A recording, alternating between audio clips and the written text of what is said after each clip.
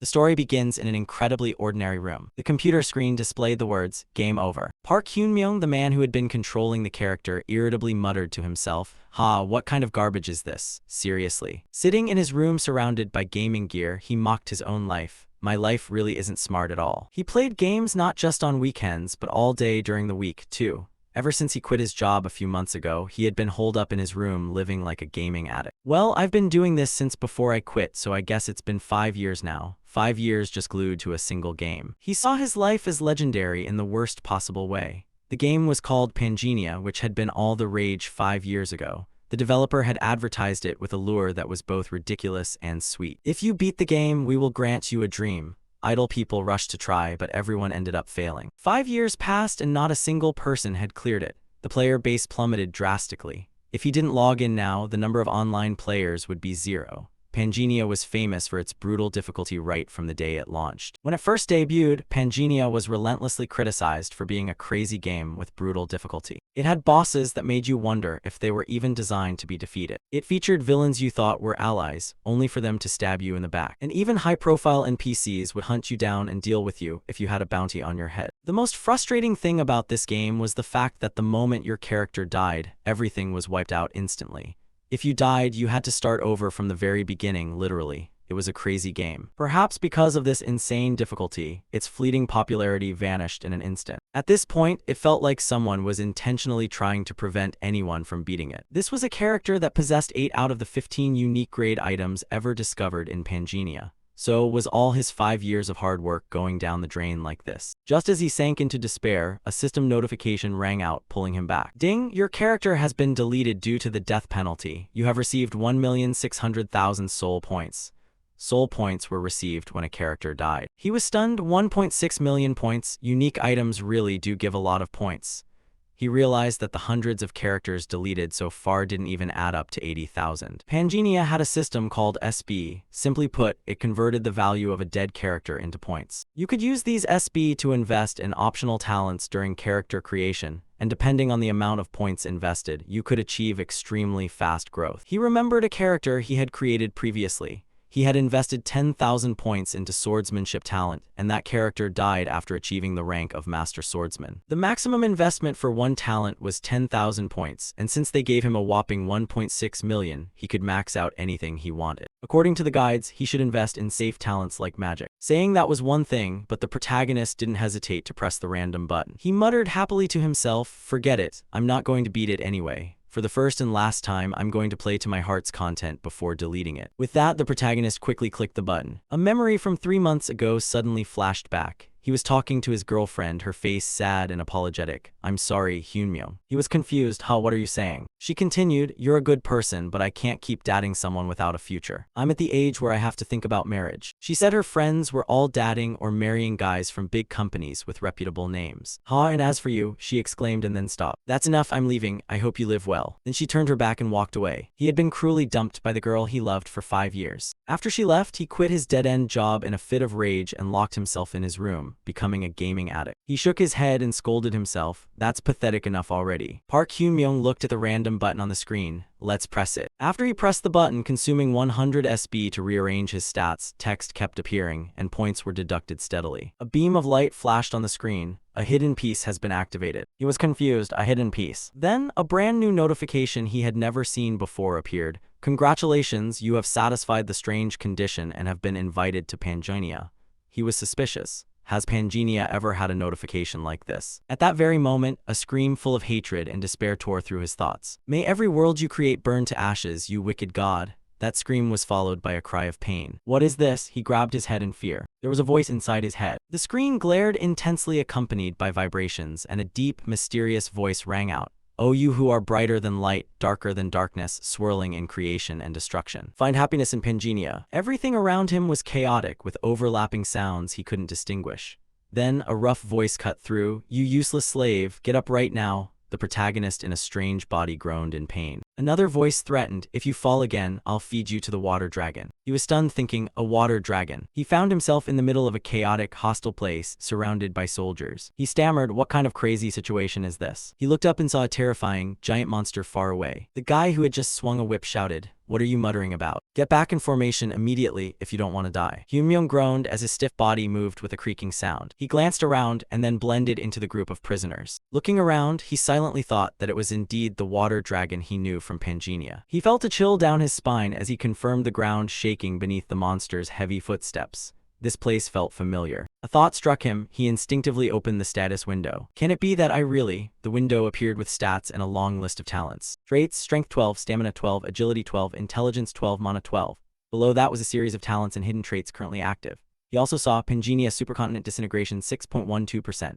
As the supercontinent disintegration progresses, the boundary between reality and Pangea weakens. If the supercontinent disintegration exceeds 10%, the first crack will appear. His heart pounded. Am I really inside Pangea? Is this real? He noticed something strange about the stats. Wait, why is every stat 12? I know the normal range. Stats 1 to 10 are the normal range based on investment. How is this possible? The talents were dense. Stamina, physique, intelligence, senses, sword, shield, spear, blade, curved blade, archery, light, darkness, fire, water, earth, air, spirit, art, knowledge, leadership, observation, and 13 hidden traits. A desperate scream cut through his thoughts. What is going on? Someone yelled, it's the Desert Queen's troops. The battle began with a terrifying roar. The commander shouted, those dogs have broken the non-aggression pact and are attacking. Prepare for battle, get distracted and you're dead. Hyunmyoung saw a face that made his in-game memories stir. It's the Snake Princess.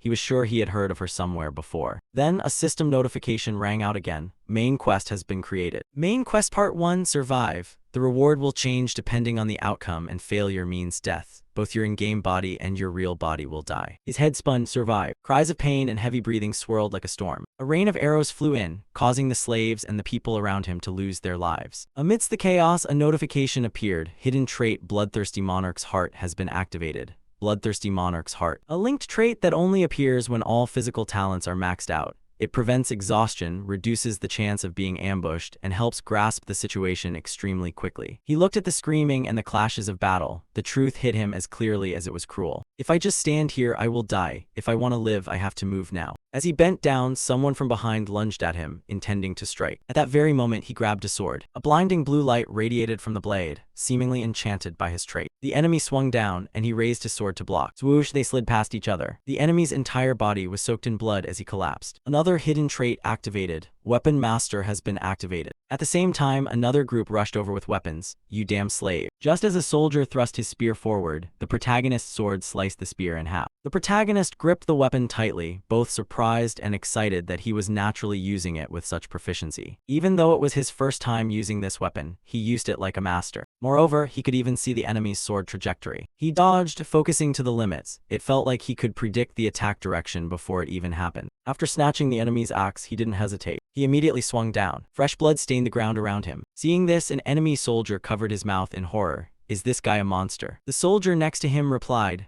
I thought the whole expeditionary force was down because they were wounded. A system window popped up. Hidden trait. Thanks to the skilled hands effect, your weapon proficiency will increase faster. Sword proficiency has reached level 6. Spear proficiency has reached level 6. The max level is 10 and I've already reached level 6. Level 6 means I can use it like a famous knight.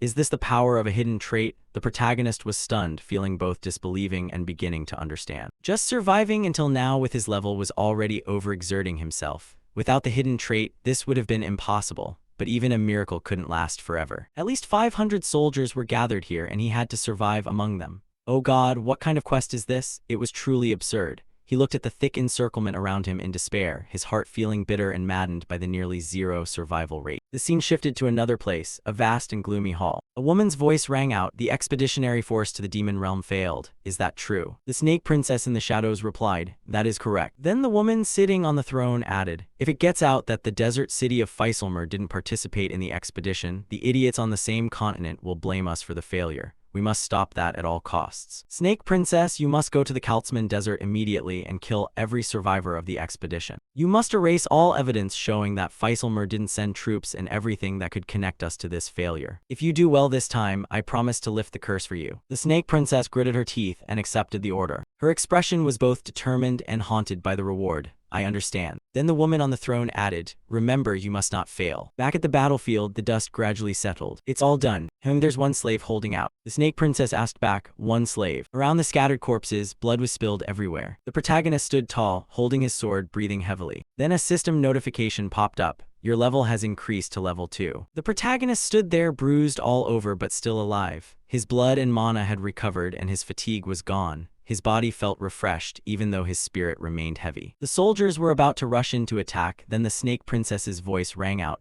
"Clear the way for me." The soldiers exclaimed, "Yes, princess." They were startled because her request was so sudden. The protagonist glanced over and realized instantly, his eyes full of bitterness. So she had finally come. The character profile window appeared. Isabella von Dercian, level 8. She could not leave this area due to an abnormal status from the Desert Queen's curse. Your knowledge of this character's stats, talents, skills, and level is too low to confirm. The protagonist evaluated silently. Level 8, even if I try countless times, I can't win because the max level in Pangea is 10, so the benchmark for the strong is level 7. From level 7 onwards, the true gap becomes apparent, and the level difference is almost impossible to overturn. Level 8 means she is basically among the strongest anywhere. To put it bluntly, she is at the boss tier of famous powers. Facing her like this is no different from disaster. He analyzed quickly, his brain racing because the reality was too dire. The Snake Princess looked down at him. She tilted her head slightly with curiosity. Your performance is quite interesting. But you must die." Her voice was ice cold, as final as a sentencing. The protagonist stood his ground, a glimmer of resistance flashing in his eyes. The reason he played Pangea, a game criticized for being extremely difficult, was that no matter how hard it was, he always found a way to beat it. That's right, he was a freak among freaks. And if he guessed correctly, memories of being a hardcore gamer flooded back, bringing a surge of tactical clarity that overpowered his fear. And just as the Snake Princess lunged to attack, he spoke straight to her face. "Don't you want to lift the Desert Queen's curse?" The Snake Princess's eyes widened. The calm on her face shattered due to surprise and suspicion. She gritted her teeth and asked, "Who are you?" The protagonist donned a mysterious, confident appearance, as if he knew everything. "I have studied the Star Lords and led humanity to the stars. I am the Star Holder. I can help you lift the Queen's curse so you can leave this desert." He maintained his supernatural aura as if it were real. That would trick them for sure. The Snake Princess stood frozen, taking a soft breath. The protagonist thought to himself, Star Holder is an NPC class that players can only meet after surpassing the max level. This class is only for NPCs, so of course, he wasn't really the Star Holder. But to lift the Desert Queen's curse, she needed the star's blessing from the holder. Why? Because to escape the curse, she had no choice but to listen. The reason she wanted to escape was simple. Isabella von Dercian was a character he had created himself. He recalled all the game data. Alongside those thoughts, her in-game profile became clearly visible. LV8 Isabella von Dercian was a pitiable character he had abandoned due to choosing the wrong starting point, and the Queen's Curse, from a player's perspective, was just a mechanic to keep players within the newbie map. However, a player's character is meant to reach the game's end, to travel across the entire world. Yet he had left her stuck here, bound by the Queen's Curse. Isabella regained her composure and asked, "What is your name?" The protagonist replied immediately, "Randolph. System confirmation, your character name has been set." After that, the two stared at each other. Isabella turned her head and said, "I will postpone killing you for now. But if you lie to me, I will tear you to pieces. Escort him, he is an honored guest. Treat him with the utmost care." Her words were as polite as they were threatening. The protagonist let out a sigh of relief as if he had just escaped the Reaper's scythe. New system windows appeared. Main Quest 1, Survive, Complete, Calculating Results. Breaking the record, the result was so perfect it felt like a miracle. Newbie luck. The constellation of luck smiled upon you. Rewards have been upgraded. The battle constellation scratched the bridge of his nose, saying you're not bad. Rewards upgraded again. You have received a fragment of the golden scale. You have received the soul of the water dragon. You have received Michela's sword. He fell to the ground and thought, somehow I survived. Total score 220. Your result will be recorded in the Hall of Fame for the main quest. The scene shifts to the evening at the mansion. He looked at the pile of legendary items that had just dropped. The water dragon's soul can summon and control the water dragon. Enhancement allows learning hidden abilities via BL. Michela's sword, wielded by the giant knight who slew the first water dragon, carries the water dragon's curse and Michela's soul. Stats when equipped, strength plus 20. If used by one who understands honor, it activates Michela's power. Third, if you collect all 3 of Michela's equipment pieces, you can use the Sky Dragon Descent. The Water Dragon's soul was famous for having dropped only once since the game's launch, and Michela's sword was a mandatory early game item. To think both dropped at the same time. He was incredibly excited, but what was the fragment of the golden scale? He focused on the last mysterious item. Fragment of the golden scale allows synchronization between reality and Pangea, can be toggled on-off. 24 hours remaining to be used in the golden scale shop, synchronizing reality and Pangea. He was stunned, unable to understand this unprecedented function. Just as he was bathing, 3 maids stepped in wearing skimpy clothes and asked the protagonist, "May we bathe you, sir?" He turned his head and answered immediately, "Only wash my feet." Then the protagonist probed the situation. Are they testing me? He realized they were Isabella's maids. If he showed any reaction, she would be suspicious because the star holder is not driven by desire. Calm down, calm down, calm down. He tried to maintain a cold demeanor and immediately opened the system. Above was the server ranking list, and at the end, a line of text that surprised him appeared. Until Pangea collapses, 7.66%. As the collapse nears, the boundary between Pangea and reality shatters. When the collapse exceeds 10%, the first crack will appear. He saw the leaderboard and a chilling collapse stat. A more detailed Hall of Fame window appeared. You can leave your name in the Hall of Fame based on points earned. Main Quest 1, Survive. The leaderboard has updated. Rank 1, 220 points, Randolph. Rank 2, 195 points, Gracia. Rank 3, 187 points, Minchikoizumami, etc. Because you have made it onto the survival leaderboard, you have unlocked the logout feature. Be careful, as your character will be in a vulnerable state when you log out. He froze, eyes wide. No way. Gracia and Minchikoizumami, people I used to play with, I thought they quit the game because they suddenly disappeared.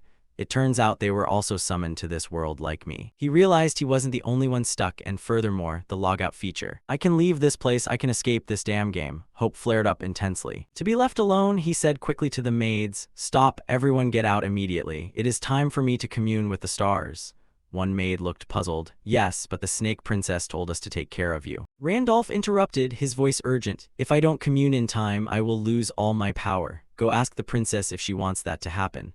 Tell the princess I will meet her after I finish communing." He used the cover of the star holder to chase them away. The maids bowed and retreated, saying, "May you have a comfortable communion." The protagonist exhaled sharply. "Phew, thank goodness that nonsense excuse still works. I was afraid of being stuck here forever, but now I'm really leaving. I'm escaping this stupid game." He reached out to press, logging out. "Please keep the character in a safe place. Proceed. If the character dies, you will die in real life. Logout complete." He returned to the real world. Immediately, there were explosions and blinding flashes of light. "Help, save me." People were screaming in chaos. An emergency loudspeaker blared. Emergency disaster announcement. An attack of unknown origin at 1432. An alert message was sent to the protagonist's phone. All citizens of Seoul, Busan, Daegu, and Gyeonggi must evacuate to the nearest underground shelter. He looked around in a daze. Scenes of chaos and ruin replaced all relief. What is this? Oh my god, why are there monsters from Pangea in real life? He stood frozen in horror as he saw the monsters' devastating reality. At the same time, the golden fragment fell from his person. In reality, the protagonist thought, "This is my room.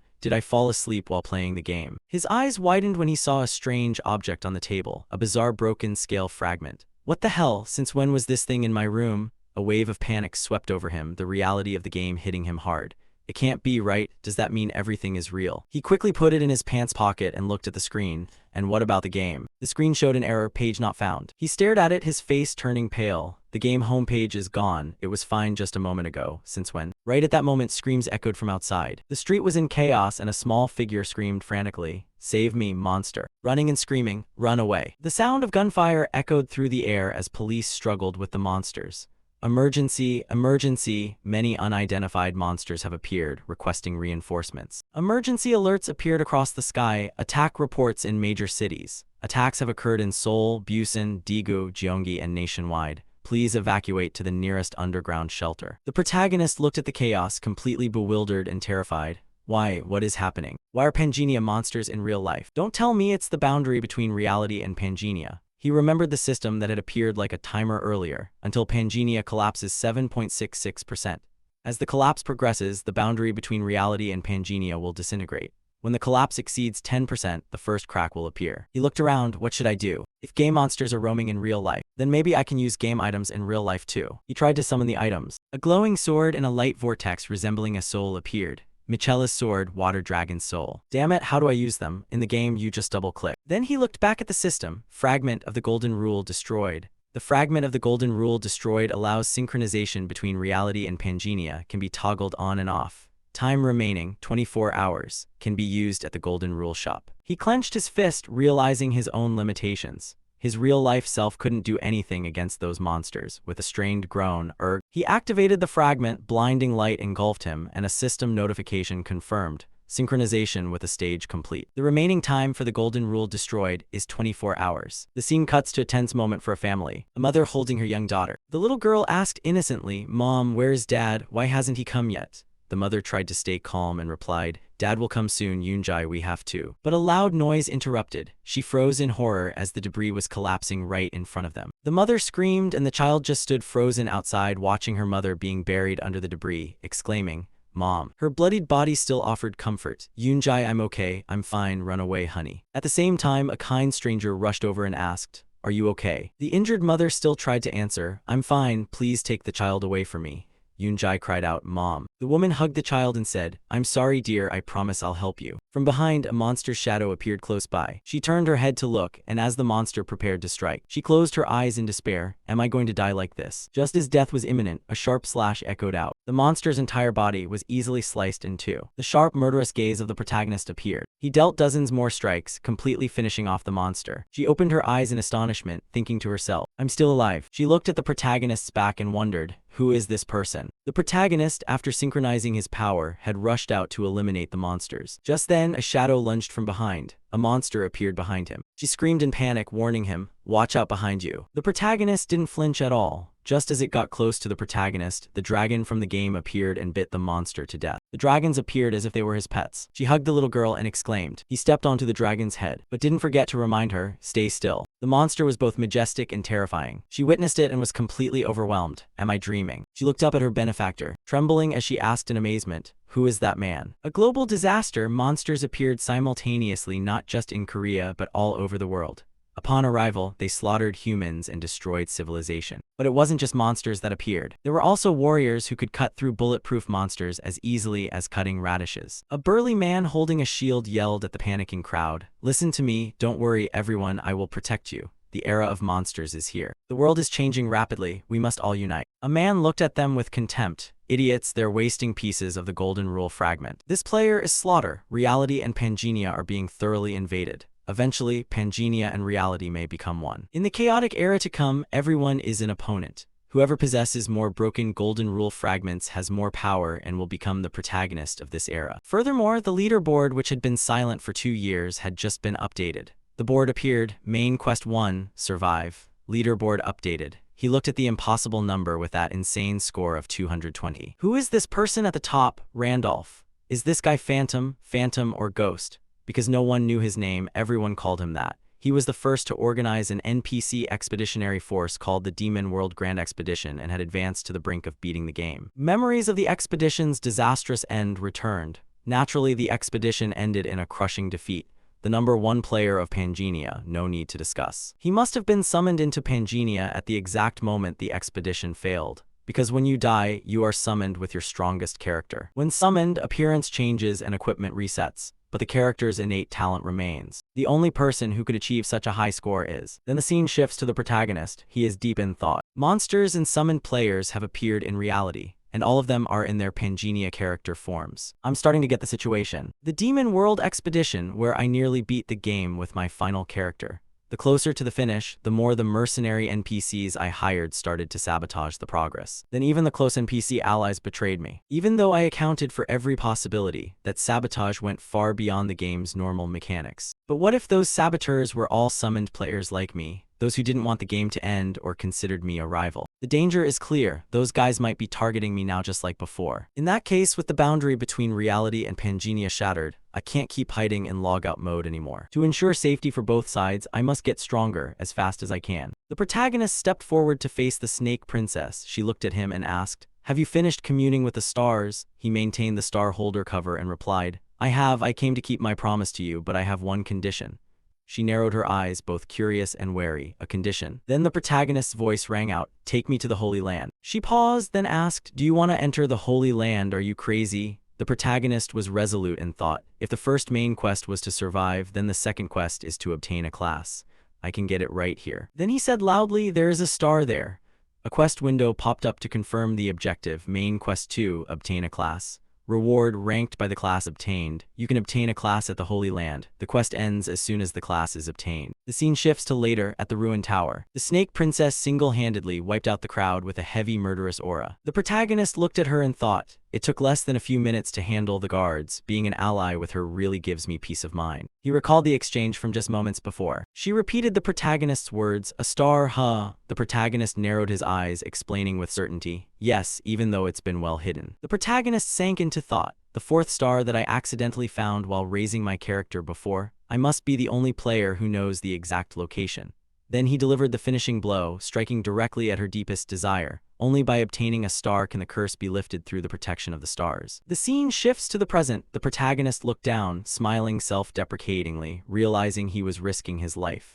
If he had failed to persuade her back then, that head rolling on the ground would surely have been his own. He turned his head and said to her, "We're here. This is the Holy Sanctuary." The system window flashed. Side quest, explore the Holy Sanctuary. Rewards are received according to the exploration rate. Warning, recommended level 8 to explore the Holy Land not reached. This place is full of poison and magic power. If magic power is low, it is advised not to enter. The protagonist muttered to himself, it's a place that a level 2 newbie is not allowed to enter, guarded by a giant dragon. If not for my hidden trait, I wouldn't even be able to step in here. He reminded himself of the ultimate goal, with the Snake Princess as she is now. If I complete the exploration of the sanctuary as a side quest, the rewards will be huge. But right now, it's not about side quests. Main quest 2, obtain a class at the Holy Land. This quest ends as soon as the class is obtained.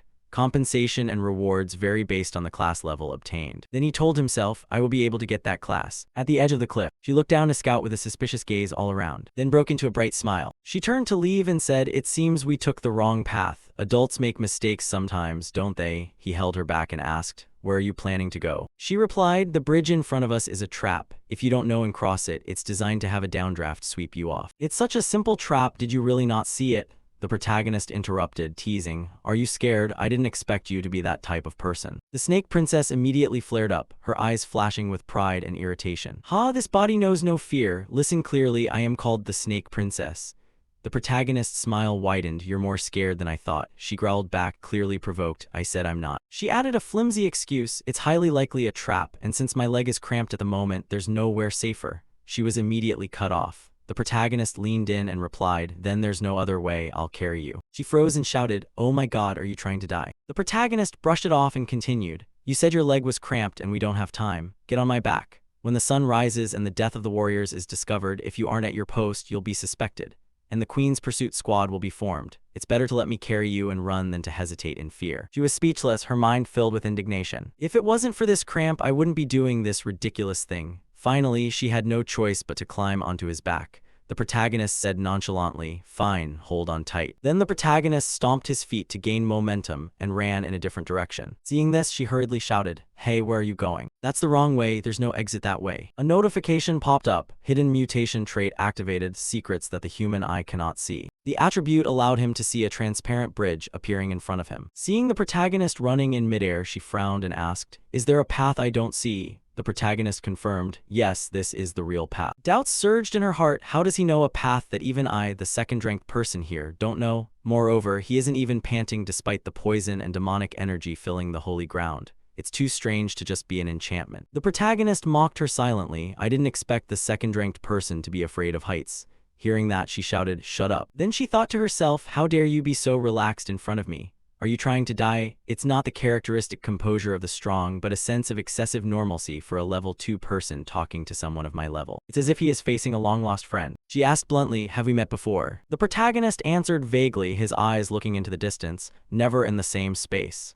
She was even more confused and snapped, what does that mean? He continued, it means I have seen you, but you have never seen me. As they lunged forward, a layer of magic power shimmered into view before their eyes. A territorial barrier, light enveloped them both. Then they were teleported to a place with a clear blue sky and beautiful grasslands. The protagonist calculated silently, a territorial barrier, and only those who follow the secret path and see it can arrive here. If I remember correctly, the next part is, in a certain rock hollow, a giant golem made of stone appeared before them, roaring to shake the heavens. The guardian this time is a golem. Looking at the size of the runes on its chest, it's at least high grade. At my current level, a light touch would mean instant death. Then he turned to ask her, is your leg cramp gone? The Snake Princess replied as coldly as a command, stop fooling around, shut your mouth and watch. The golem rushed forward and threw a violent punch. Just as it lunged with terrifying speed, she just flashed a bright smile. Then, the monster's body cracked into many pieces and shattered. She continued, it'll be over soon. Then she drew her sword for a swift, clean strike, both poisonous and precise, cutting them down one by one. He watched her fight, truly admiring her. An assassin specialized in murder who is this strong. Even though she's a character I raised myself, it still feels absurd. The golem was defeated, and the protagonist observed the results. Level 8 is truly clearly on a different level. Watching the golem collapse with a thunderous sound, the system reported, "You can acquire the golem crafter class." He was startled. "Oh, the system counts her kills as mine. Does it think we're teammates?" He evaluated the reward. In Pangenia, summon control classes are very rare. Golem crafter is a pretty good class.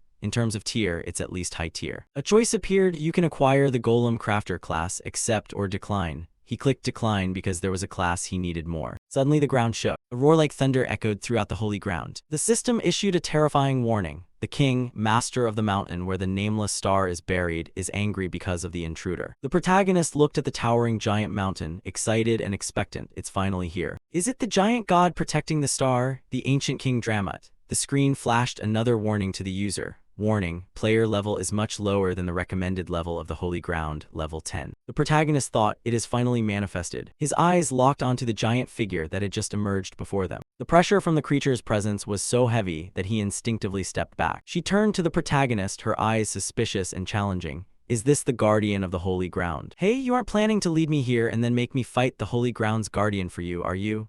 Even though he saw the terrifying spectacle, the protagonist tried to remain calm, forcing an assuring smile. Don't worry, it looks like that, but it's quite gentle, it won't strike first. But at that very moment, his memories did not match reality. It lunged forward, opening its huge mouth for a bite. The snake princess luckily dodged it and fell to her knees. The protagonist looked at her and smiled lightly. She glared at him with murderous intent. Then he looked at the azure serpent. Strange, I remember it being a friendly guardian. She screamed, "You call this gentle?" Her voice strained with disbelief. The giant guardian, its voice echoing like thunder, challenger of the holy ground, prove that you are worthy to defeat me.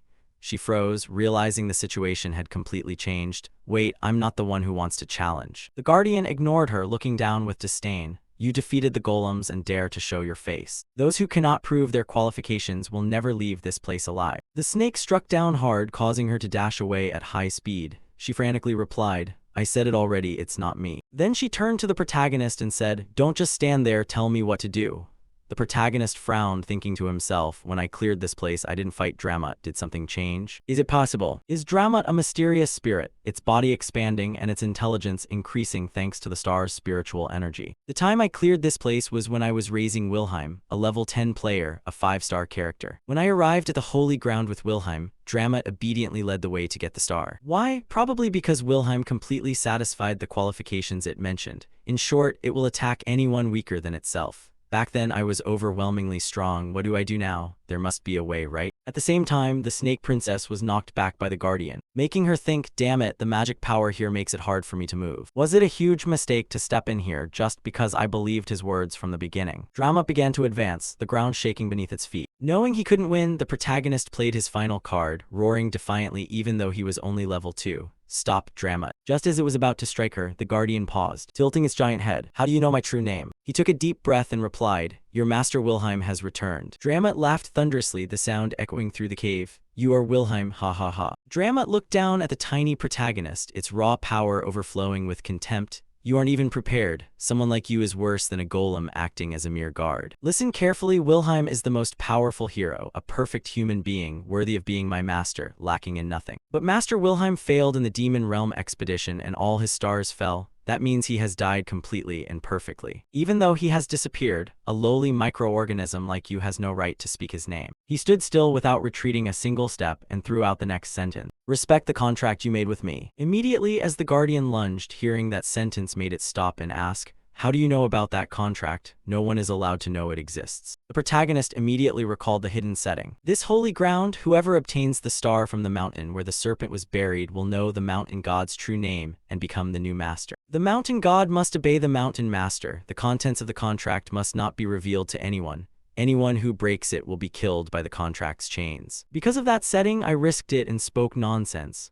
Luckily, the game mechanics are still in effect. Just as I guessed, since I am in Randolph's body, I am not affected by the contract's curse. Then the serpent asked further, who are you after all? He looked up, his confidence returning. If you want to know who I am, lead the way. The star will prove it. Dramat's giant eyes were still full of suspicion and disdain. The star will not show mercy to those who are unqualified. Just by coming near, you will burn to ashes. He shrugged nonchalantly, we'll see when we get there. Why? Are you afraid the star will admit me and reveal that I am your master? The serpent was angered by the arrogance of a level 2 and roared loudly. By what right are you so bold? Ridiculous. A brat who looks like he would die with just one bite. Finally, Dramat had to concede because of the mention of the contract. Fine, follow me, brat. I will lead you to the stars. I don't believe at all that you are Wilhelm, but the fact that you know the contract means I have to handle you myself. Anyway, there's no reason to refuse. The star will deal with you itself. Dramat led them deep into the holy ground. At night, the snake princess walking beside him suddenly gasped when she saw an altar. Where are the stars? The protagonist confirmed, that's right, that thing is placed on the altar. He pointed to the skull, that is the star. More precisely, it is the face of Rhea. She stared at the skull in shock. That skull is a star. The protagonist explained further. Rhea, one of the twin goddesses of Pangenia, died, and her body was divided into 32 pieces and scattered across the continent. Those 32 pieces are called stars. He stepped toward the altar, thinking to himself, when players perform crafting, they are used as the foundation for boundaries. But as he approached, flames and a whirlwind suddenly surrounded him. She panicked and shouted, "Hey, are you okay?" Dramat laughed mockingly. "I already told you, just getting near the star will turn someone like you to ashes. You were so confident, yet you aren't accepted by the star. Burn to death, you tiny microorganism." The protagonist gritted his teeth and cursed silently. That bastard actually said that. But he bit his teeth to endure the pain. In the game, the only case where the star kills a player is when using a bug to bypass Dramat and take the star directly. No matter how I got here, I passed through Dramat first, so I know I'll be fine. The real question is, will I receive the class I want? The information says that if you take the star without a class, you will receive that class. I've never tried it myself, only heard about it by chance. Please don't miss, he focused. Suddenly, a series of potential class names flashed. Master Craftsmanship, Giant Resistance. Golden Blessing, Beast King, Mutation, Celestial, Druid's Nature Harmony, Great Sage, Gluttony, Ironblood Monarch Metal, One who resists destruction. Then the list stopped at a final notification. Success. Mana will be converted into holy power. The main skill Surge Strike level 1 and the support skill Blessing level 1 have been added. Star Incarnation effect, all stats +5 added. The successor will receive greater power depending on the type and number of stars possessed. Even in the transcendent state, the oppressive effect did not disappear, and his whole body glowed. She stared in astonishment. He absorbed the star. The protagonist, now full of power, turned to her. His voice calm and commanding. When the curse is lifted, what do you want to do? She was silent for a beat, then answered, her voice firm but quiet. Escape the desert. I want to return to my bloodline. The Dursian family. He nodded, the air of someone in power gradually stabilizing. I will place a blessing on you so you can leave the desert, but there is one condition. Hearing that, she became cautious. A condition? He looked her straight in the eye and made his demand. Serve me for 1 year, after that I will grant you your freedom and help you find your bloodline. Hearing that, she froze for a beat. Remembering the majesty of the queen. The protagonist placed a hand on her shoulder and replied, I am not the queen, I do not lie. She thought for a long time, then bowed her head and accepted. I will follow you. The protagonist replied, a wise choice. In Dramat, the master of the star is also your master, right? Dramat, full of authority, was forced to submit, bowing its head low. Yes. He narrowed his eyes with a cold laugh and commanded, then bow lower, brat. A final system window summarized the achievements. Main quest number 2, receive class, results being calculated. Without precedent, the results make everyone tremble. Total points 230. Updated in Main Quest Hall of Fame. Beginner's luck. The lucky constellation is smiling more brightly at you. Rewards upgraded. The adventure constellation applauds your recklessness. Rewards upgraded. Several constellations of the Pantheon have begun to take notice of your journey. The scene shifted to the palace, where the cold queen was ordering her subordinates. Isabella has infiltrated the holy ground with a slave she caught. Bring them back here immediately. The subordinate received the order and prepared to act. The scene shifted to the real world. People were gossiping about a mysterious player. Could it really be Phantom? The second person was more confident, asserting that it was him. Even if we skip the first main quest, getting a career score higher than Gracia is impossible. Unless that person understands the game like the back of their hand. Veteran Phantom from the final year has finally appeared. This will cause a huge stir. The man in red wondered, can we contact him before anyone else? The woman replied, how? We've been searching for years without finding him. The man in red suddenly realized, that's because before Phantom was a virtual player, now he is a real player, there must be a way.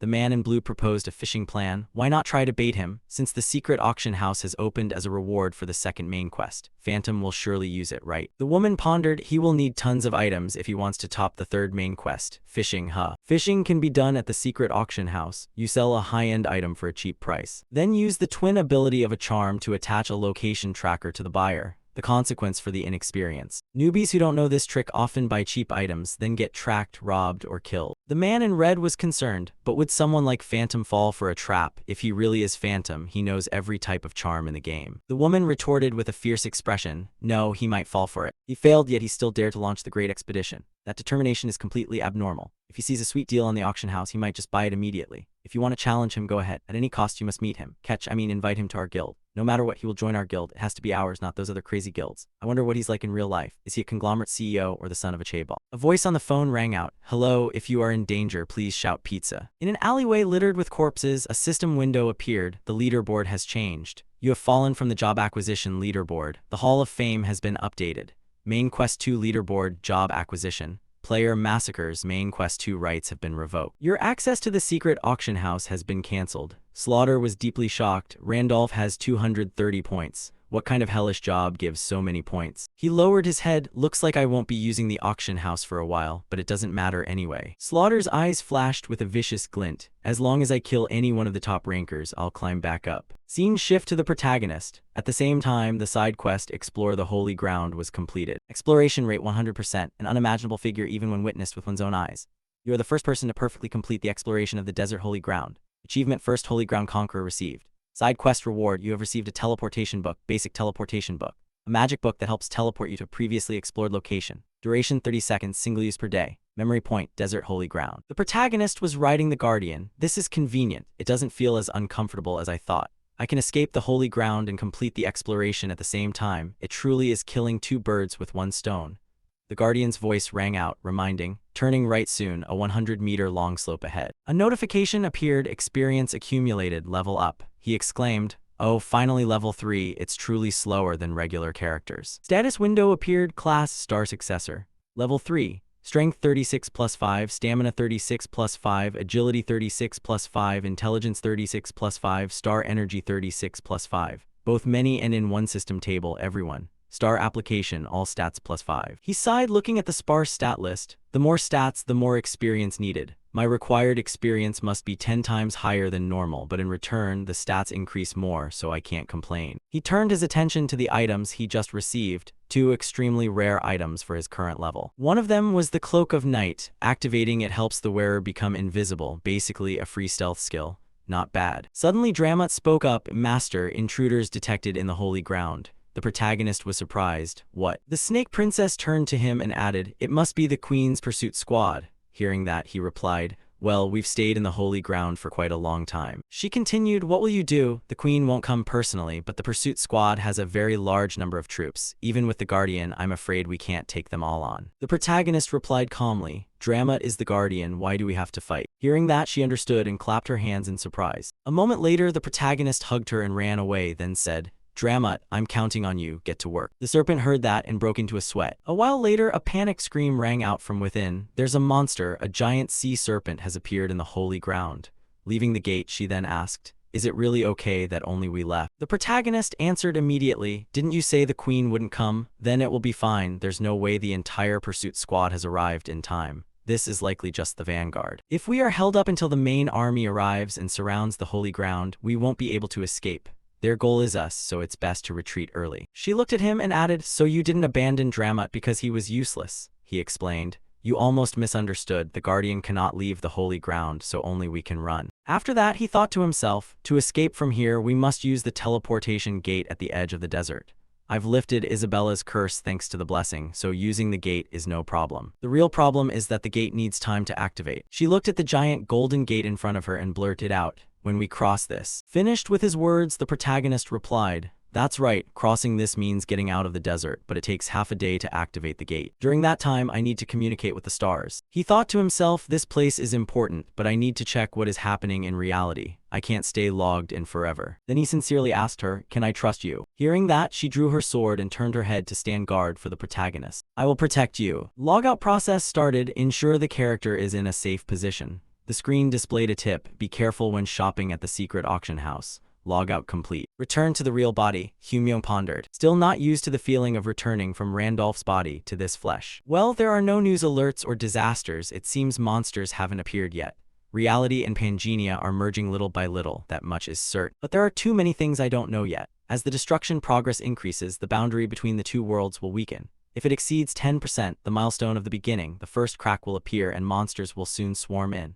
The players existing in reality are also a concern. I need to return to reality periodically to gather information. His line of thought was interrupted by a message from his ex-girlfriend. How have you been lately? Hyun-myung looked at the phone in surprise, unconsciously blurting out a name, Kim Seo-yeon. Scene shift to another place. She was on the phone, looking annoyed while listening to the other side. Don't push your luck, I already bought clothes and food for you. What's your problem, huh? She shouted back. Didn't you flirt with me and say you were rich? Now you're acting stingy. What did I say wrong? She hung up, muttering curses at her new boyfriend and comparing him to the protagonist, a man who, despite being poor, knew how to listen. Seeing him walk up, Seo-yeon's attitude changed 180 degrees. She smiled and replied, you arrived so early. Sit down. It's been a long time. Your aura looks totally different. You seem beefier. Hyun-myung was cold. Why did you call me so urgently? Then he sat in the chair and added, just say what you have to say. I have to leave early.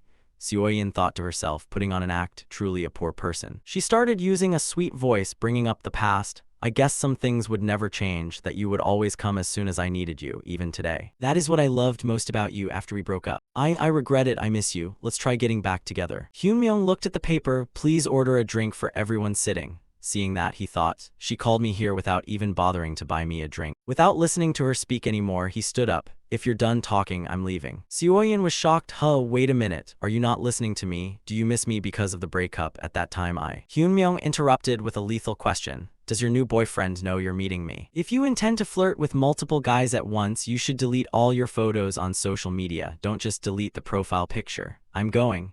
Her words made her face turn red with anger. Hyun-myung left while she hurriedly ran after him, shouting, then at least listen to what I have to say. The protagonist sank into deep thought, feeling an extraordinary calmness. If it were in the past, I would have panicked. Hyun-myung realized, don't tell me Randolph's development is also affecting me in real life. At the same time, a furious voice shouted on the street, damn it, I was already nice to you, while the woman screamed loudly, hey, let go, you pervert. He continued cursing, what did you just say, huh? You people despise me to the end, don't you? I'll kill you all. The aggressive man's face was red with anger, shouting, what are you looking at, huh? Just as he held a box cutter and swung it down, the protagonist came in and grabbed his hand. Seeing this, he shouted, questioning, who the hell are you? The man screamed crazily. The protagonist with sharp eyes dropped a cold sentence. That's enough, you bastard. The protagonist's new strength seemed unexpectedly heavy. Just one grip made his hand tremble. The man who was harassing the girl screamed in surprise and pain. Hey, why are you butting into my business? Let go of me. He screamed, struggling in the protagonist's grip. He desperately begged, wait, my wrist is about to break. The protagonist felt a strange power surging.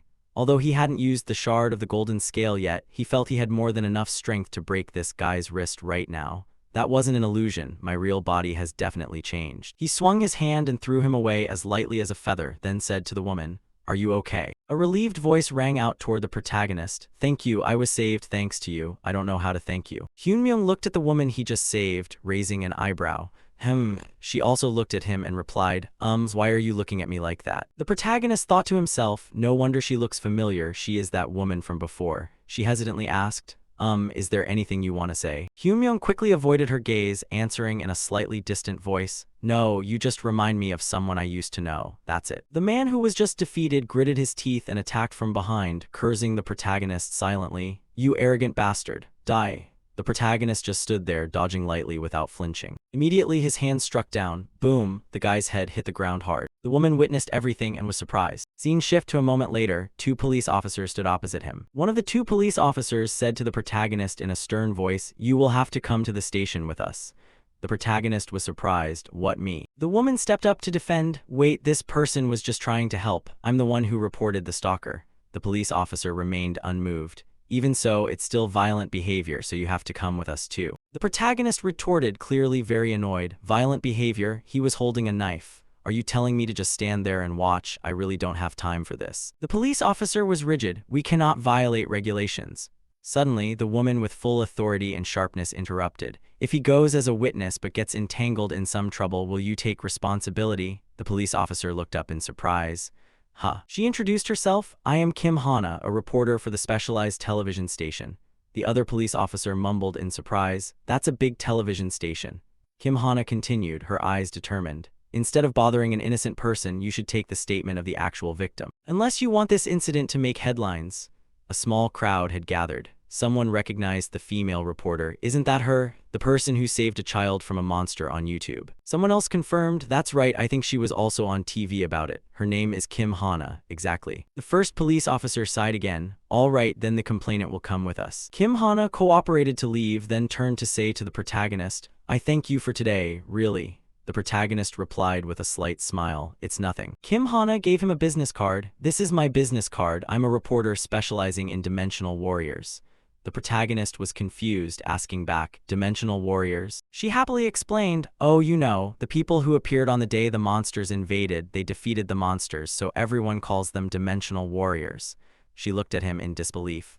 Are you not interested in social issues? The protagonist reflected on what she said, dimensional warriors. Does she mean players? It's surprising, almost no one mentions the name Pangea directly. An interdimensional attack must sound more believable than a video game turning into reality. Kim Hana continued to smile charmingly. Also, if you don't mind, may I have your business card? Suddenly her ex-lover's voice rang out from afar, full of worry. Are you okay? Are you hurt anywhere? She rushed in and hugged the protagonist with hypocrisy. The protagonist's reaction was very decisive. No, absolutely not. He treated her like air and said to Kim Hana, but I don't have a business card.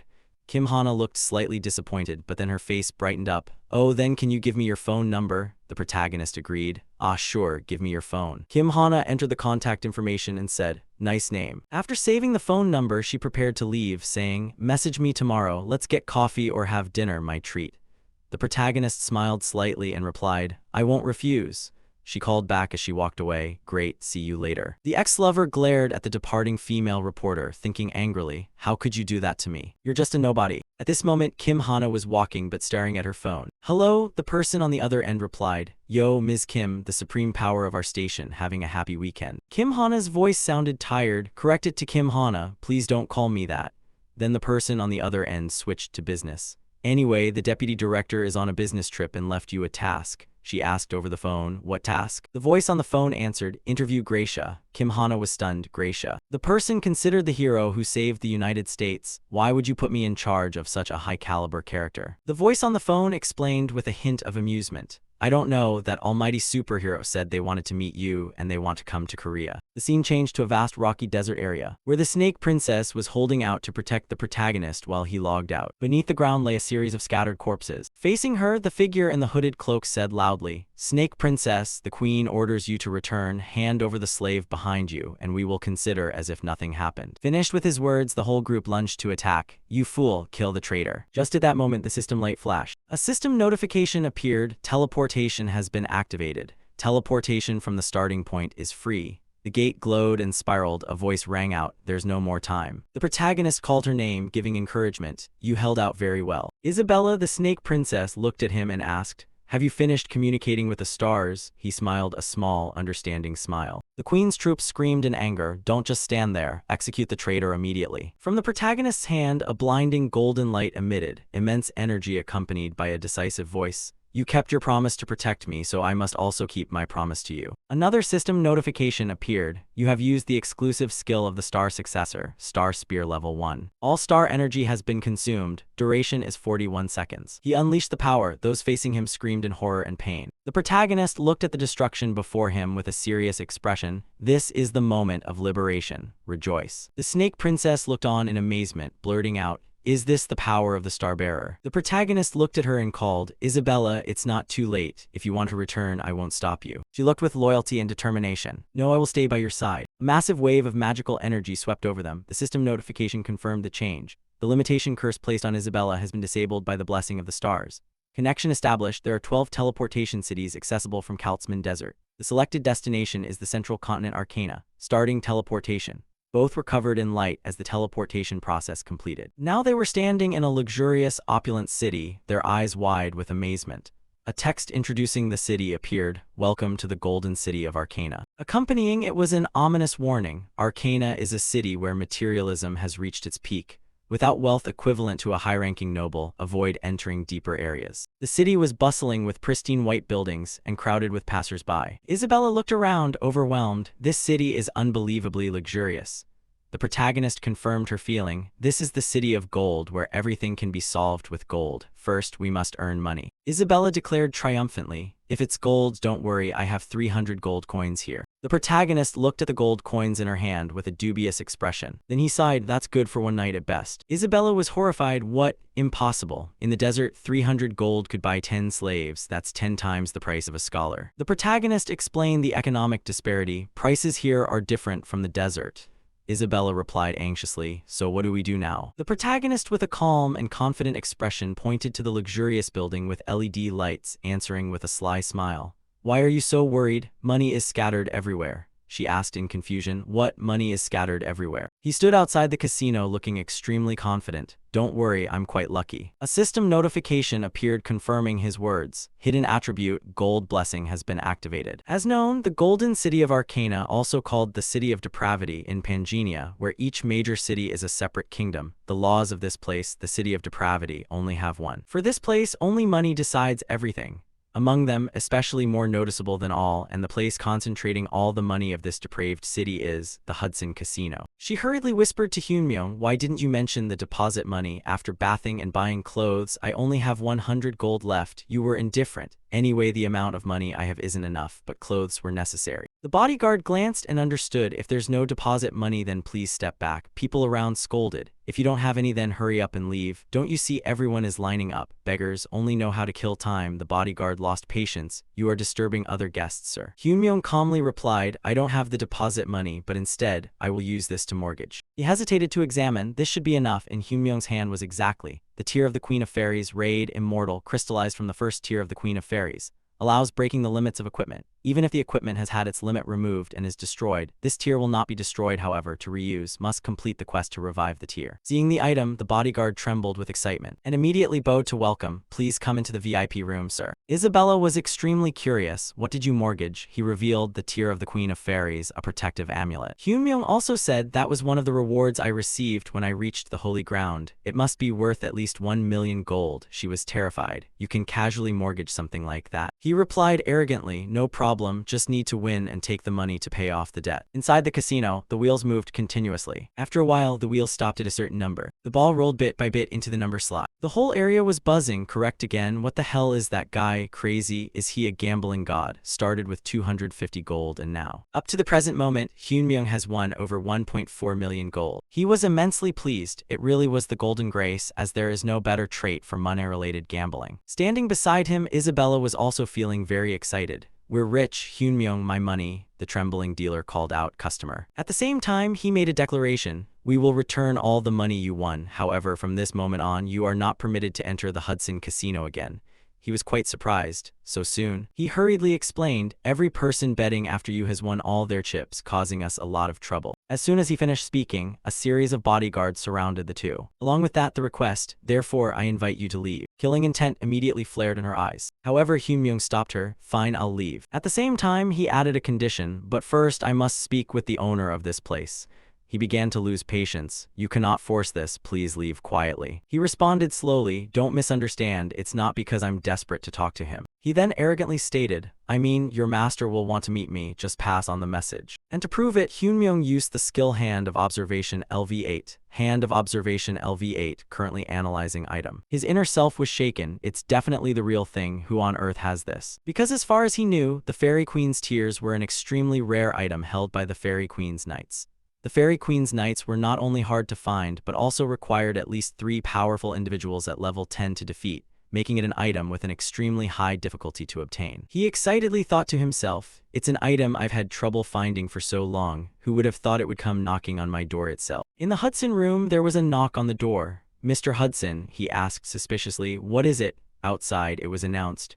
The man who used the talisman as collateral wants to see Mr. Hudson. Hudson was astonished upon hearing the report. He said that Mr. Hudson would want to meet him. He smirked, feeling this was quite interesting. Invite him in, perhaps we should have a cup of tea. A while later, the two sides officially met. Hudson watched the other person thoughtfully. He secretly assessed, this is the guy who collateralized the Fairy Queen's tears. He doesn't look like a strong person at all. Finally, Hudson spoke up to start the conversation. So, I heard you said I would want to speak with you. May I ask what you meant? He humbly replied, no deep meaning, just as I said, because you would want to meet me. That is why I had him pass on that message. At the same time, he laid his cards on the table. Don't you need the talisman I collateralized? He didn't hide it either. It seems you heard the rumors about my hobby of collecting rare talismans, so you came looking.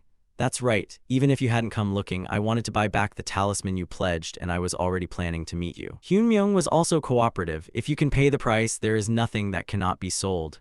Hudson sighed in relief. How fortunate. Immediately, he offered a price. In that case, how about 2 million gold? I believe this is a very generous offer. This price stunned her, a talisman for 2 million gold. But it became even more dramatic when he demanded 20 million gold. Indeed, he hesitated. 20 million gold is an amount that could buy an entire large mansion in the center of Arcana. Even if this talisman is rare, at most it could only be used as a weapon.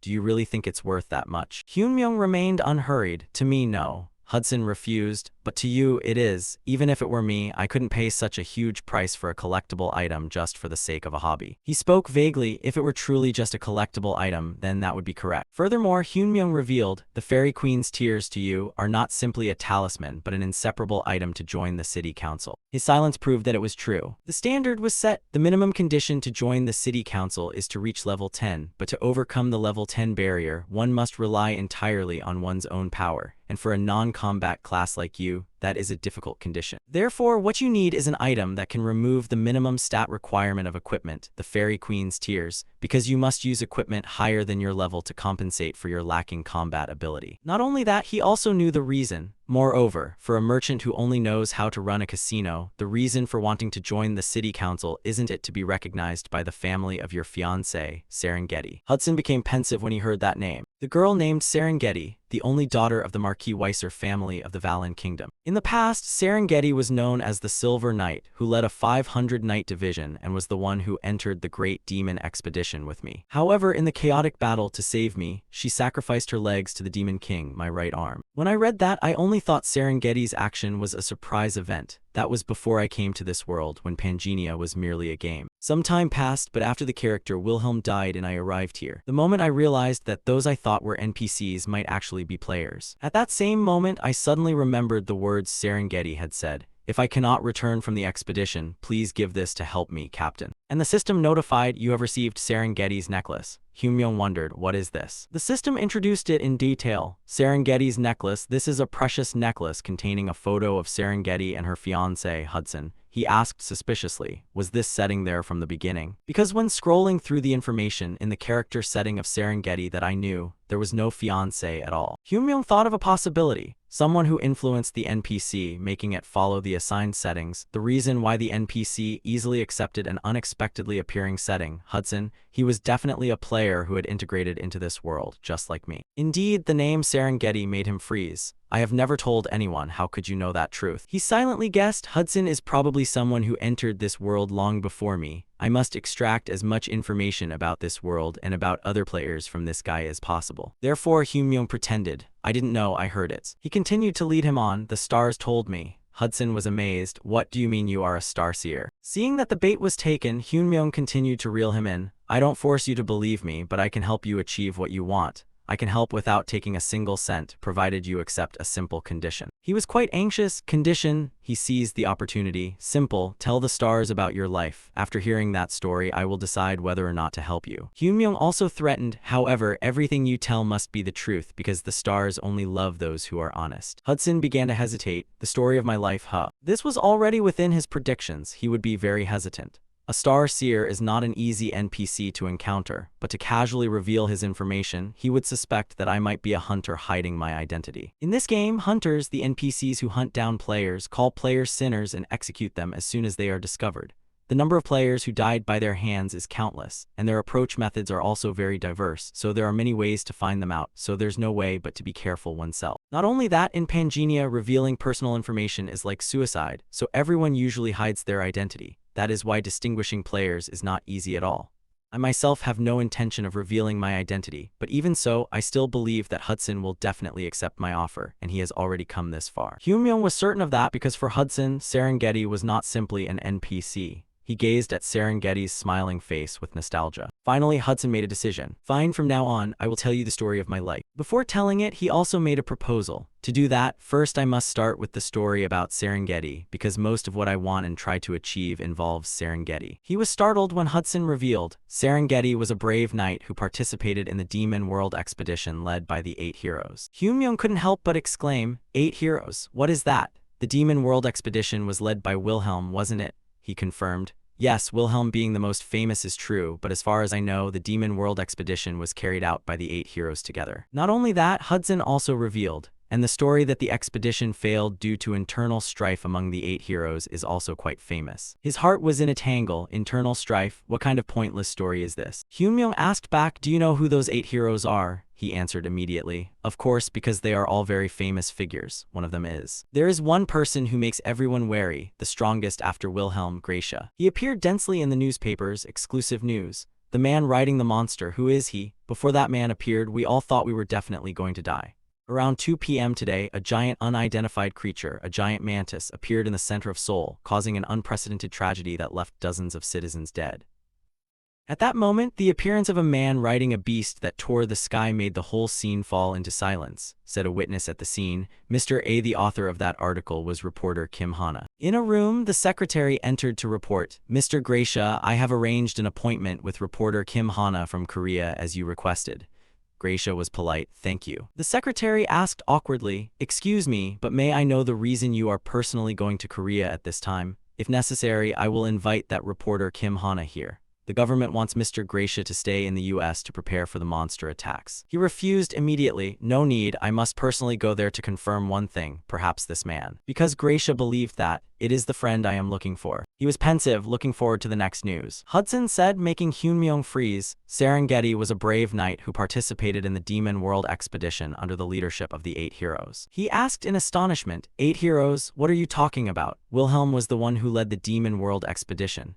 Hudson replied immediately, what? It is true that Wilhelm is the most famous, but I know for sure that the 8 heroes carried out that expedition together. He continued, the story that the Demon World expedition failed due to internal strife among the 8 heroes is a story everyone knows. Hyunmyoung was stunned, wondering, internal strife, what kind of nonsensical story is this again? In the real world, Hyunmyoung sat at the dining table. He still hadn't escaped the shock of the game's plot. Hana saw him like that and wondered, is the meat not to your taste? Hyunmyoung replied awkwardly, no, that's not it. Something happened today, so I'm just a bit tired. He thought, I only asked about her biography, but I didn't expect him to cry and complain all night. Thanks to that, I also managed to dig up some information about this so-called 8 heroes, but in the end, last night, I couldn't even log out, which is why I was 10 minutes late for my appointment today. Hyunmyoung said to Hana, by the way, this place is very expensive, isn't it? I don't know if I should shamelessly accept your treat like this. She answered immediately, last time you helped me get rid of that stalker, truthfully, this is still not enough to thank you. He said, that was just something I had to do. Hana immediately retorted, no, that is something only someone truly brave could do. Hana suddenly fell silent and stared at him. Hyunmyoung asked, what's the matter? She turned towards a girl in a pink dress and a man sitting behind Hyunmyoung. Hana whispered, isn't the girl in the back seat the one who went with you back then? She keeps glancing over here. He turned around and saw Seoyeon. He sighed, what a coincidence. The guy going with her seems to be Kim Seoyeon's social media boyfriend, right? Hyunmyoung remembered his version when he spoke to her. Seoyeon, does your current boyfriend know you're meeting me? If you've decided to manage your aquarium, you shouldn't just remove your profile picture. You should have removed all the photos on your social media as well. He thought, I think his name is Young Jinwoo, right? Hana asked in a low voice. Sorry, if you feel uncomfortable, we can go somewhere else. Hyunmyoung replied calmly, you don't need to worry. We truly have no relationship whatsoever. Just as he was about to put the piece of meat into his mouth, someone suddenly called, Park Hyunmyoung. Jinwoo stepped forward to question him. Did you follow my Seoyeon all the way here? He frowned and threatened, we broke up, but you still keep calling to harass her isn't enough. Now you're stalking my girlfriend too, you shameless jerk. Hyunmyoung asked in astonishment, stalking me? He replied immediately, that's right, it's you, you jerk. In his bewilderment, Jinwoo continued, furthermore, I heard that last time you even cried and begged Seoyeon to meet you at a cafe. Stop clinging like a leech, you pathetic loser. Hyunmyoung frowned and thought, I think I understand the problem now. He looked toward Seoyeon and saw her laughing smugly. Jinwoo threatened him, if you follow Seoyeon one more time, I will kill you, understand, you pest-like jerk. Hana got angry, slammed the table, stood up and shouted, excuse me, I've been sitting quietly listening until now, but aren't you being too excessive? Jinwoo asked contemptuously, who is this, trying to look cool in front of girls? Are you two hired girlfriends? Hana immediately shouted, what did you just say? Jinwoo asked scornfully, how much did you get paid? Looking at your appearance, probably around 50, right? I'll pay double, so be smart and get out of here. Hana retorted, I am the one who made the reservation at this restaurant, and I am treating him because I received help from him. How dare you open your mouth and speak nonsense like that? Jinwoo took a wad of money and threw it in Hana's face. He smirked. What's wrong? 100 isn't enough, then 200, okay? A hand suddenly touched his face. Hyunmyong pressed his head into the ground and said, I told you to stop. Jinwoo thought in panic, what? Why is this guy so strong? Is this even human grip strength? Seoyin yelled angrily, Oppa, what are you doing? It's so embarrassing, get up, hurry. Hyunmyong asked calmly, what should we do? Should we go outside and finish this conversation? Jinwoo gritted his teeth and shouted, you'll pay for this. He spoke up, you were the one who caused trouble first, so don't make this tiring for both of us anymore. The man thought angrily, that brat like a worm dares to make me lose face in front of Seoyin. While fumbling in his pocket, he chuckled to himself, you messed with the wrong guy. He suddenly crushed something in his hand. A flash of light appeared, leaving Hyunmyong startled. He frowned and wondered, light. The people around who were watching the drama also whispered among themselves, what is that? Are they crazy? The situation changed. Jinwoo was wearing a suit of armor, stood up and then gripped Hyunmyong's throat. The surrounding crowd yelled, he's a dimensional warrior, he transformed. Did he really just transform? Jinwoo glared at Hyunmyong and said, keep running your mouth. He threw Hyunmyong's body onto the ground. Hana panicked and shouted, Hyunmyong. Hyunmyong thought blankly, I didn't expect him to be a player, but still. Hana stared at him in astonishment, wondering, how can he be so calm? She repeatedly called out, Hyunmyong, wake up, Hyunmyong. Meanwhile, Hyunmyong lay on the ground thinking, I definitely saw him transform, but why do I feel fine? Did he go easy on me? The system appeared, activate Great Sage trait. At this moment, Jinwoo looked at him with contempt and questioned, do you think you're the center of the universe? I only let my guard down for a second and you dare to humiliate me. An information window appeared before Hyunmyong's eyes. Young Jinwoo, LV4, class, Spearman. He silently assessed, he has a class but is still only level 4. Hyunmyong recalled the Pangenia leveling system. In Pangenia, for levels 1 to 10, each stage has a gap in the amount of experience required to level up. He mused, also, because increased experience is required depending on the number of talents a player possesses. The more talents owned, the higher the character's efficiency, but leveling up becomes slower. Hyunmyong thought about his own experience bar versus Jinwoo's, and of course, Young Jinwoo belonged to the fringe group with few talents. Hyunmyong reflected, however, the reason Young Jinwoo's speed is so low is simply because he has never truly fought before. Young Jinwoo, who used to be a nobody from the first day he unexpectedly synchronized with Pangenia until now, has done nothing but run away. Hyunmyong thought about surviving the main quest through a few lucky encounters. He imagined the moment Jinwoo leveled up and acquired the Spearman class. Hyunmyong thought, after obtaining a decently high-tier class thanks to another bit of luck. He continued to think, and being able to log out as a reward for making it onto the leaderboard, he never returned to Pangenia again. Hyunmyong still lay on the ground reflecting, I don't even need to look to guess it. Not everyone starts with a heart like the bloodthirsty monarch like I did. Adapting certainly isn't easy. Seoyin rushed toward Jinwoo, hugged his arm, and said, Oppa, that's enough, let's go, everyone is watching. He said dismissively, yeah, I've lost interest, let's go. Before leaving, Jinwoo turned back and threatened, Park Hyunmyong or whatever your name is, thank Seoyin for the fact that you're still alive. Don't cling to Seoyin ever again, understand? Hyunmyong just silently watched him thinking, flaunting that he's a player for the whole world to see and wasting the time left by the rules. Like that, he won't live very long. Hana ran over and asked, Hyunmyong, are you okay? He sat up and said, I'm fine. She said angrily, call the police and have them arrested right now. Hyunmyong immediately stopped her. Forget it, just let it go. We were the ones who threw the first punch anyway. Hana froze, what that is. He said, it's nothing serious, so let's just finish our meal. The ground suddenly shook and people in the restaurant panicked and shouted, earthquake. Hyunmyong pondered, this feeling is. The ceiling began to crack. A swarm of monsters rushed into the restaurant. Hyunmyong wondered, has the invasion started again? Hana screamed in astonishment, monsters. She yelled in panic, run. Hyunmyong rushed over, covering her mouth while saying, wait a second. He looked at the monsters destroying everything around, along with the citizens who were frantically running out of the restaurant. After a moment of silence, Hana realized, they aren't attacking people. Hyunmyong frowned and thought, should I call it lucky that the cheed worms appeared? At best, they are just scavengers around here. As long as we don't attack first, those things won't appear. At this moment, the monsters also rushed toward Jinwoo and Seoyin. She hid behind Jinwoo and yelled, Oppa, do something. He raised his hand to create a flame, then aimed it straight at a monster. Hyunmyong scolded silently, you fool, and shouted loudly to stop him, don't attack. Flame pierced straight through the monster's body. However, the monster's body dissipated. Jinwoo asked in astonishment, one hit. He created another flame and thought, maybe I'm stronger than I thought. He threw a fireball at the monsters and shouted, I'll kill all these damn monsters. The surrounding citizens cheered, truly worthy of a dimensional warrior. Everyone run that way. Jinwoo laughed excitedly, thinking, was I worried for nothing all this time? Turns out they aren't anything special. Hyunmyong coldly said, Hana, run as far away as you can. She asked blankly, huh? He looked at the mangled corpses of the monsters and said, from the direction of that fool. A bright red mist suddenly appeared around Jinwoo's group. Hyunmyong continued, stay as far away as possible. The citizens whispered in astonishment, "Fog, I can't see what's in front of me." Jinwoo frowned and thought, what kind of fog is this and why so suddenly? Damn it, visibility is blocked, I can't see anything. A hand suddenly appeared from within the fog. A pair of hands covered Jinwoo's eyes. A pair of bright red eyes stared straight at him. It spoke amidst Jinwoo's panic, "Who is it?" The monster's entire body flared with murderous intent as it questioned, "You killed my child?" A system window appeared. Elite Cheed Mamba monster has appeared. Recommended raid size, LV6, 20 players. The monster giggled, "Kill them." A black mist surrounded Jinwoo's body. It continued to laugh loudly, all of them. Someone covered their mouth and coughed, "What the hell is this?" Someone else yelled, "Fog, I can't see anything." At this moment, Jinwoo's eyes suddenly flashed with a red light. He raised his hand and drew an energy spear. His eyes were bright red. Jinwoo said coldly, "Die." In his eyes, the citizens were monsters struggling in fear. Jinwoo said, "Monsters."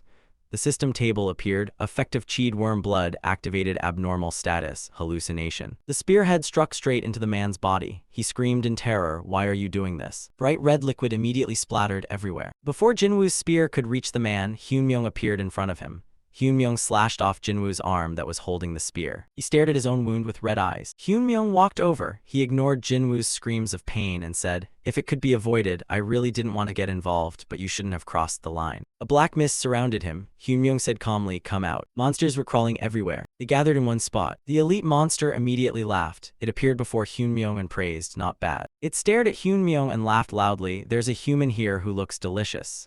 The system appeared, Conqueror Cheed Mamba monster. Hyunmyoung silently frowned. Inside the red smoke, Hana called out in panic, "Hyunmyoung, where are you, Hyunmyoung?" She suddenly heard footsteps. Hana called out loudly again, "Hyunmyoung." She muttered blankly, "Hyunmyoung." Inside the mist, Hyunmyoung constantly moved, dodging the monster's attacks while striking back. Hyunmyoung reflected, "It's a good thing the Cheed Mamba's mist blocked their vision. It gave me the chance to transform. But just because I transformed doesn't mean this will be an easy fight." He frowned and thought, "If I didn't know its attack patterns in advance." Hyunmyoung frowned, looking at the monster's body, and whispered, "I would have been turned into mincemeat by now." The monster roared in horror, "That's strange. Your physical stats clearly aren't that high, so how can you dodge all of my attacks?" It looked toward Hyunmyoung, who was lunging at it, and yelled, "You move as if you already knew my strikes." He gritted his teeth and ran toward it. The monster's body changed. It sneered loudly, "Useless." Hyunmyoung leaped high into the air. He swung his sword, hacking away a series of the monster's tentacles. He landed on the ground. Hyunmyoung thought, after the Cheed Mamba's dodging chain, next will be. He gritted his teeth and spun around. A rain of strange liquid struck straight at him. Hyunmyoung thought, blood spray. He quickly grabbed a nearby table. Hyunmyoung used it to block the entire rain of liquid, then mused, "If that stuff touches me, I'll be afflicted with an abnormal status." At the very moment the rain stopped, Hyunmyoung hacked the table into pieces and lunged toward the monster. A tentacle suddenly attacked him. Hyunmyoung tilted his head and dodged. The tentacle retracted. The monster marveled, "I didn't expect you to remember even that move." It didn't hold back its praise, "Amazing, your dodging skills are truly extraordinary." The monster declared confidently, "However, what's the point if your attacks can't reach me?" Hyunmyoung said, "Don't worry." He pulled out a stone and said, "I'll pierce your head soon."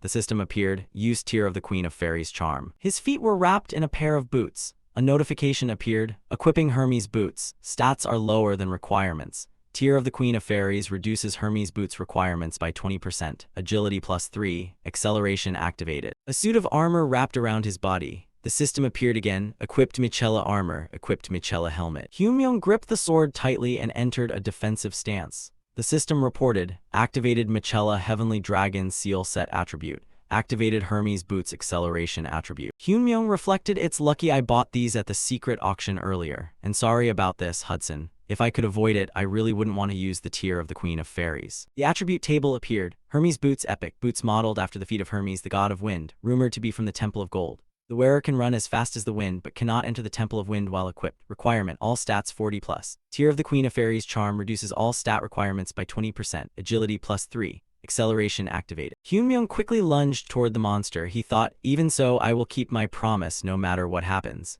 The system reported, use Tear of the Queen of Fairies charm. A tentacle pierced straight toward him. Hyunmyoung's eyes widened in surprise. He immediately backed away to dodge the attack. Hyunmyoung stomped on the ground. A crack immediately appeared. He launched himself straight toward the monster. He frowned, staring intensely at it. He leaped behind the monster. Hyunmyoung raised his sword. The monster guardedly spun around, roaring loudly, "You bastard." A series of thorns on its back immediately fired straight at Hyunmyoung. He swung his sword, hacking away the projectiles. Hyunmyoung slashed a straight line downward, piercing through a large thorn. He raised his head, glaring at the monster.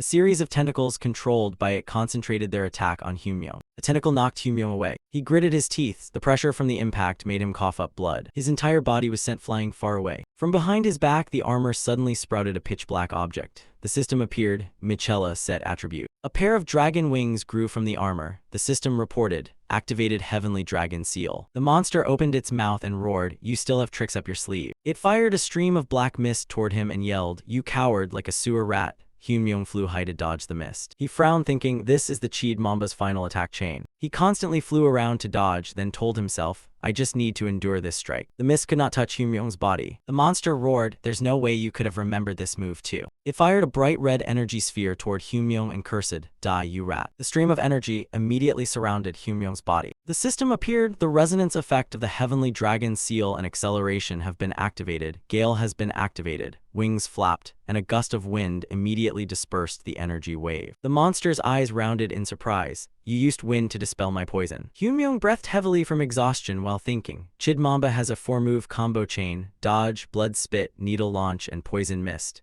After using all moves for a brief moment, he thought, Chid Mamba will fall into a state of chaos. Hyunmyeong looked toward the monster and recalled, while in chaos, Chid Mamba will be disabled. However, once the chaos state ends, the next loop will begin with enhanced moves. He gripped his sword tightly and lunged at full speed toward the monster. Hyunmyeong thought, therefore, this is my only chance to win. The monster shrieked in panic. Wait. Hyunmyeong lunged forward, sword light flashing. He stabbed his sword into its head and said, I told you. Bright red liquid sprayed everywhere. Hyunmyeong coldly repeated, I will pierce your head. Fit of rage surrounded a body stomping on the monster.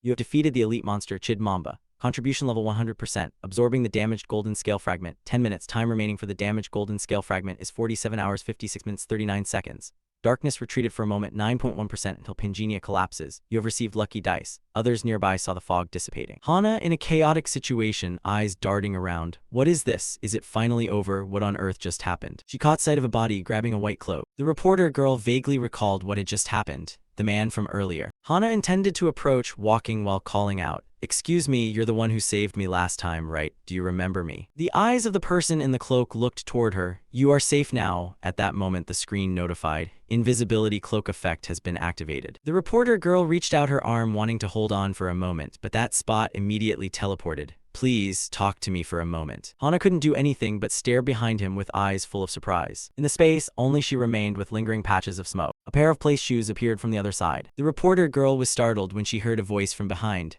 Hana. Hyunmyeong appeared from behind with his cloak taken off and a radiant face. Hyunmyeong, scratching his head, spoke up. I finally found you after we got separated in that chaos. Hyunmyeong shyly approached and asked, Are you hurt anywhere? Hana didn't think twice and replied happily, No, I'm fine. Suddenly, her eyes widened as if they were sparkling. Meanwhile, he was still talking while using a blood-stained finger to scratch his cheek, relieved to see her safe. I didn't expect us to get caught up in something like this. I guess today just isn't our day. Hana perceptively noticed and pointed to his finger. Hyunmyeong, are you hurt? Hyunmyeong only then realized but replied vaguely. It seems like a bit of monster blood splattered on me, don't worry. Internally, he also slightly forgot. Damn it, I didn't even notice the blood had gotten on my fingernails. Hana, on the other hand, suddenly became silent and sullen because she felt something strange. His clothes were perfectly clean, but only his fingernails were stained with blood. It was very unusual. She didn't hesitate to speak up clearly and decisively. Hyunmyeong, when the monsters first appeared, you were also extremely calm. Could it be you already knew what that was? For the first few moments, he remained silent, not knowing how to respond. But then he put on a thoughtful expression, rubbing his chin. I was calm. Everything was so chaotic that I think I just blurted out whatever came to mind.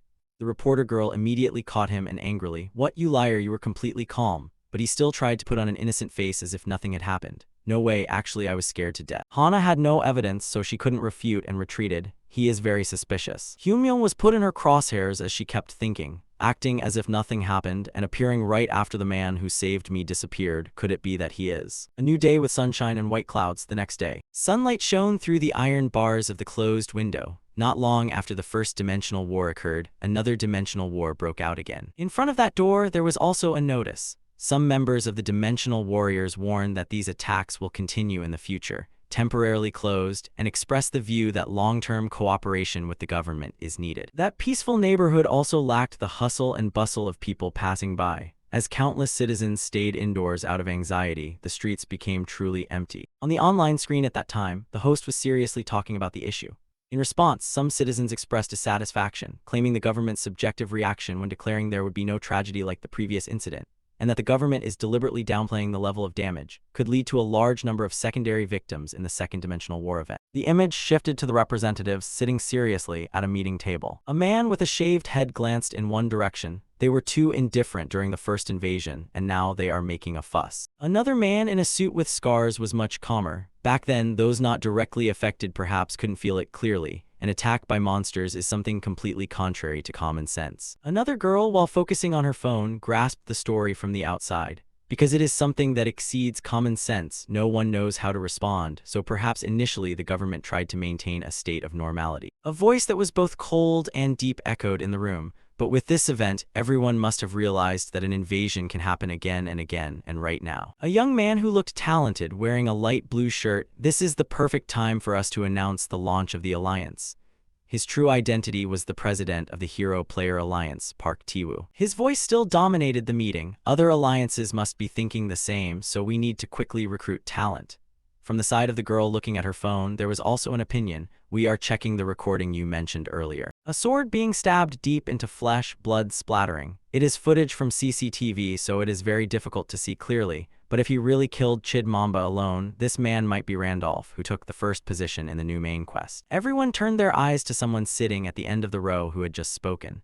But didn't people say Randolph only just completed main quest 2? If so, he is at most level 4 or 5, how could he be equipped with Hermes' shoes? A hand gently rubbed the chair, pressing on it for a long time. It is very likely that he used some kind of spell. Ignore those details, he is definitely the person we need. The stout man glanced over while listening, and after the phantom disappeared, this man appeared. We cannot be sure, but it is very likely that Randolph is the phantom. Tiwoo lowered his eyebrows, his face serious. We cannot trust other player alliances. Whatever happens, we must recruit him. A voice like a nail driven into his head made the man's face turn pale, to prevent the upcoming crack. At this moment, Hyun-myung sat with his arms crossed, his gaze serious. So that's it. The man from earlier slammed the table and shouted, "You mean you already used the Fairy Queen's tears?" He didn't think twice but remained calm and decisive. Yes. Hudson leaned in close and shouted into his face, "Why did you do that? Didn't you intend to give it to me?" Hyun-myung was not intimidated but remained serious and firm with his decision. "I said I would help you. I never said I would give you the Fairy Queen's tears. Think carefully." He heard that and paused for a moment. What? Hyun-myung looked directly at him and his words were devoid of worry. "You don't need a few trinkets to achieve your goal. I just removed it so you wouldn't cling to that meaningless hope." And in his heart, he already had an intention. There's no way I would admit I used it because I needed it to defeat Chid Mamba. Hudson looked at him angrily, wanting to probe. "So you mean there's another way?" He looked at that face and teased him. "Your face looks full of suspicion. I'm hurt." He was annoyed, and hearing that became even angrier. "How can I believe you right now?" Hyun-myung curled his lips into a smile and folded his hands. "Follow me. I'll give you a reason to believe me." Footsteps walked slowly and gradually in the dark. At this moment, all three were walking into a dark area with only dim lights above. Arcana, the Golden City, underground dungeon, sewer. Hyun-myung turned his head back and presented, "The place I'm taking you to is the sewer." Hudson heard that. Even though he followed, he was still puzzled. Why are we coming to a place like this? Hyun-myung confidently curled his lips into a smile and revealed the plan. "To cleanse your suspicion, and also because before going to that place to fulfill your wish, I want to create a teleportation point in Arcana." A book that looked thick and old with an appearance like a matrix. The teleportation book I got from Drama. It's really convenient, but it's quite annoying when I have to increase the exploration rate every time. The system spoke about this book. Teleportation book, a magic book that teleports you to a previously explored location. Casting time 30 seconds, can be used once per day. Teleportation point registered, Desert Sanctuary. And knowing that, he had an intention in his heart. I want to explore the entire Arcana, but with the time we have, that is impossible, so I will be satisfied with just the sewer dungeon. At this moment, everyone had walked a long distance when suddenly Hudson stopped and shouted, "Wait, are we really going to explore the sewer dungeon with just the three of us? Too dangerous." He was worried about something and hurriedly announced, "The boss living here is a monster rat. It's a dungeon raid boss. It takes at least 6 people at level 8 to dare to try." His feet stopped on the edge of the cliff. Hyun-myung boldly smirked at the two, even though he had seen 2 glowing red eyes in front. "I know." A giant mouse with 2 glowing red eyes and a mouth drooling with slime. Dungeon raid monster, sewer mutant rat has appeared. Recommended raid party LV8, 6 people. The deep black eye sockets of the monster flashed a bright spark. Its multi-toed feet stomped hard on the ground, causing it to crack. A source of green energy blew strongly towards them. All three had different expressions when seeing the energy sources clashing right above their heads. Hudson was worried and retreated a bit every time he saw it. The monster rat is a type of monster that uses speed as an attack weapon. Usually, the basic strategy is a full 6-person squad, slowly cornering it to hunt it, but we came in here without any preparation at all. That mouse used its sharp gaze to lunge with rapid speed. What the hell is he thinking, doing something so reckless? Hyunmyoung was still very calm, turned around and whispered, Isabella. Isabella didn't need to respond with words, but her face turned dark and she quickly lunged toward the mouse, 10 o'clock direction. Its eyes widened seeing the cold, emotionless face of hers. Hyunmyoung didn't need to do anything, only looking on as the mouse was beaten to a pulp.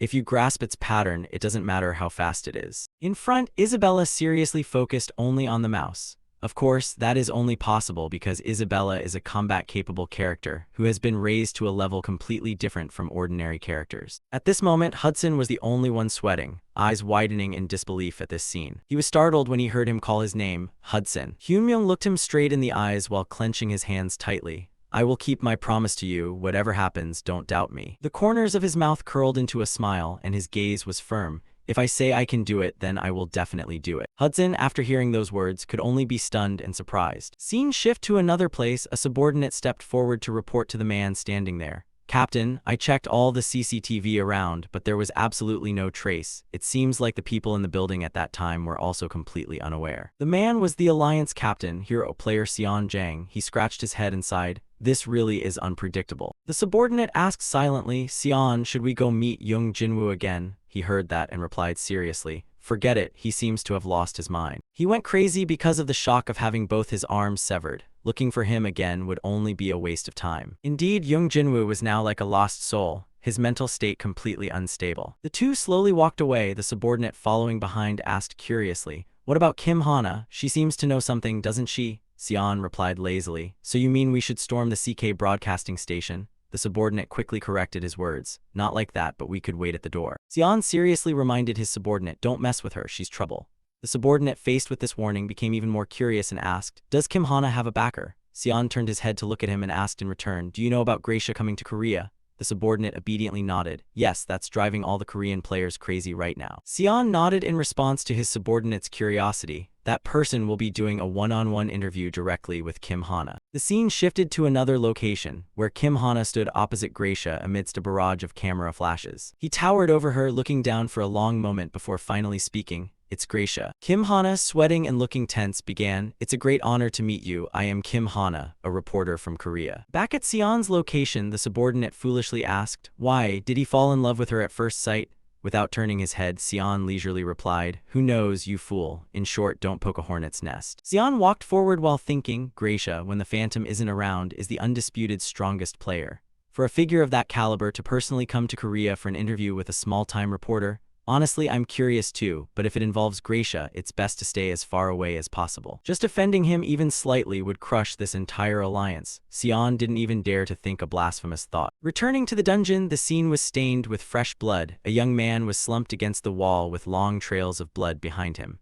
A cold voice rang out from above, is it over? The young man gritted his teeth and said, what are you trying to do? PK between players is forbidden in the real world. The cold voice sounded again, forbidden? Who says so? The man on the ground screamed. Gracia himself prepared for the invasion and announced that PK between players is forbidden in reality. If Gracia found out that, he hadn't finished speaking before a cold, firm hand from the person in front reached out and clamped tightly over his mouth. The person in front stabbed him straight through the neck and growled, then, tell Gracia to come and save you, you fool. In an instant, blood once again dyed a large patch of ground red. The person finished the job and turned away, leaving trails of bloody footprints stretching across the floor.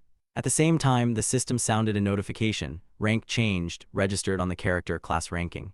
Congratulations, the player killer has obtained secret auction house privileges. The man walked away while removing his disguise, thinking, Randolph, he must be the Phantom. If it's not him, there's no way to explain the points he's accumulated. He definitely won't hesitate to challenge the main quest soon. I'll be waiting there, we'll meet again soon, Phantom. You will definitely die by my hands. The more he thought, the more his expression twisted, the long scar on his face tightening with hatred. Scene shift to another location, something happened, and a vast patch of empty land was filled with swirling dust. Before the sand could even settle, it was shaken again by a strange, large foot with sharp claws. After the tremor, a monster with multiple heads and blood-red eyes emerged from the dust. Behind that monster, two blurry figures appeared in the thick smoke. Park Hyunmyoung crossed his arms and frowned at the monster, thinking, talk about bad luck. The original plan was just to go to the sewer dungeon to register a teleportation point. Earlier, his group had finished off a giant mouse monster, its blood splattered everywhere. Park Hyun-myo extracted a bright, blindingly sparkling stone from the mouse monster. Information about the sparkling stone quickly appeared: mutated mouse monster core. Material: an unidentified core that caused the mutation in the mouse monster.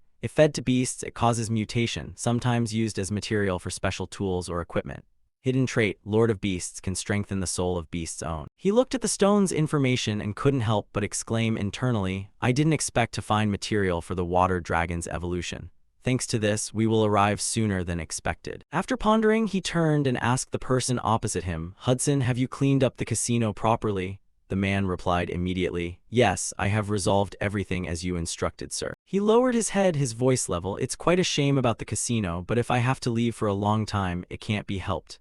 Compared to the marriage with Serengeti, that small matter is nothing. Besides, if I weren't there, the people around wouldn't have left the casino alone anyway. Furthermore, I've decided to trust and follow the Starfate user.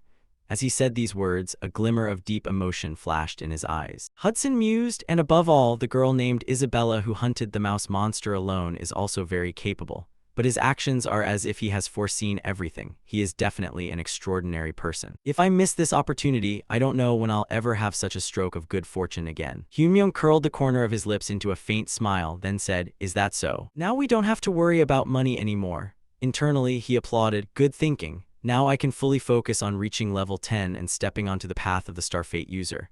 Isabella sat on the side, deep in thought, and reminded, I can hear your inner thoughts, sir. Hudson broke into a cold sweat and hesitantly asked, so where are we going? Hyun-myo was surprised and asked, didn't I tell you? Hudson shook his head, no, I don't recall hearing it. Hyun-myo answered solemnly, a masterpiece that will realize your wish. A masterpiece. A masterpiece to fulfill Hudson's request and also the starting point for main quest number 3. We are going to the Spirit Tower. Time passed quickly and the lush green forest began to replace the sunny and windy desert. Hyun-myo's group stepped off the carriage, looking around at the lush green forest. Hudson looked around, puzzled, is this the place? To an ignorant person like me, it just looks like a regular forest. Hyun-myo stood in front of a tree and said solemnly, it's not just a regular forest, this is the entrance to the Spirit Tower, the rustling forest where the spirit tree grows. This is the entrance to the Spirit Tower, the rustling forest where the spirit tree grows. He stood in front of a tall, healthy-looking tree and thought, the spirit tree is the species from which spirits are born. The tree where spirits are born has the ability to open a portal to the spirit world for a certain period, and only by entering that path can we reach the Spirit Tower. He stepped closer and placed his hand on the giant trunk, discovering, however, this tree has been dead for a long time.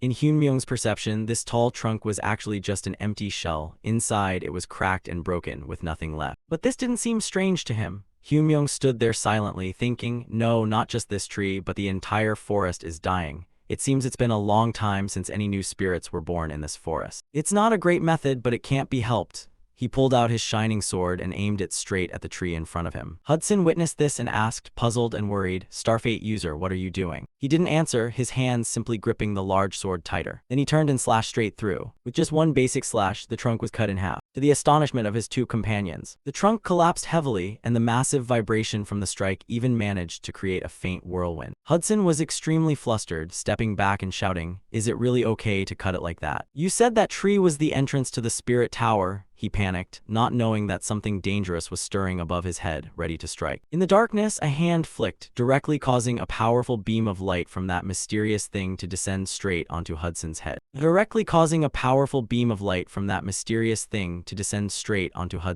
However, Isabella reacted extremely quickly, drawing her sword and rushing over, protecting him while blocking that lethal attack with her hand. But things didn't stop there because the attack was too strong, her hand was severely injured, and the enemy ahead showed no sign of easing up. A cold but powerful voice sounded from the high branches, to think you could block that, not bad. The human woman, the man with white hair and a powerful voice was the master of the rustling forest, the level 9 high wood spirit. Hudson, sitting on the ground, was stunned and exclaimed, impossible, the high wood spirit. The high wood spirit stood above and growled, I thought you were just lost travelers, so I generously opened the path for you to pass through the forest. Yet you dare to cut down the spirit tree. Each word carried a nameless threat, and now the person who appeared was no longer alone. You people really don't know what fear is. As the words finished, the forest guards, level 7 dryad wood spirits, appeared to fill the area around the spirit tree. Hyunmyoung's group quickly assessed the situation. 40, no, at least 50. Isabella frowned, calculating internally, if they all attack at once, there's no hope. In the worst case, I have to carry the Starfate user and run. While she was anxiously calculating, he walked up from behind and said loudly, "Don't take your anger out on others. I'm the one who cut the tree. If you weren't going to show your faces, how long were you planning to hide?" The High Wood Spirit frowned at his words. This madman. Hyunmyoung looked up at them and said, "Come down here, I want to talk to you." The High Wood Spirit, 100% battle-ready, immediately raised his bow, eyes red with rage, pointing his arrow at him and shouting, "We refuse." He felt no fear at all. On the contrary, he said calmly, "Are you going to just stand there and watch this forest die?" As soon as the words were spoken, the High Wood Spirit's hand instinctively froze. His eyes widened in shock. What? Responding to the shock and suspicion, he stepped forward, looking him straight in the eye with confidence. "I will revive this dying forest." To gain more trust, Hyunmyoung analyzed seriously. There isn't a single spirit left in this forest to breathe life into it. If this continues and no new spirits are born, soon the whole forest will die. You understand this better than anyone. Open the gate to the spirit tower. I will gift this forest a spirit. The High Wood Spirit frowned and retorted, "Nonsense. Even if we open the gate, the spirit tower is a place only for the chosen." He stared at Hyunmyoung and questioned sternly, "Do you mean to say someone like you can enter the tower?" Asking these questions, even he couldn't believe it. It was impossible. To enter the spirit tower, one needed relevant talents and to complete countless quests. And it takes countless coincidences to overcome the extremely low odds to enter. Among all gamers, you can count the number of people who got in on one hand.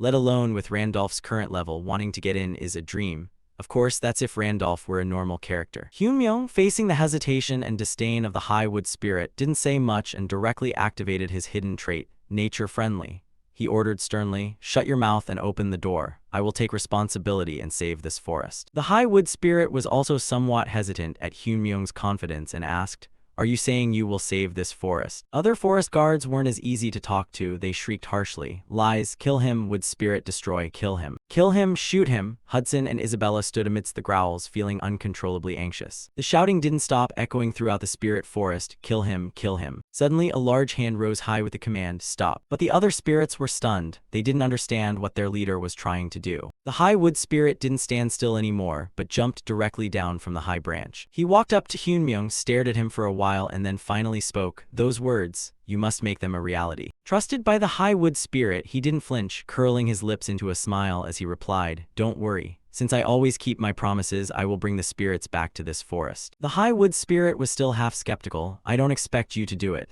I just thought it wouldn't be too late to kill you after you fail. Follow me." With that, he turned and led the group deep into the forest. A moment later, the group quickly arrived at a spot in the forest. Looking at it, no one would ever think it was a gate, because from the outside, it just looked like a pile of rubble collected into a heap. The High Wood Spirit stood before the pile of stones and introduced it solemnly. "Now that the forest is dying, the only way to open the tower's gate is to use fragments of this spirit stone." He looked at Hyunmyoung and warned seriously, "Remember well, if you fail, you will immediately become fertilizer for this forest."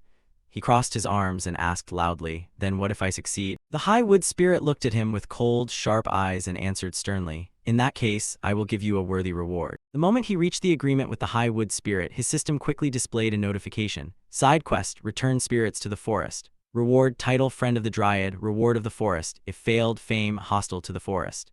Hyunmyoung read the penalty for failure and felt his blood boil. Hostile to the forest, that sounds epic. Without giving him much time to think, the High Wood Spirit waved his hand and said loudly, "Get ready. From now on, I will open the teleportation gate." The words finished, and a powerful beam of light erupted directly from the gate. That light enveloped Hyunmyoung's entire group. The light was truly blinding, forcing Hudson to cover his face with his hand, yet he still couldn't block it completely. At this moment, the system notification sounded again. "Teleportation gate to the spirit tower has been created. Only those permitted may enter."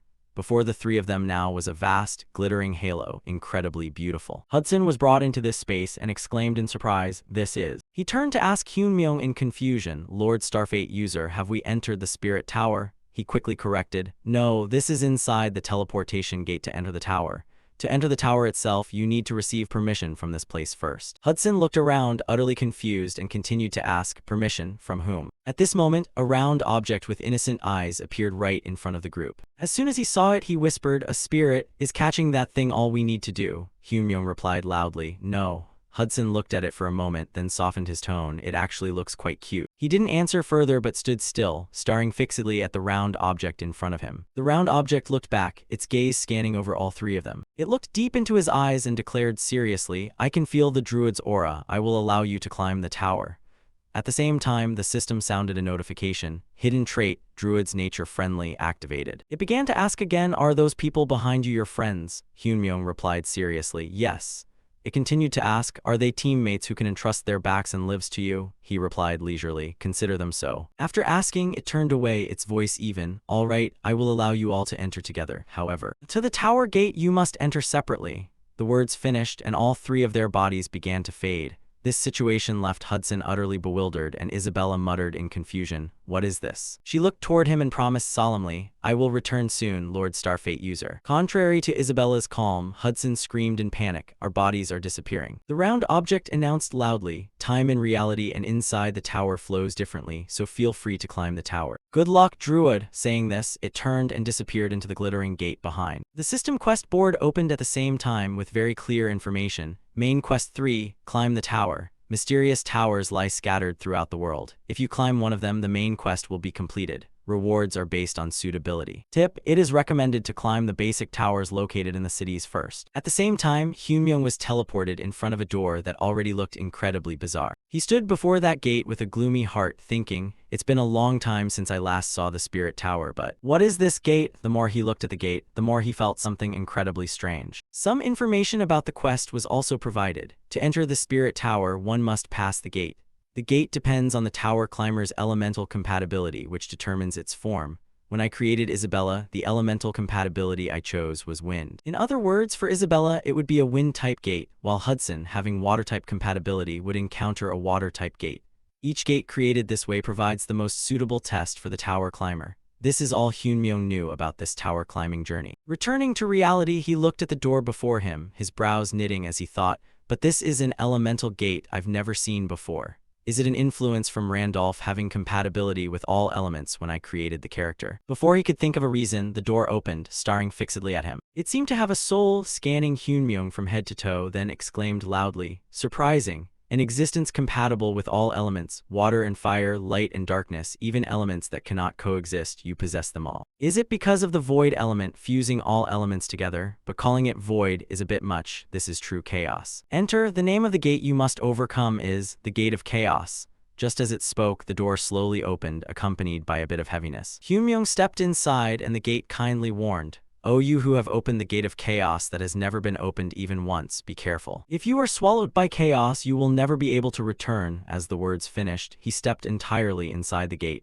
At first glance, it didn't seem as scary as it did from the outside. He looked at the sealed door at the end of the gorgeous corridor and thought to himself, "The Gate of Chaos, huh?" Hyunmyoung silently recalled that for the past 5 years, he had played Pangenia almost every day without a break. As the gamer who had played Pangenia the longest, it was no exaggeration to say he held more information about this world than anyone else. Yet in this Pangenia, there were still countless things he didn't know. A game as difficult as hell to the point of being unbeatable, but one that always ignited the desire to conquer. Within Pangenia existed mysterious territories. And the mystery still existed like this, which was exactly why he couldn't hate this game. Returning to reality, Hyunmyoung curled his lips into a smug smile and muttered, "So you're saying the Gate of Chaos was open for the first time, huh?" Excitedly, he drew his sword and said loudly, "Then this time, I'll be the first to beat it, you'll see." Just as the sword was drawn, a dark figure with silvery white hair appeared right in front of him. The scenery no longer had light but had shifted to a deadly darkness. The person with silvery hair just stood still and never turned back. Only after a long while did he slowly turn his head, his face with tightly knitted brows looking very powerful. This face made Hyunmyoung extremely surprised. He thought to himself, "Wilhelm, why did the character I spent so much effort raising appear in the test?" Before he could even answer his own thought, he accelerated and lunged, pointing his sword at him. In just a split second, that cold blade was aimed almost perfectly at his carotid artery. But in that critical moment, Hyunmyoung ducked just in time, avoiding a fatal blow. Hyunmyoung had managed to duck just in time, avoiding a fatal blow. He quickly regained his composure. Hyunmyoung gripped his sword tightly and thought to himself,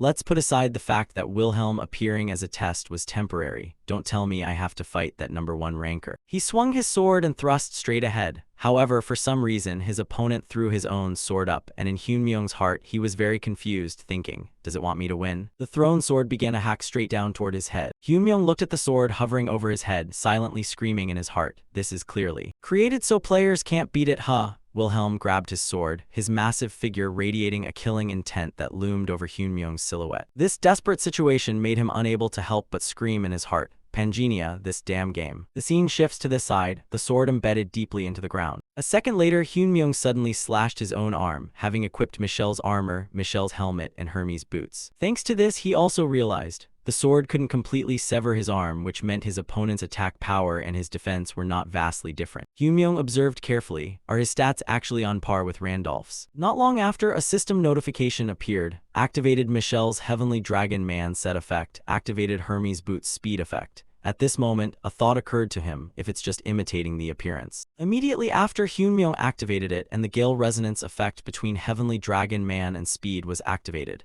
At this moment, the burden in his heart could finally be let go. There was no reason to be afraid. That guy, after being knocked far away, collided heavily and created a large explosion. As the dust slowly cleared, his grumpy face appeared. A moment later, the white-haired man slightly knitted his brows. Hyunmyung held his sword and lunged down from above straight at him. The white-haired man quickly stood up, then gently dodged his head to one side. Only then did he move his lips to question. Coming here to find past glory. Being hit right in the heart, he couldn't help but pause. Realizing that, the white-haired man attacked immediately. Is it feasible? Hyunmyung didn't answer but just reached out his arm. The next second he grabbed his head. What are you mumbling about? The white-haired man's eyes widened as he snapped back, and Hyunmyung angrily killed him. You fake jerk. His head was now detached from his body, and it rolled around on the ground. At this moment he took out a vial, using an HP potion. A second later, Hyunmyung didn't hesitate and drank it. The wounds from earlier immediately healed. He gently wiped away the drops of water remaining on his chin and exclaimed, good thing I used Hudson's money to buy blood potions. A while later, other copies appeared. Their eyes looked at Hyunmyung full of resentment. Faced with this situation, he felt even luckier. If I hadn't brought it along, I'd probably regret it to death. Scene shift to the real world in front of a red building. In a luxurious room, a voice rang out, the interview ends here. Hana bowed and said in a low voice, thank you for not minding the long distance to come here, Mr. Gracia. At this moment, Gracia replied politely, you're welcome. He slightly knitted his brows. If the interview is over, I have a private question I want to ask the reporter. Off the record, no recording. Hearing that, Hana couldn't help but be a bit surprised. Ask me. Gracia's voice was serious. Yes, just a simple question. Now he remembered and asked, the man who appeared in the article written by reporter Kim Hana, exclusive news, the man riding on the monster's back, who is he? Before that man appeared, we thought we were all dead. Around 2 p.m. today, a giant unidentified creature, a giant mantis, appeared in the center of Seoul, causing casualties to dozens of citizens, creating a situation with no precedent. Right then, the appearance of a man riding a beast that tore the sky made the scene fall into silence for a moment. Witness present at the scene said, reporter Kim Hana. Gracia's eyes clearly showed curiosity when asking this. Tell me about that man, everything you saw that day, without missing a single detail. Back to the game world, the scene now looked very creepy. At this moment, a cold breeze blew by. Hyunmyung stood at the center of the battle. At this moment, his body had also run out of energy. Hyunmyung's eyes clearly showed fatigue and heavy breathing. How much time has passed? It seems I've faced no fewer than 100 of them. It's quite tiring. Thinking of this, he immediately drank a recovery potion. The lucky thing is they are no longer being summoned. Furthermore, I don't see a way up. Maybe this is already the highest floor. A second later, Hyunmyung threw the vial hard to the ground. Now there are no more blood potions left. I hope that's enough to pass the stage. A while later, the corpses on the ground began to vanish. Witnessing this scene, he couldn't help but be startled and panicked. At this moment, they turned into shadows. Then they flew above Hyunmyung's head. Chaos power has no effect, huh? What on earth are you? Not a human, a druid, huh? That's right, who would have thought you could climb up to here? He realized it as soon as he looked. Chaos spirits, you appeared, meaning I have conquered the Tower of Chaos, right? Hearing that, it smirked, conquer, huh? They laughed loudly and flew around Hyunmyung again. The chaos spirit mocked, how ridiculous, you think someone like you can conquer this tower? As soon as the words finished, the wall in front opened up. The tower's trial hasn't even begun yet. A blinding beam of light made him unable to see the other side. Beyond that was the start of the real trial. It leaned close to Hyunmyung's ear and whispered, just reaching this far has left you battered and broken. Will you be able to pass? By nature, that thing was not a trial created to be overcome. At this moment, the scene behind the room also appeared in its narrative. Beyond there are hundreds of chaos phantoms that you just faced. No, the number is up to thousands waiting. The chaos spirit laughed cunningly. Give up, you absolutely cannot conquer this tower. However, immediately after, its expression changed, eyes widening. They frantically tried to stop him. Hey, where are you going? You idiot, wanna die? If you give up here, I will make an exception and sign a contract with you. No, sign a contract with me, you will have The Chaos Spirit tried to persuade Hyunmyoung it's as effective as owning a star. Sign a contract with me, I will tell you the location of the only piece of equipment in the world, and what about skills? I will give you the highest level skill of the Chaos system. According to his memory, the Spirit Tower will decide the rewards based on the gate entered. If you pass the Fire Gate, you will receive a Fire Spirit Egg. The Wind Gate will be a Wind Spirit Egg. You can hatch those eggs to sign contracts with the corresponding attribute spirits. The gate I entered is the Gate of Chaos, opened for the first time in Pangenia. I thought I would receive a Chaos Spirit Egg as a reward. Hyunmyoung seemed to have grasped the situation. Normally, spirit eggs were already rare, and this is the first time one has been received, so the Chaos Spirit Egg must be a top-tier reward. Yet before I even passed the stage, they were already rushing to sign a contract first. The more he thought, the more determined he became. If so, beyond that, there might exist a reward even more valuable than the Chaos Spirit Egg. At this moment, they couldn't help but shout, "Stupid choice, go back, that's your last chance." Now Hyunmyoung stopped to question, "You said earlier that beyond this there are many people I've faced, right?" It confirmed, "Yes, don't tell me you intend to face thousands of those phantoms." He spoke while continuing to walk. "It will definitely be very difficult because I used up all my blood potions fighting the ones here, but thanks to that, I've memorized their patterns by heart to the point of being sick of them." Hearing that, the Chaos Spirit paused for a moment. "What?" Hyunmyoung hesitated. "Now I don't need blood potions anymore." Saying that, he turned back with a confident smile. "I just need to repeat the pattern that I've memorized thousands of times. Is that enough to let me pass? If so, there's no reason to refuse." His words left it stunned for a while. A second later, the Chaos Spirit laughed curiously. "I didn't expect you to dare to challenge it with such an absurd reason." Now Hyunmyoung had also stepped through the door. "Truly a fool who suits me." After stepping inside, he saw with his own eyes the entire space covered in a shimmering gold color. Hyunmyoung observed suspiciously, "This is." At this moment, the notification appeared. "Reached the top of the tower, main quest 3 completed, summarizing content." Reading these lines, he couldn't help but feel confused. Completed quest. Right after that, a fireball appeared before Hyunmyoung. "Finally made it to here, oh Druid, congratulations. Your comrades don't seem to have arrived yet." He curiously probed, "What do you mean by start of the real trial? Turns out you were lying." At this moment, it confirmed, "That's right, if a player chose to sign a contract with a Chaos Spirit, you would never be able to escape that place." Hyunmyoung slowly drew his sword. They were very good at lying. The fireball explained, "Spirits of chaos naturally love deception." Saying that, it asked, "But you must have received a hint when stepping through the gate, right?" Hyunmyoung heard that and understood. "So that was the meaning, huh?" At this moment, it didn't beat around the bush anymore. "But anyway, you have to receive the conquest reward. Give me your hand, oh Druid." When he reached out his hand, a surge of power pulled it in. "Conquered the Tower of Chaos, granting the Tower of Chaos conquest reward." In Hyunmyoung's heart, he was still thinking, if it ends like this without anything hidden, then the reward is indeed the Chaos Spirit Egg, huh? Though a bit regrettable, it's not a bad reward. However, what he received Celestial Spirit Egg. Hyunmyoung's eyes widened in surprise. His hand was covered by a black power. System notification appeared again. Hidden trait, Celestial. Countless feathers covered him. The system's notification also changed. A while later, it returned to normal. Received Celestial Spirit Egg. Hyunmyoung looked at the thing in his hand in surprise. His voice hesitated, carrying bewilderment. "What this is?" 15 At this moment, in Randolph's hand was the Celestial Spirit Egg. He saw it and asked in surprise, "What is this? This is?" A second later, the system provided information about it.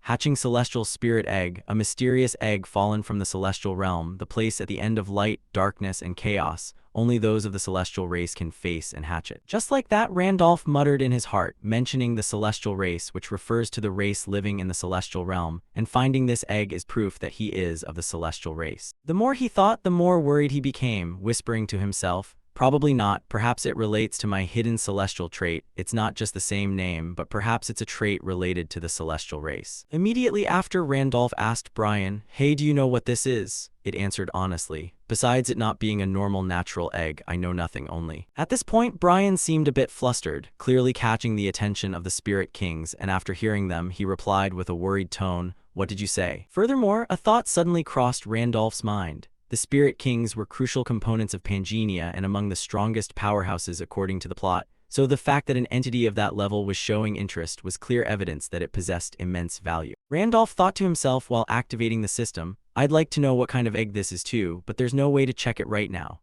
And very quickly, the system responded, allowing him to collect the celestial egg into his inventory, after which he silently told himself, "I'll just hatch it later and inspect it thoroughly then." A few seconds later, the system issued the next quest, Main Quest 3. Tower climbing, successfully clearing the first Chaos Tower, and since it was impossible to keep up, this was a first-of-its-kind achievement that no one else had accomplished, granting 240 total points updated into the Hall of Fame main quest.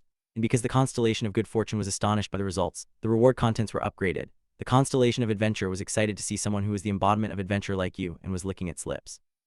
The reward contents were upgraded. The constellation of battle praised your victory over yourself. The reward contents were upgraded. The constellation of the cursed showed interest in your possession of the celestial egg. The reward contents were upgraded, and the constellation who leads the dark light had remembered your name. The reward contents were upgraded. Just like that, Randolph accepted the quest with a smile on his face and thought to himself, the constellations belonging to the Pantheon. Suddenly, someone came to mind and he whispered to himself, there are quite a few constellations at the Dramat Holy Land showing interest, aren't there? Next, the system issued another notification. The constellation of good fortune was beaming with joy, the reward contents were upgraded, the constellation of adventure clapped in applause at your insanity, and the reward contents were upgraded. As Randolph reviewed the details, he grumbled to himself, I can't believe even those arrogant beings have 5 representatives showing interest. On the other hand, he also knew one thing for sure. The constellations of the Pantheon were entities that played important roles in the settings of Pangenia, much like the Spirit Kings.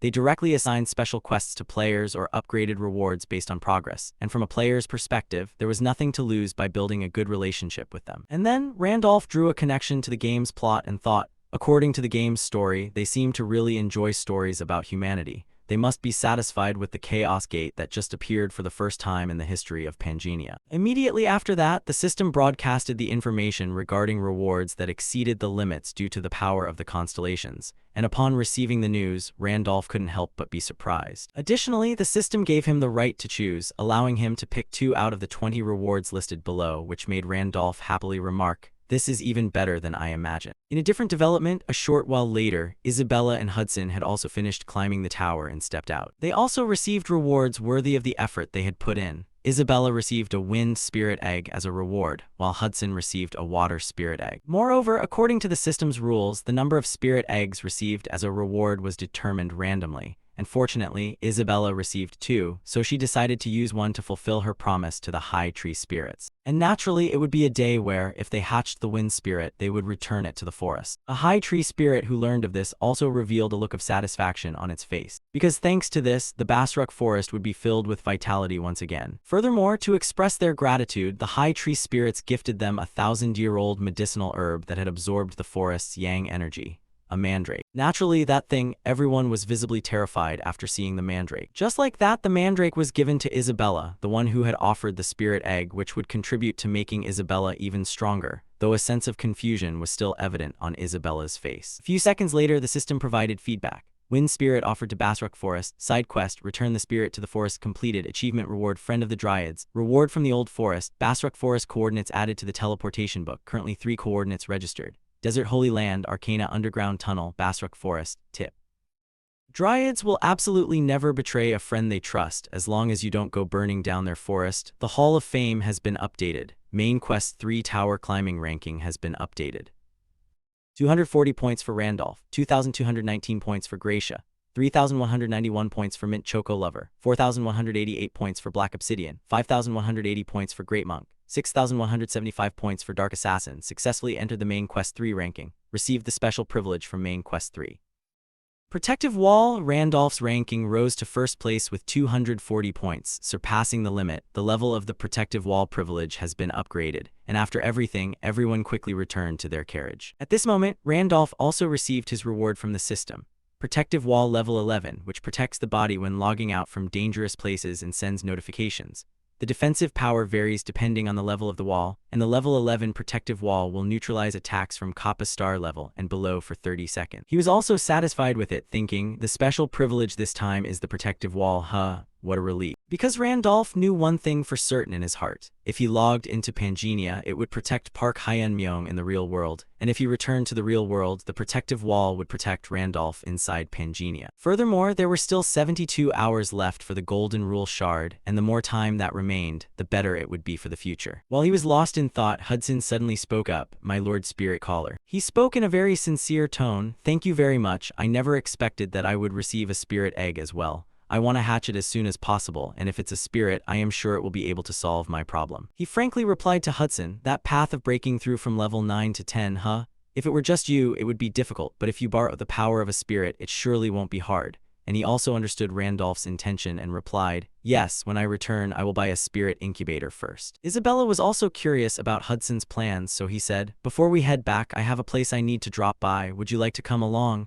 And he immediately agreed. "Of course I would. Having received such a great favor, if you need me to, I will follow you wherever it may be." Hearing that, he said happily, "Thank you." It took a while, but the group eventually arrived at a nearby village. As soon as they arrived, he immediately asked her with trembling voice, "Is this the place you needed to visit?" After looking at the surrounding scenery, Hudson panicked and shouted, "Is it here?" Isabella felt confused seeing him clutching his head and screaming, which caused him to get annoyed and yell, "It's too noisy." And then she turned to ask Randolph, "Where is this? Why is he reacting like that?" And he replied in a low voice, "The territory of Marquis Weiser, the Knight's Garden." While Hudson was still grimacing, Randolph explained further, "It's the place where Hudson's fiancée is living." It took a while before he spoke up to ask, "Why did we come here? I don't have enough standing to propose to Serengeti yet." But before the other party could finish, he cut him off. "Don't jump the gun like that. I didn't tell you to propose today." Next, Randolph honestly stated his plan. "I just have a private matter I want to ask Serengeti, so I stopped by." And hearing that, Hudson asked back in surprise, "The matter you want to ask is?" Walking a bit further, they accidentally saw a shattered window along with peeling paint on the walls. Randolph felt a bit confused seeing so many beggars here. Immediately, they turned down a different path where there were more people passing by. And then they arrived at the square, only to see the townspeople praying there. Isabella made her guess in an astonished voice, "It looks like they are holding a funeral service, I think." After looking through the list carved into the stone, Hudson asked him, "Is there anyone on the list you recognize?" And Randolph quickly replied, "No. But I know why it ended up like this." According to what Randolph knew, the list of 500 names carved on the stone tablet were all knights who had followed him to join the great expedition. He had never once questioned their names and never once thought about remembering even one of them. Because they weren't important high-level NPCs, even if it was said they fought for him, that was just a part of the plot. Just a part of the game, nothing more. Suddenly, a woman named May cried out, "Wilhelm, you bastard, give me back my son, give me back my son. Sion, you clearly said you would return.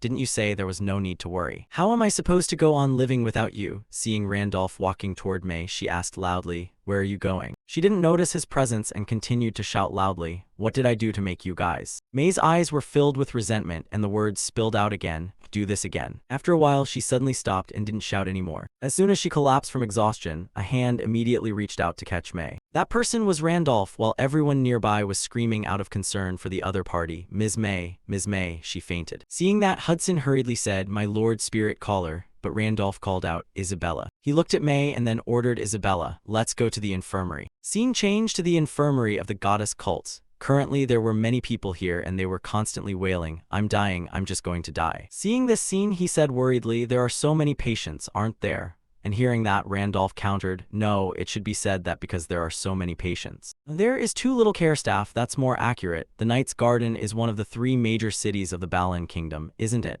How can such a big city have such a shortage of staff at the infirmary?" A minute later, Hudson offered his speculation, "There must be some problem with the management." And just as he was speaking, William came to greet them. "Gentlemen, you are the travelers from afar who brought Ms. May who fainted here, right? You truly have hearts of gold for not just ignoring her and walking away." Hudson saw the other party smiling and replied in confusion, "Yes." Seeing him leaning his face toward him, he asked uncomfortably, "Is something the matter?" William got straight to the point, "We are accepting donations from visitors to maintain the operations of the infirmary. Just supporting about 50 gold coins would already be a huge help." And Hudson jumped back, shouting, "You're collecting money privately." Randolph disagreed and countered, "The infirmary managed by the goddess cult is usually operated by the city's treasury, right?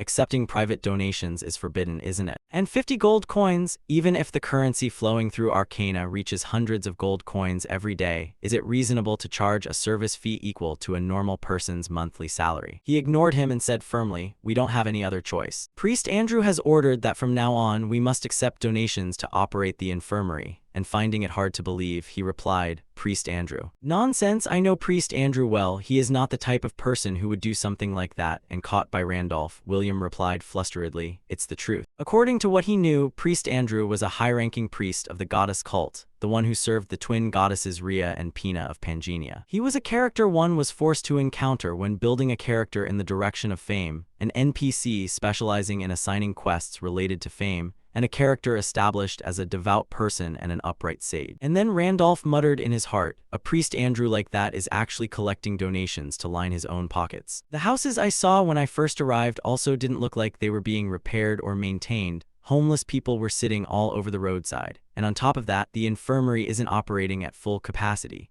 Even if it's not comparable to Arcana, this place should still be a fairly wealthy city. What on earth is happening to this city? Scene changed to the Lord's palace, where a lot of fine wine was laid out. Seeing Marquis Weiser drinking too much, Eric shouted to stop him. "My lord, you are drinking too much." He angrily threw the wine bottle toward him and scolded, "Stop it." Weiser pointed at Eric and screamed, "Shut your mouth. Go get more wine." Marquis Weiser was currently the master of the Knight's Garden City. Randolph thought for a moment before speaking. A second later, he ordered loudly, "I need to speak directly with Priest Andrew, lead the way," and William replied flusteredly, "Yes. I am afraid that is a bit difficult. There are so many people waiting for the priest to heal them." But before he could finish, Randolph called out loudly, "Hudson," which made the other party jump slightly. He brought out a money bag and handed it to William, making him say in a panic, "Yes, is something the matter?" Hudson gritted his teeth and whispered into his ear, "Donation money, 50 gold. Which made William feel both fearful and confused. Not stopping there, he added, "If you let us meet right now, I'll double it," which made him extremely terrified. Hearing that, William's eyes lit up again and he said, "Huh." Immediately after, he said loudly, "Please come this way," and William's voice was so loud that people outside could hear it, making them feel confused. Scene change, William brought them to a room nearby, and Andrew truly came out to meet them. "It is a pleasure to meet you. I am Priest Andrew." He politely invited Randolph inside. "Please sit down and let's talk," and he quickly agreed, "Very well." Andrew quickly went straight to the main point. "I heard you made a large donation to our orphanage," and Randolph replied indifferently, "It wasn't a small amount either. I heard that donating 50 gold coins is enough, so I thought if I donated less than that, I probably wouldn't be able to meet you." And this remark from Randolph left him momentarily speechless. Andrew read his thoughts and asked, "Are you disappointed, seeing an old priest who is greedy for money? It is so shameful that there are no words to defend it." Randolph also said seriously, "I was just wondering, why is the orphanage in such a big city as this, falling into such a state of financial need?" He was genuinely flustered as he clenched his hands and replied, "I heard you brought Ms. May who fainted here, right?" And Randolph hurriedly replied, "That's correct." And he recounted the story of what happened at the square to Andrew. May's only son joined the great expedition and did not return. Ever since then, she has always been sorrowful, blaming herself for thinking she should have stopped her son, but not doing so. "It's not just the carriage, sir. Many people have lost their families and friends. Many knights joined the great expedition to push back the Demon King, following in the footsteps of the Night King Wilhelm, and all of them were unable to return to this place." Regarding this, he did not refute anything. The Knight's Garden has lost countless talents, and massive resources have been consumed for war expenses.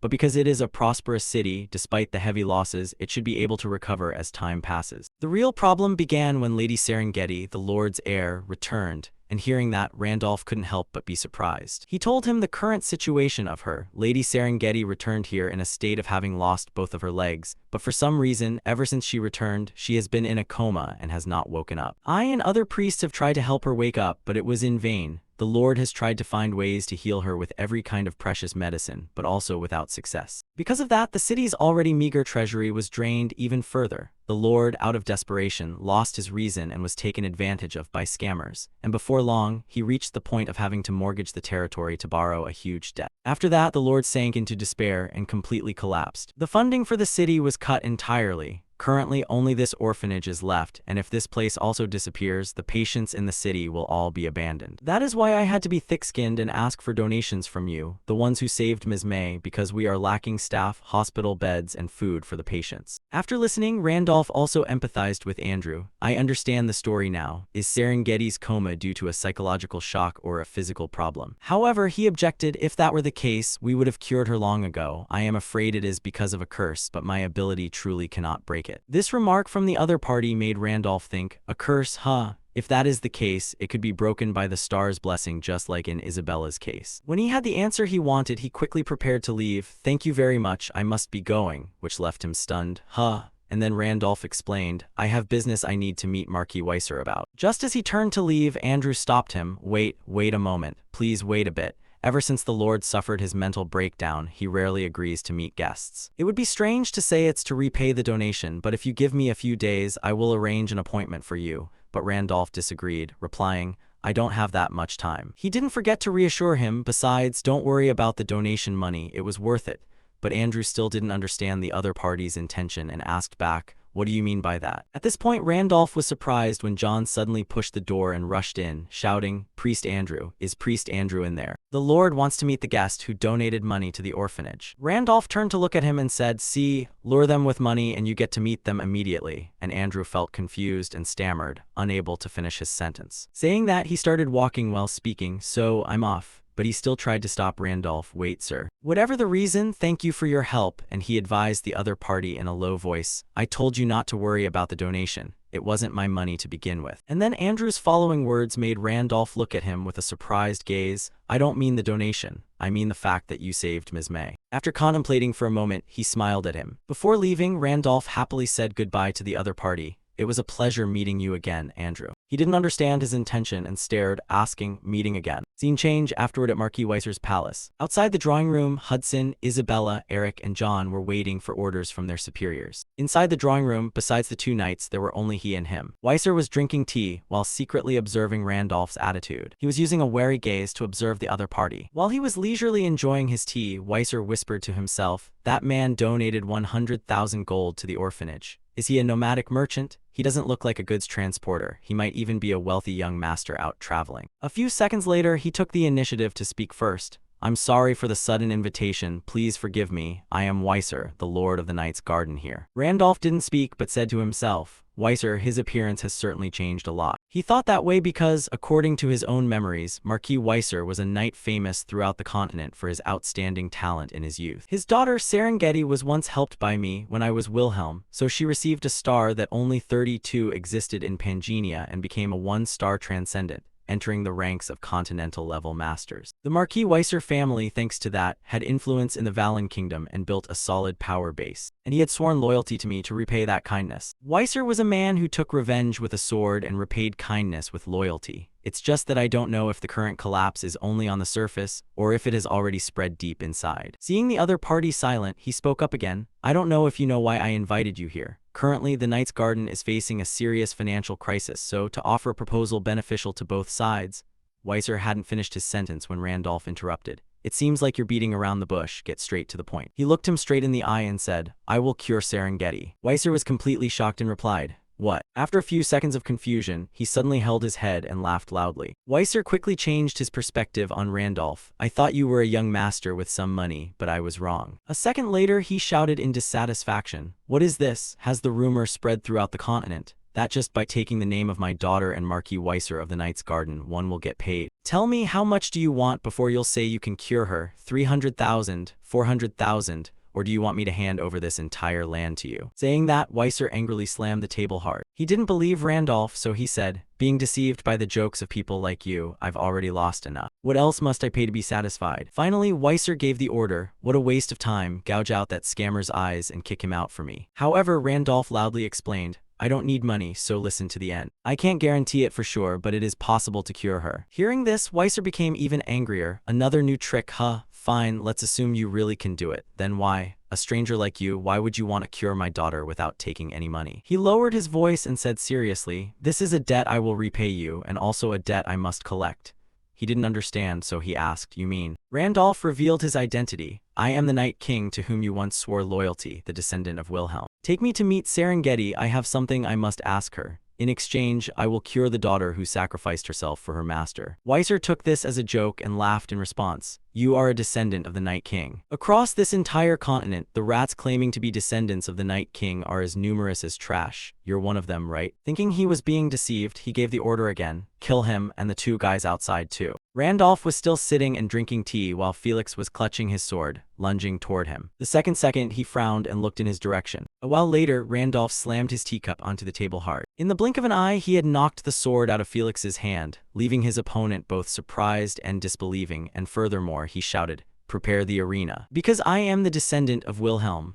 This performance by Randolph made Weiser put on a horrified face as he looked at him. Randolph returned his gaze with a very serious sentence, and I will prove it. The arena was then prepared according to Randolph's wishes, and Weiser was also present. Very quickly, the person fighting him also arrived. On the stands, Hudson frowned and said to Isabella, a duel, so suddenly, what on earth happened? She agreed with him. That's right, even though he was already a difficult person to predict. But this time, I truly don't understand how everything turned out like this. Down on the arena, Randolph was silently observing his opponent Tom. After seeing the equipment on him, he said to himself, Full option equipment blessed by God, huh? Seems like you really intend to do this for real. Before moving, Tom asked Randolph, are you really the descendant of the Night King? If you're lying, then confess and apologize right now. If it's now, you might still keep your life. He replied nonchalantly, whatever, just keep your promise to hide my identity and don't go bragging about my identity everywhere just because you lost. He was confident in his abilities, so he laughed in response. No need to worry, I bet my knight's honor that won't happen. In that case. Immediately after, Tom drew his sword and said, let me taste the swordsmanship of someone claiming to be a descendant of the Night King and see. At this point, Randolph had to silently praise him. Faster than I thought. Just as he thought that, Tom launched an attack. Fortunately, he quickly stepped back to dodge. Immediately after, Randolph drew his sword and whispered,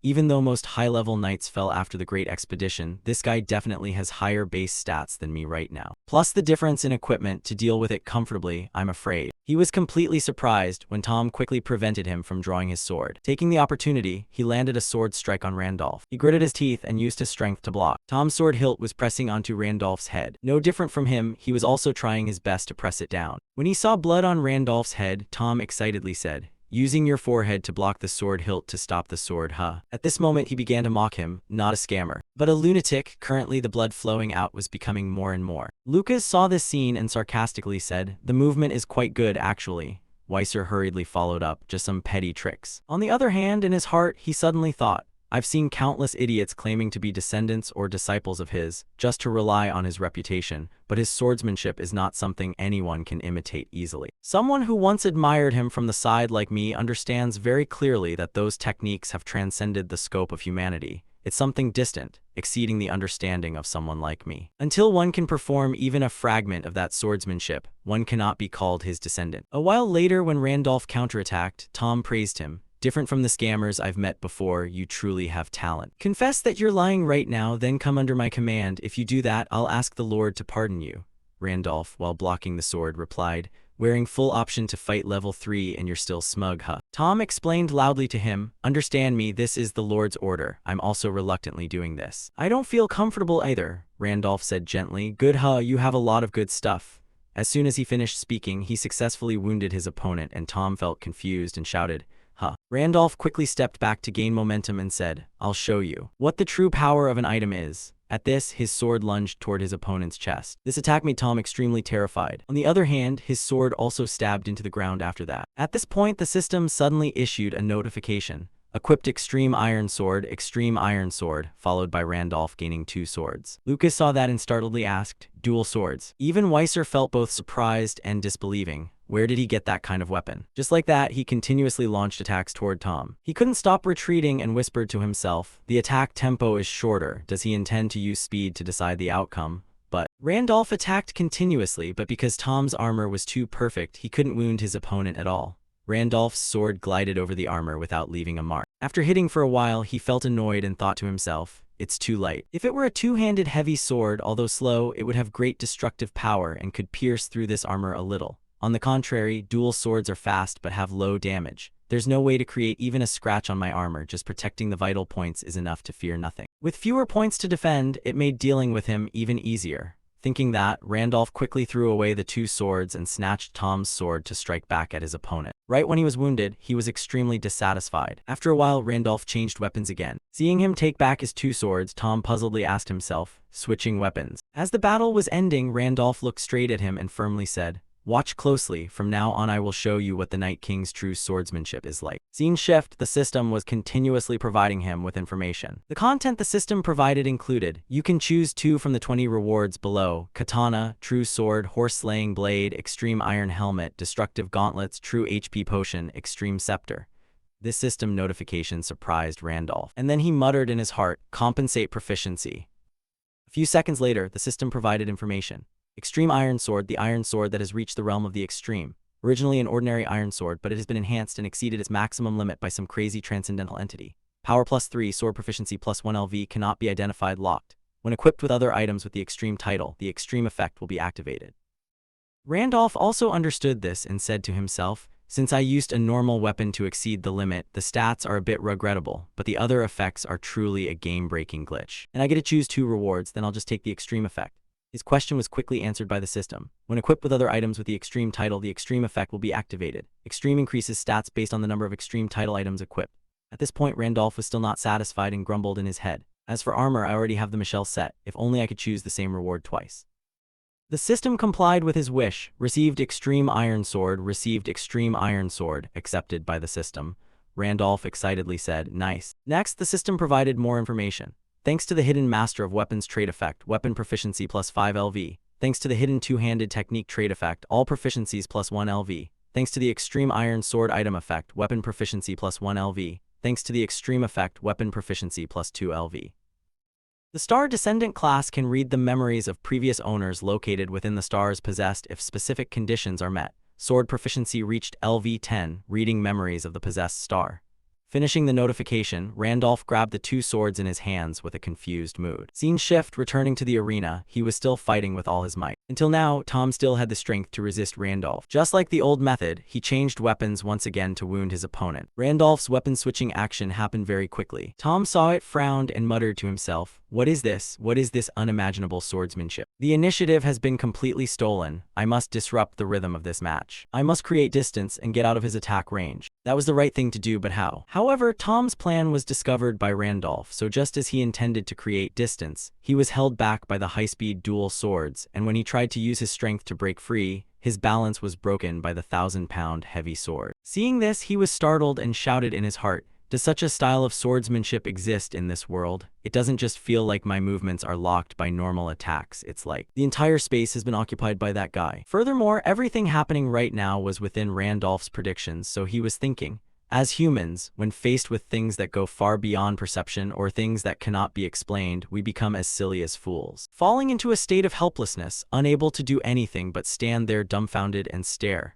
Everyone gathering in the arena at this moment was the same, including Hudson and Isabella, including Marquis Weiser, and even the knight who was directly facing him was the same. The swordsmanship of the Night King Wilhelm, and the decisive move that Randolph unleashed was, severing shadow of the blessed land. Tom was still standing firm, but dust was rising up around him. Even so, the sword in Tom's hand had fallen out. It dropped right at his feet with a loud thud. When a bloodstain appeared on his neck, Tom shouted in defeat, I lost. As soon as he finished speaking, he fell to the ground. Randolph bowed his head and looked at Tom contemplatively. After that, he shouted loudly, do you still need me to show you any more performances? These words made Weiser panic. A few seconds later, Lucas hesitantly called him, Sir, my lord. Weiser called out to him distractedly. Lucas, he quickly replied, yes. He bowed, clasped his hands, and ordered Lucas, invite that person here in the most respectful way possible. He is truly the descendant of the great Night King. Sir Wilhelm, at this same moment, Randolph was turning his head to look at Weiser. Weiser then invited Randolph to Serengeti's room. Currently, she looked incredibly haggard, and he said sadly,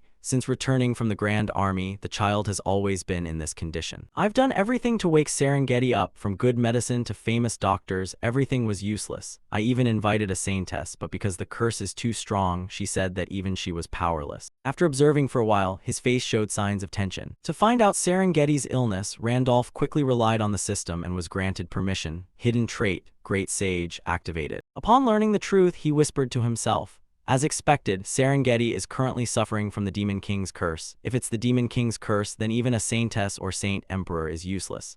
If I use the energy of the Star Protector to dispel the curse instead of magic, it might be effective. Weiser was still worried, so he asked Randolph, I have no more doubts about you now, but do you have a way to wake Serengeti up? He repeated his previous statement. I already said I can't be sure, I'm just going to give it a try. Randolph reached his hand toward her head. As he performed the healing, the system provided information, granting the blessing of the stars. The power Randolph released inadvertently surprised him. After a while, the system warned him, depleting all mental energy. Mental energy is insufficient to neutralize the Demon King's curse. And then, thanks to Randolph's determination, the matter was resolved, and at the same time, the system confirmed, limited curse temporarily dispelled. A few seconds later, Serengeti opened her eyes with a confused look. After that, she hesitated and said, this is. Seeing that, Weiser became so tense that he gritted his teeth. Next, he happily walked to her bedside and shouted, Serengeti, have you woken up? Serengeti wasn't fully recovered yet, so she couldn't speak, and Weiser nervously asked, do you remember your father? But then she suddenly called out a name, Hudson, and he replied in surprise, that's right, it's father right here. Hudson, who is that? He stood nearby, not daring to speak up. When Weiser discovered Hudson, he angrily said, you. He was so scared that he trembled as he replied, I apologize for arriving so late. Serengeti remained the same as before, always turning her gaze toward Hudson. On the other hand, deep down inside, he was thinking,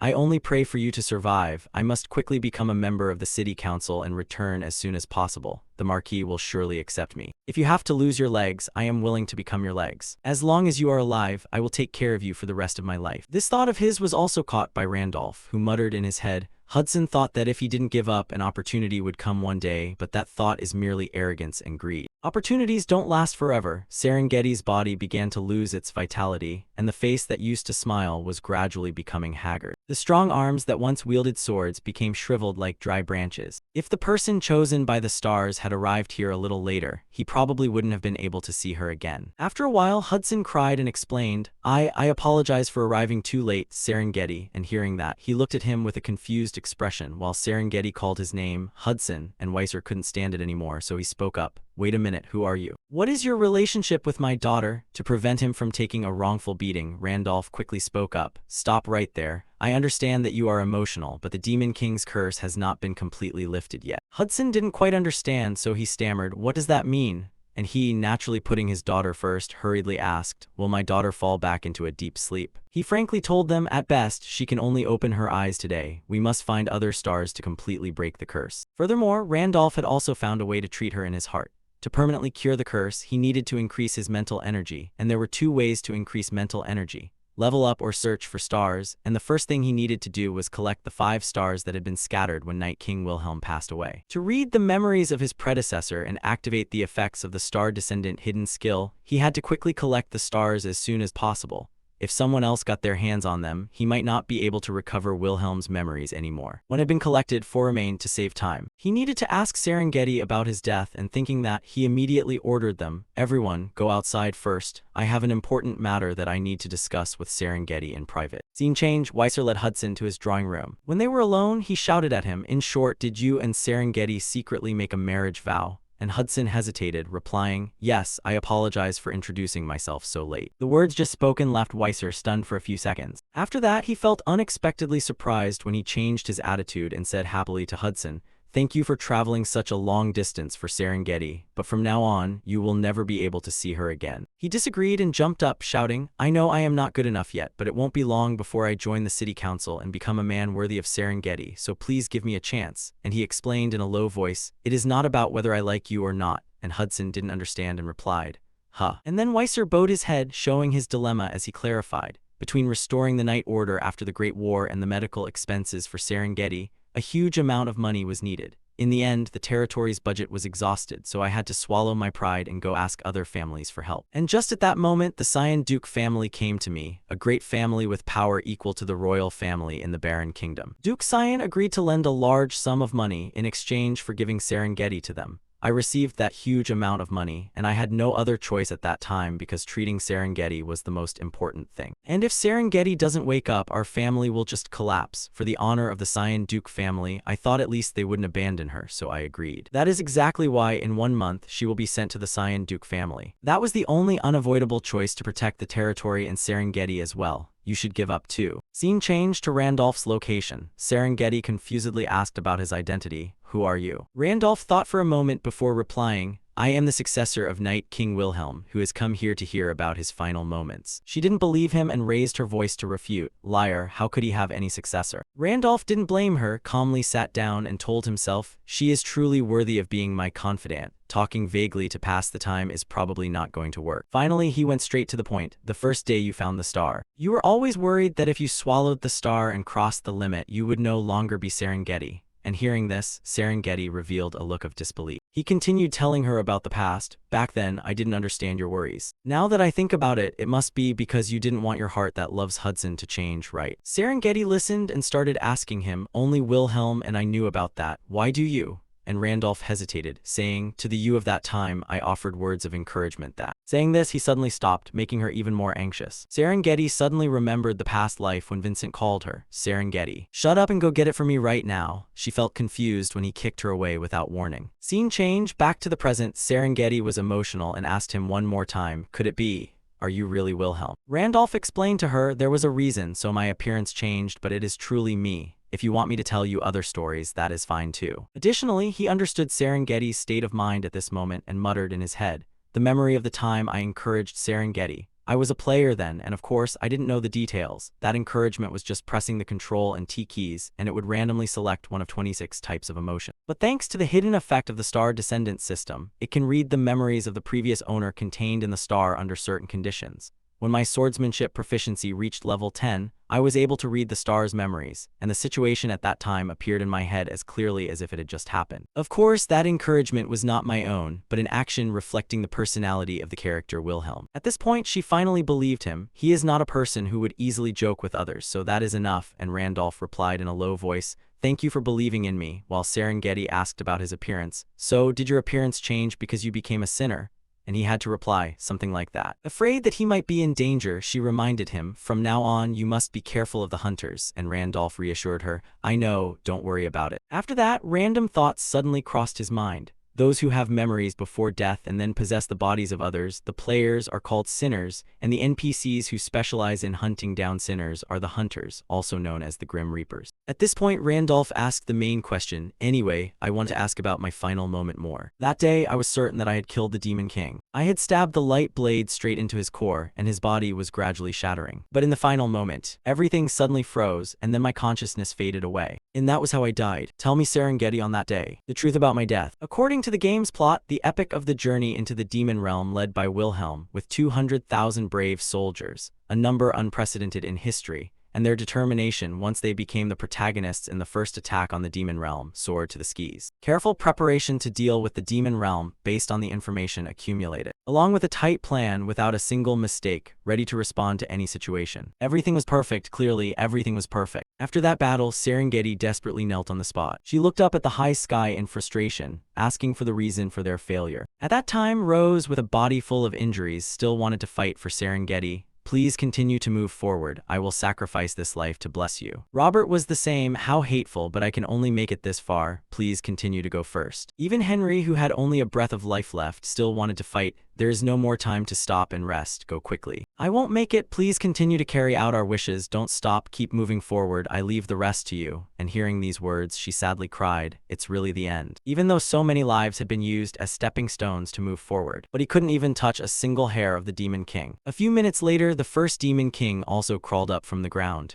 Just like that, the others appeared one after another. In the blink of an eye, the Demon King's army was formed and roared. In that terrifying roar, Serengeti muttered to herself, "They are attacking as if they know every one of our moves. This is impossible, unless there is a traitor who has secretly colluded with the demon race. In the end, is the army disintegrating from within, right from the start? Is this event originally impossible?" While she was thinking, a Demon King took the opportunity to attack. Fortunately, Wilhelm appeared just in time to clear the way and said, It's not over yet." And then Serengeti was completely amazed when Wilhelm suddenly rushed into the fight wildly. Even so, the Demon King's army kept coming in greater numbers. However, he was still more than capable of fighting, making them cry out in confusion. After that, Wilhelm said in a low voice, "It seems like you are very tired, aren't you? Rest a bit," and his presence made Serengeti extremely surprised. Wilhelm turned to look at her and said sternly, "Because everything is about to end." These words left Serengeti completely shocked. She stood in a corner watching him fight, muttering to herself, "Divine warrior, the Sword King is truly a god on earth." To the point that the demons in front of the divine warrior looked pathetic. His existence is full of pressure. With just one attack, he completely changed the entire terrain. The deep despair that everything had ended, that despair, that man. With only one sword in his hand, he slashed everything apart. Wilhelm fought with a cold, unwavering expression. Scene changed that night. He was the one who helped her walk. At this moment, Serengeti said to the other, "You don't need to do this much. My body has recovered enough." And Wilhelm hurriedly reassured her, "Don't worry, I do this so you can save your strength because you are a very useful fighting force." She was also concerned about the others when she asked, "Are we the only two survivors?" And Wilhelm honestly replied, "Apart from the injured soldiers who were sent back from the beginning, perhaps everyone else has fallen in battle." And Serengeti sadly said, "So that's how it is." Knowing the other was sad, he comforted her. "If that's the case, at the very least, you must survive and return." And hearing that, she was extremely surprised. He looked at Serengeti and said bluntly, "Don't you cry every night because you want to see that Hudson person?" And she shouted in denial, "I don't cry." Next, Serengeti explained to him, "Even though I don't cry, but I will definitely return to see him." As soon as she finished speaking, Wilhelm quickly created a magic circle. Seeing it, she screamed in terror. Seeing that, he said happily, "Really? This game is not easy at all, is it?" She panicked and shouted in confusion, "Lord Wilhelm." He just calmly replied, "Serengeti, go back, get married, fall in love, or do whatever you want. Live a good life." As Wilhelm threw her towards the magic circle, Serengeti muttered to herself, "I'll survive." Even though the campaign ended in failure, the Sword King saved my life and gave me a chance. Even if you survived and returned alone, no one would dare to blame you. Because it was such a cruel and fierce battle, just being able to return meant being reunited with the loved one you had been longing for, and being able to be happy with a normal, daily life. Just escaping from this place was enough. After everything, she was finally able to meet Hudson again. At that very moment, filled with guilt, Serengeti gritted her teeth and said, "I'm sorry, Hudson," and with that, she activated the position swapping skill. The action happened so quickly that he couldn't react in time. Wilhelm, seeing the system change, became worried. Very quickly, a massive explosion erupted from the magic circle. Through the thick dust and smoke, a silhouette emerged. He thought for a moment before calling out in a panic, "Serengeti." When the dust finally cleared, Wilhelm saw that she had been wounded. Scene change back to the present, Serengeti recounted the entire story to Randolph. "It was fortunate. Even though I fell into the Demon King's trap, my body didn't dissipate, and even though I lost both my legs, thanks to the elixir of life that you, Lord Wilhelm, had given me, I was able to keep my life." Hearing this, he became lost in thought. "At that time, I was a bit too immersed, so I acted without thinking, but I never expected it to turn into such a tragic scene in the game." Serengeti also mentioned the spiritual talisman. Afterward, Lord Wilhelm applied a protective spiritual talisman to hide my body. The talisman's effect prevented the Demon King from detecting me, so I was able to observe the situation until the very end. Randolph confirmed this. "That's right, I remember that part too, but that's not what I'm curious about." And Serengeti, understanding his intention, replied, "I understand. I suppose you want to know what happened afterward, don't you?" Immediately after, the Demon King appeared. The Demon King fell just like in Lord Wilhelm's memories, but suddenly Lord Wilhelm froze as if time had stopped. At that moment, the Demon King shouted at her, "You monster! Even if you are a 5-star transcendental, how could you push me to this extent without the goddess's symbol? But that was your mistake. When lacking the goddess's power, you can destroy my mortal shell, but you can never destroy my core. I praise you, O Sword King. To compensate for this ruined mortal shell, I will use your body as my new vessel." The Demon King quickly created a magic vortex. Right after that, another power took over the Demon King's vortex. And when that power completely seized the vortex, the Demon King felt both surprised and confused as he shouted, "What is this light?" At that moment, Fina was channeling her power to Wilhelm. This infuriated the Demon King, who scolded, "You vile woman, don't tell me that because you didn't want the star to be stolen, you decided to take the life of the warrior loyal to you. After doing this, do you still dare to call yourself a goddess? No, that's not it. I will kill you, Fina." And at this point, he lay motionless on the ground. Scene change. At this moment, Serengeti stammered, "I don't have the memories after that," and Randolph fell into deep thought. He suddenly had a thought. The Demon King was trying to take over Wilhelm's body, and then the goddess Fina intervened. What on earth would actually happened? Scene change at the city walls, Knight's Garden. Elias was on guard duty when he yawned and said, "This is so boring. We've been assigned to guard duty way too much lately, don't you think?" Charles casually replied, "I heard the financial situation in the territory is terrible, so wages are being delayed for everyone from knights to lowly soldiers like us. That's why everyone is quitting. It's gotten to the point where there aren't even enough people for shift changes. No one wants to stay in a city that's about to go bankrupt." He looked into the distance and replied indifferently, "That is true indeed." At this, Elias froze when he saw dust swirling in the air. He didn't hear what he said and asked, "Why are you suddenly being so quiet?" Elias discovered that within the thick dust, strange eyes were staring in this direction. He slowly lost his composure, gritting his teeth in fear. Finally, Elias shouted in a panic, "Moan, monsters." Sure enough, an army of monsters was marching toward them. As they approached the city wall, everyone shouted in unison, "It's a monster wave. The city is under attack." A long time ago, a horrific war between light and darkness erupted in Panginia. It was a conflict that shook the entire world, so brutal that the goddess Leia fell during that battle. After her death, the entire continent plunged deep into endless darkness. The earth cracked open and roads were swallowed by the pitch-black void. To connect the severed lands, humans poured an enormous amount of resources into developing teleportation technology. Warp gates became the only means of travel between the continents. But these mysterious objects led through a void that no one truly understood. When not well controlled, they didn't just stop working, they turned into disasters. Suddenly, the fragments were violently shaken. From the cracks, something extremely malicious was staring back. A wave of monsters, a tide of death poured out from the warp gate. They swarmed into the city, tearing through every layer of defense. Park Hyun-myung sat alone, silently piecing together the truths about this world. He suspected that if the Demon King had tried to take over his body, then the goddess Pina must have intervened. He still had more questions than answers, but the picture was gradually becoming clear. The first thing he needed to understand was why, in his past life, he could not kill the Demon King. At the exact moment he was about to deliver the finishing blow, time suddenly stopped, and his world turned into a blue screen. NPCs like Serengeti were not affected by that freezing and witnessed everything. To a normal player, that was just a simple game over. but for Hyunmyoung, it was something entirely different. He realized he was no longer a user. He had become a true player in this world. That was also why he was trapped in this reality. The second question, what are the conditions to become a player? In this world, if you die in the game, you will be summoned back as a player. This phenomenon only occurs when the strongest character you have ever nurtured is killed.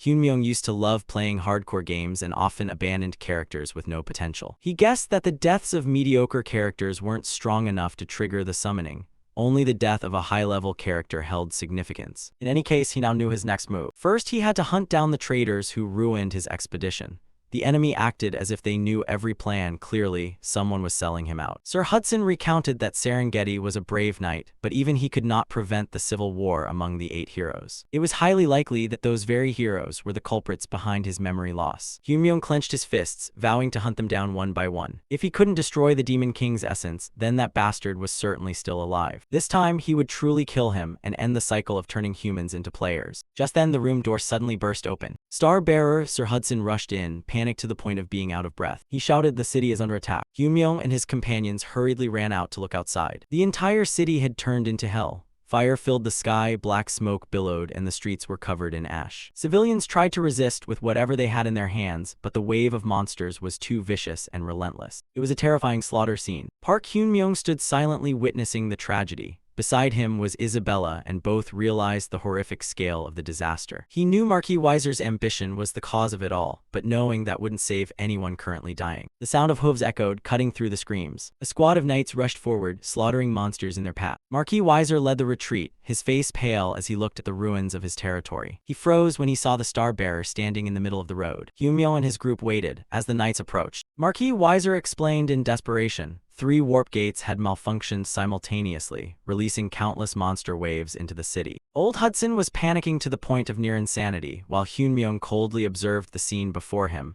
unable to believe this pathetic failure. Casting aside his remaining pride, Marquis Weiser begged the Star-bearer to intervene and save them. Just then, a quest board appeared. Subquest: Defend the City. Rewards: Fame plus 30, massive EXP. Penalty: Loss of a large amount of fame if refused. Then, the main quest officially appeared. Main quest 4: Fill the dark void crack within 30 minutes. The rewards were extremely attractive, but the fine print below warned, an abyss hybrid will appear every 10 minutes. Hyunmyoung stared at Marquis Weiser, wondering if this guy was truly insane for daring to entrust him with this mission.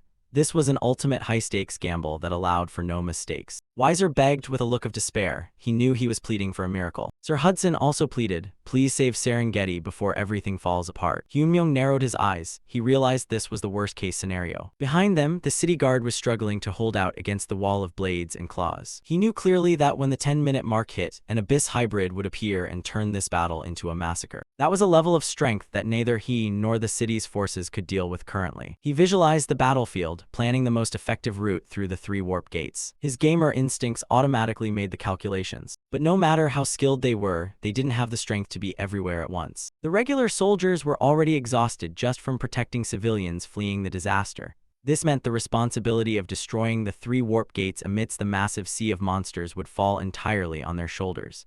This was a suicide mission. The probability of success was almost 0. However, he couldn't stop thinking about the golden scale shop, the reward related to his most mysterious item.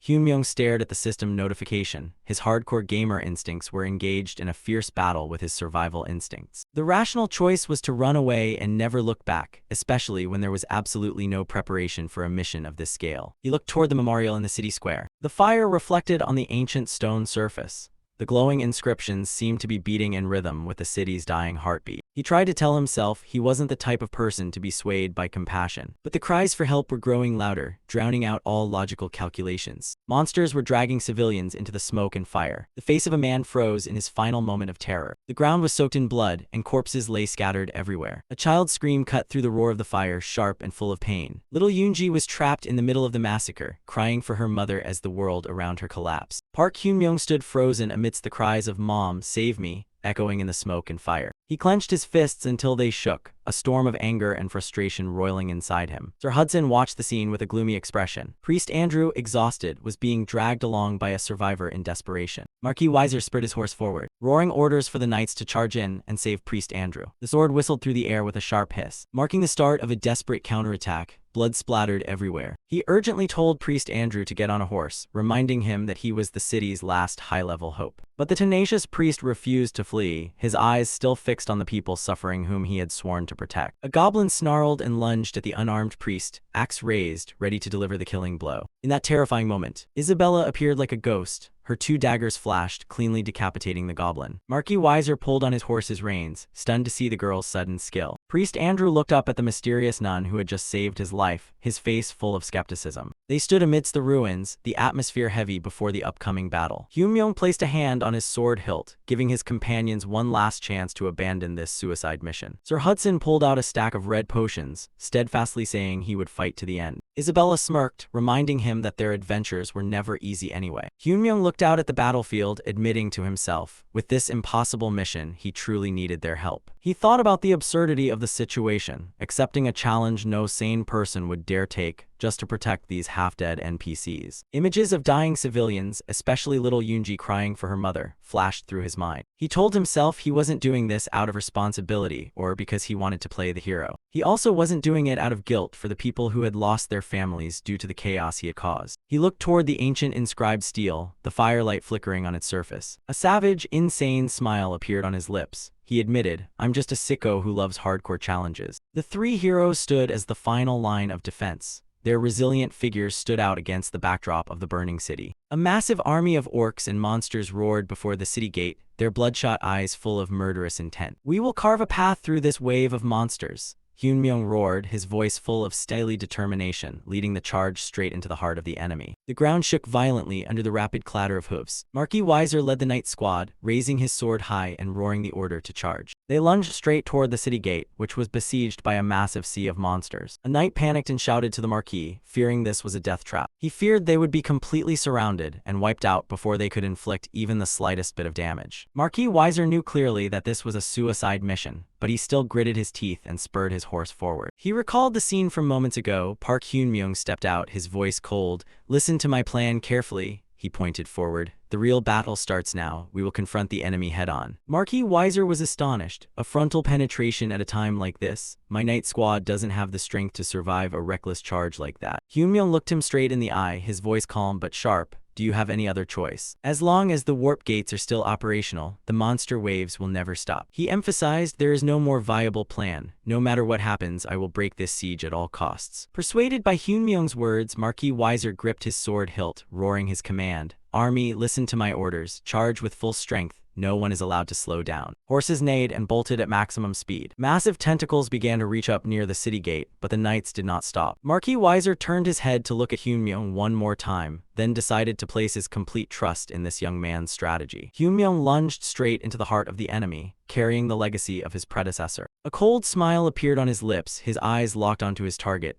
absolutely not hesitating for even a second. A massive shadow covered the army as they approached the monsters. Suddenly, a spear roared through the air, piercing straight into the front line with horrific force. Its terrible power caused the tentacle to be shattered instantly. The giant octopus stared in shock at this scene. Hyunmyoung immediately activated the teleportation book, summoning emergency reinforcements. From the top of the high wall, silent figures had been observing the entire battlefield. A massive dark space portal opened in the sky, connecting directly to the Basrock forest. The High Dryad stepped out with his warriors, ready to repay Hyunmyoung. He called him a friend of the forest, then ordered his archers to prepare. A horrific rain of magical arrows tore through the monster horde surrounding the gate. Marquis Weiser was completely stunned. Both he and Priest Andrew could not believe it. The legendary dryads had actually appeared to assist. Hyunmyoung thought to himself, completing that sub-quest back then was indeed the best decision. He recalled the moment he returned the wind spirit to the forest tribe.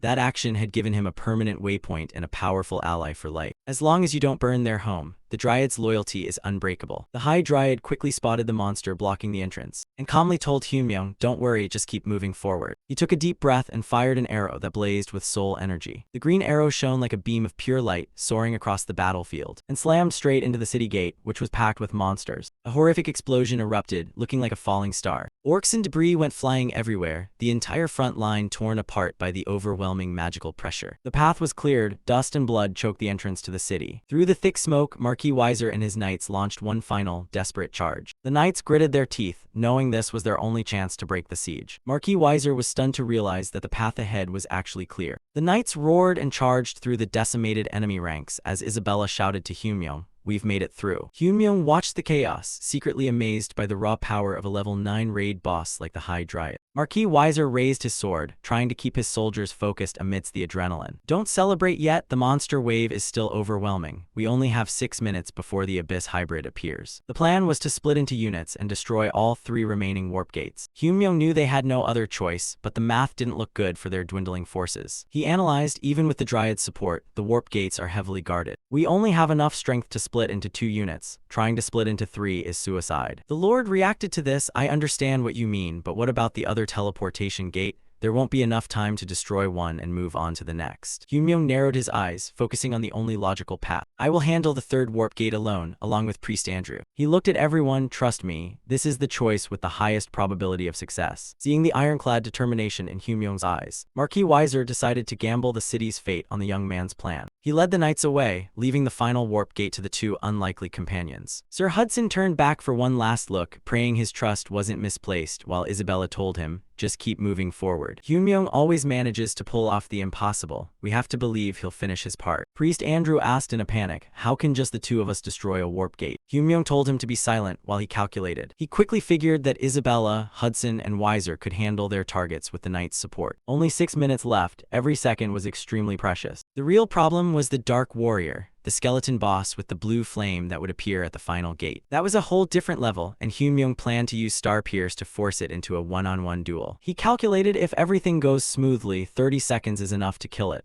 With buffs from a high-ranking priest like Andrew, the success rate would be even higher. Hyunmyeong held up a glowing red gem, ready to start the final stage of his plan. Andrew gasped when a massive 3-headed Hydreigon appeared, ready to serve as their transportation. The countdown to summon the Abyss Hybrid had begun, only 5 minutes left. With the clock ticking down to 0, the final race against time officially began. With just over 3 minutes remaining, Marquis Weiser led his unit in a fierce battle against the defensive orc squad. The intensity of the battle reached its peak as the timer ticked down to the last minute. Isabella pushed herself to her limit, slashing through enemy ranks to reach her objective. The countdown hit a critical point, only 34 seconds left to stop the summoning, and 2 of the 3 warp gates had been successfully disabled. Only 1 gate remained. The system confirmed 2 gates were destroyed, but a mutated monster was guarding the last one. Hyunmyeong remained calm and nodded. The minimum conditions for clearing have been met. A dark, vicious aura erupted from the last warp gate, the air cracking from the dark energy as the mutated entity fully manifested. A massive pillar of energy surged from the warp gate, signaling a massive leap in power. Heavy armored boots stepped onto the battlefield, shrouded in cold and blasphemous darkness. The Dark Warrior finally appeared, a giant skeleton warrior covered in ethereal blue flames. This was the last and most dangerous guardian of the remaining warp gate. Its empty eye sockets flared with killing intent as it locked onto its new target. Hyunmyeong didn't flinch, as brilliant green soul energy surged across his body. Riding the Hydreigon alongside Priest Andrew, he prepared for the final lightning-fast showdown. Only 28 seconds left on the clock. The city's fate hung by a thread on this battle. Thick dark clouds churned in the sky above the battlefield. A light drizzle began to fall from the heavy clouds as the night squad charged through the rain, desperately trying to reach the remaining warp gates. Sir Hudson knew the clock was ticking second by second, and he bet everything, trusting the inheritor of Wilhelm's legacy.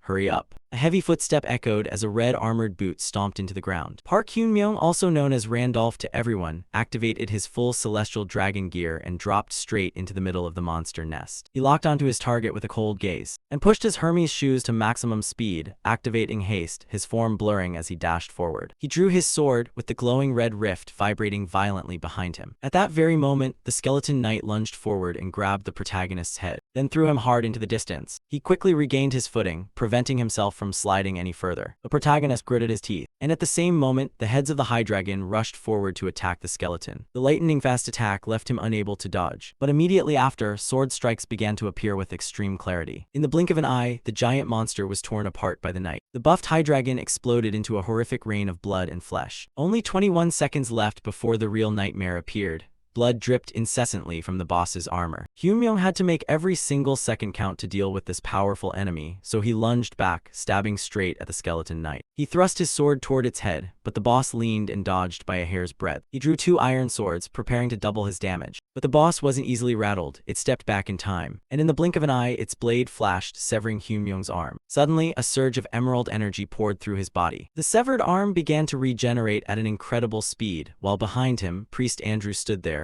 pouring everything into a powerful healing buff. Even though he was healed, that lag was enough for the boss to unleash a horrific slash that could tear the world apart. The protagonist's body was sent flying into the sky, and the priest watched in absolute horror. Taking advantage of that moment, the skeleton lunged to attack him. The old man's eyes widened, but there was nothing he could do. But just then, a figure fell like a meteor. Randolph had arrived, slashing through the boss before it could touch the old man. However, the priest's body also tumbled backward, while other small fry monsters lunged in. Hyunmyoung countered in the blink of an eye, unleashing a flurry of kicks and wild slashes, carving a bloody path for the old man. At this moment, all the surrounding monsters lunged to attack. His focus was as sharp as a knife, and he couldn't afford even a single mistake. A giant beam of light descended, incinerating everything within the Starclaw skill range. Andrew could only watch from the ground as the world turned completely white. Having just cleared the surrounding monsters, he appeared beside the boss like a giant phantom. Hyunmyoung's eyes widened, but the monster managed to raise its 2 swords, locking onto the protagonist's giant sword. Only 11 seconds left on the clock. A horrific explosion erupted from the collision between the 2 powerhouses. The ground shook and everything around them was flattened. When the dust settled, the 2 figures remained standing, motionless. Blood splattered the ground, and although Hyunmyoung's 2 swords had blocked that terrifying slash, the cold blue flame still flickered in the boss's metallic eye sockets. Randolph gripped his sword hilt tightly, his blood mixing with the falling rain. With a savage smile on his lips, he realized that the final moment had arrived. The skeleton knight blocked his path, determined that the intruder wouldn't go anywhere. But Randolph didn't even look at it, turning his head to call his companion behind him, Priest Andrew. Andrew began the ritual, with green energy swirling around him as he prepared to offer up the ultimate prayer. "Just pray for me," Randolph roared, demanding absolute devotion from the priest. The scene cut back to the countdown timer for the city's destruction. 5 minutes remained. In a flashback, Andrew's face showed clear hesitation as he wondered if their mission as just the 2 of them could stop the disaster. Park Hyunmyoung bluntly admitted, "Even with my skills, I won't be able to destroy the gates before time runs out." Andrew panicked, knowing that failure meant the entire city would die. And Hyunmyoung asked him a simple question. "Do you really want to save your people?" He replied that it was obvious. And the protagonist made his next request. "If so, then recite the prayer of veneration for me."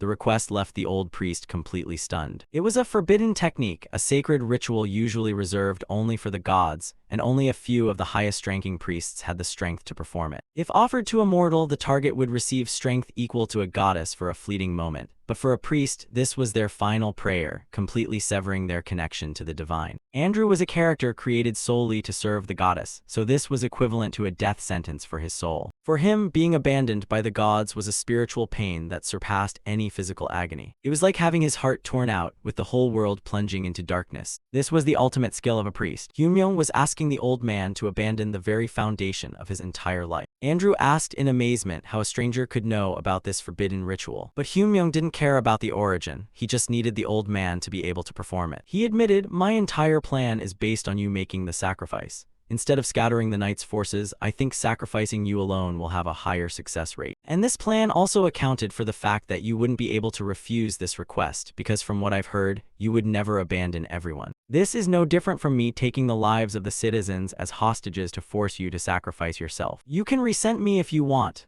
Before the protagonist could finish, the priest suddenly bowed his head in thanks. "Thank you. If you hadn't brought it up first, I would never have dared to say it myself. I would have spent my whole life trapped in the agony of having to weigh my faith against the sacrifice of the people. From the bottom of my heart, thank you." He said this while tears streamed down his face. Hyunmyoung was stunned to witness the old man's determination. Returning to the present, the old priest of Panginia poured his entire soul into his prayer. Randolph watched the light grow stronger, inwardly admitting, "This is the most honorable person I have ever met." A series of system notifications flooded the air as all his stats hit their caps. The ultimate buff activated, but it only lasted for 2 fleeting seconds. With the terrifying surge of power flowing through his body, he prepared to summon the Night King Wilhelm himself. He looked straight at the skeleton knight and said coldly, "You should feel honored to witness this." He raised his sword high. The air seemed to crystallize as primal energy gathered around the blade. He spun his body to create a golden tornado, a perfect swordsmanship technique that defied gravity. The skeleton knight was swallowed up in the light of Wilhelm's heaven and earth splitting swordsmanship. A blinding, pure white pillar of light erupted from the battlefield, its power echoing like it was the dawn of creation. A shockwave spread across the city, piercing the sky, and causing the locals to stand frozen in awe. Priest Andrew was also left speechless by the sight. As the holy light faded, the system notified the end of the buff and disabled Randolph's main combat skills. Standing amidst the ruins in his dragon armor, Randolph acknowledged the old priest's sacrifice and declared, "The city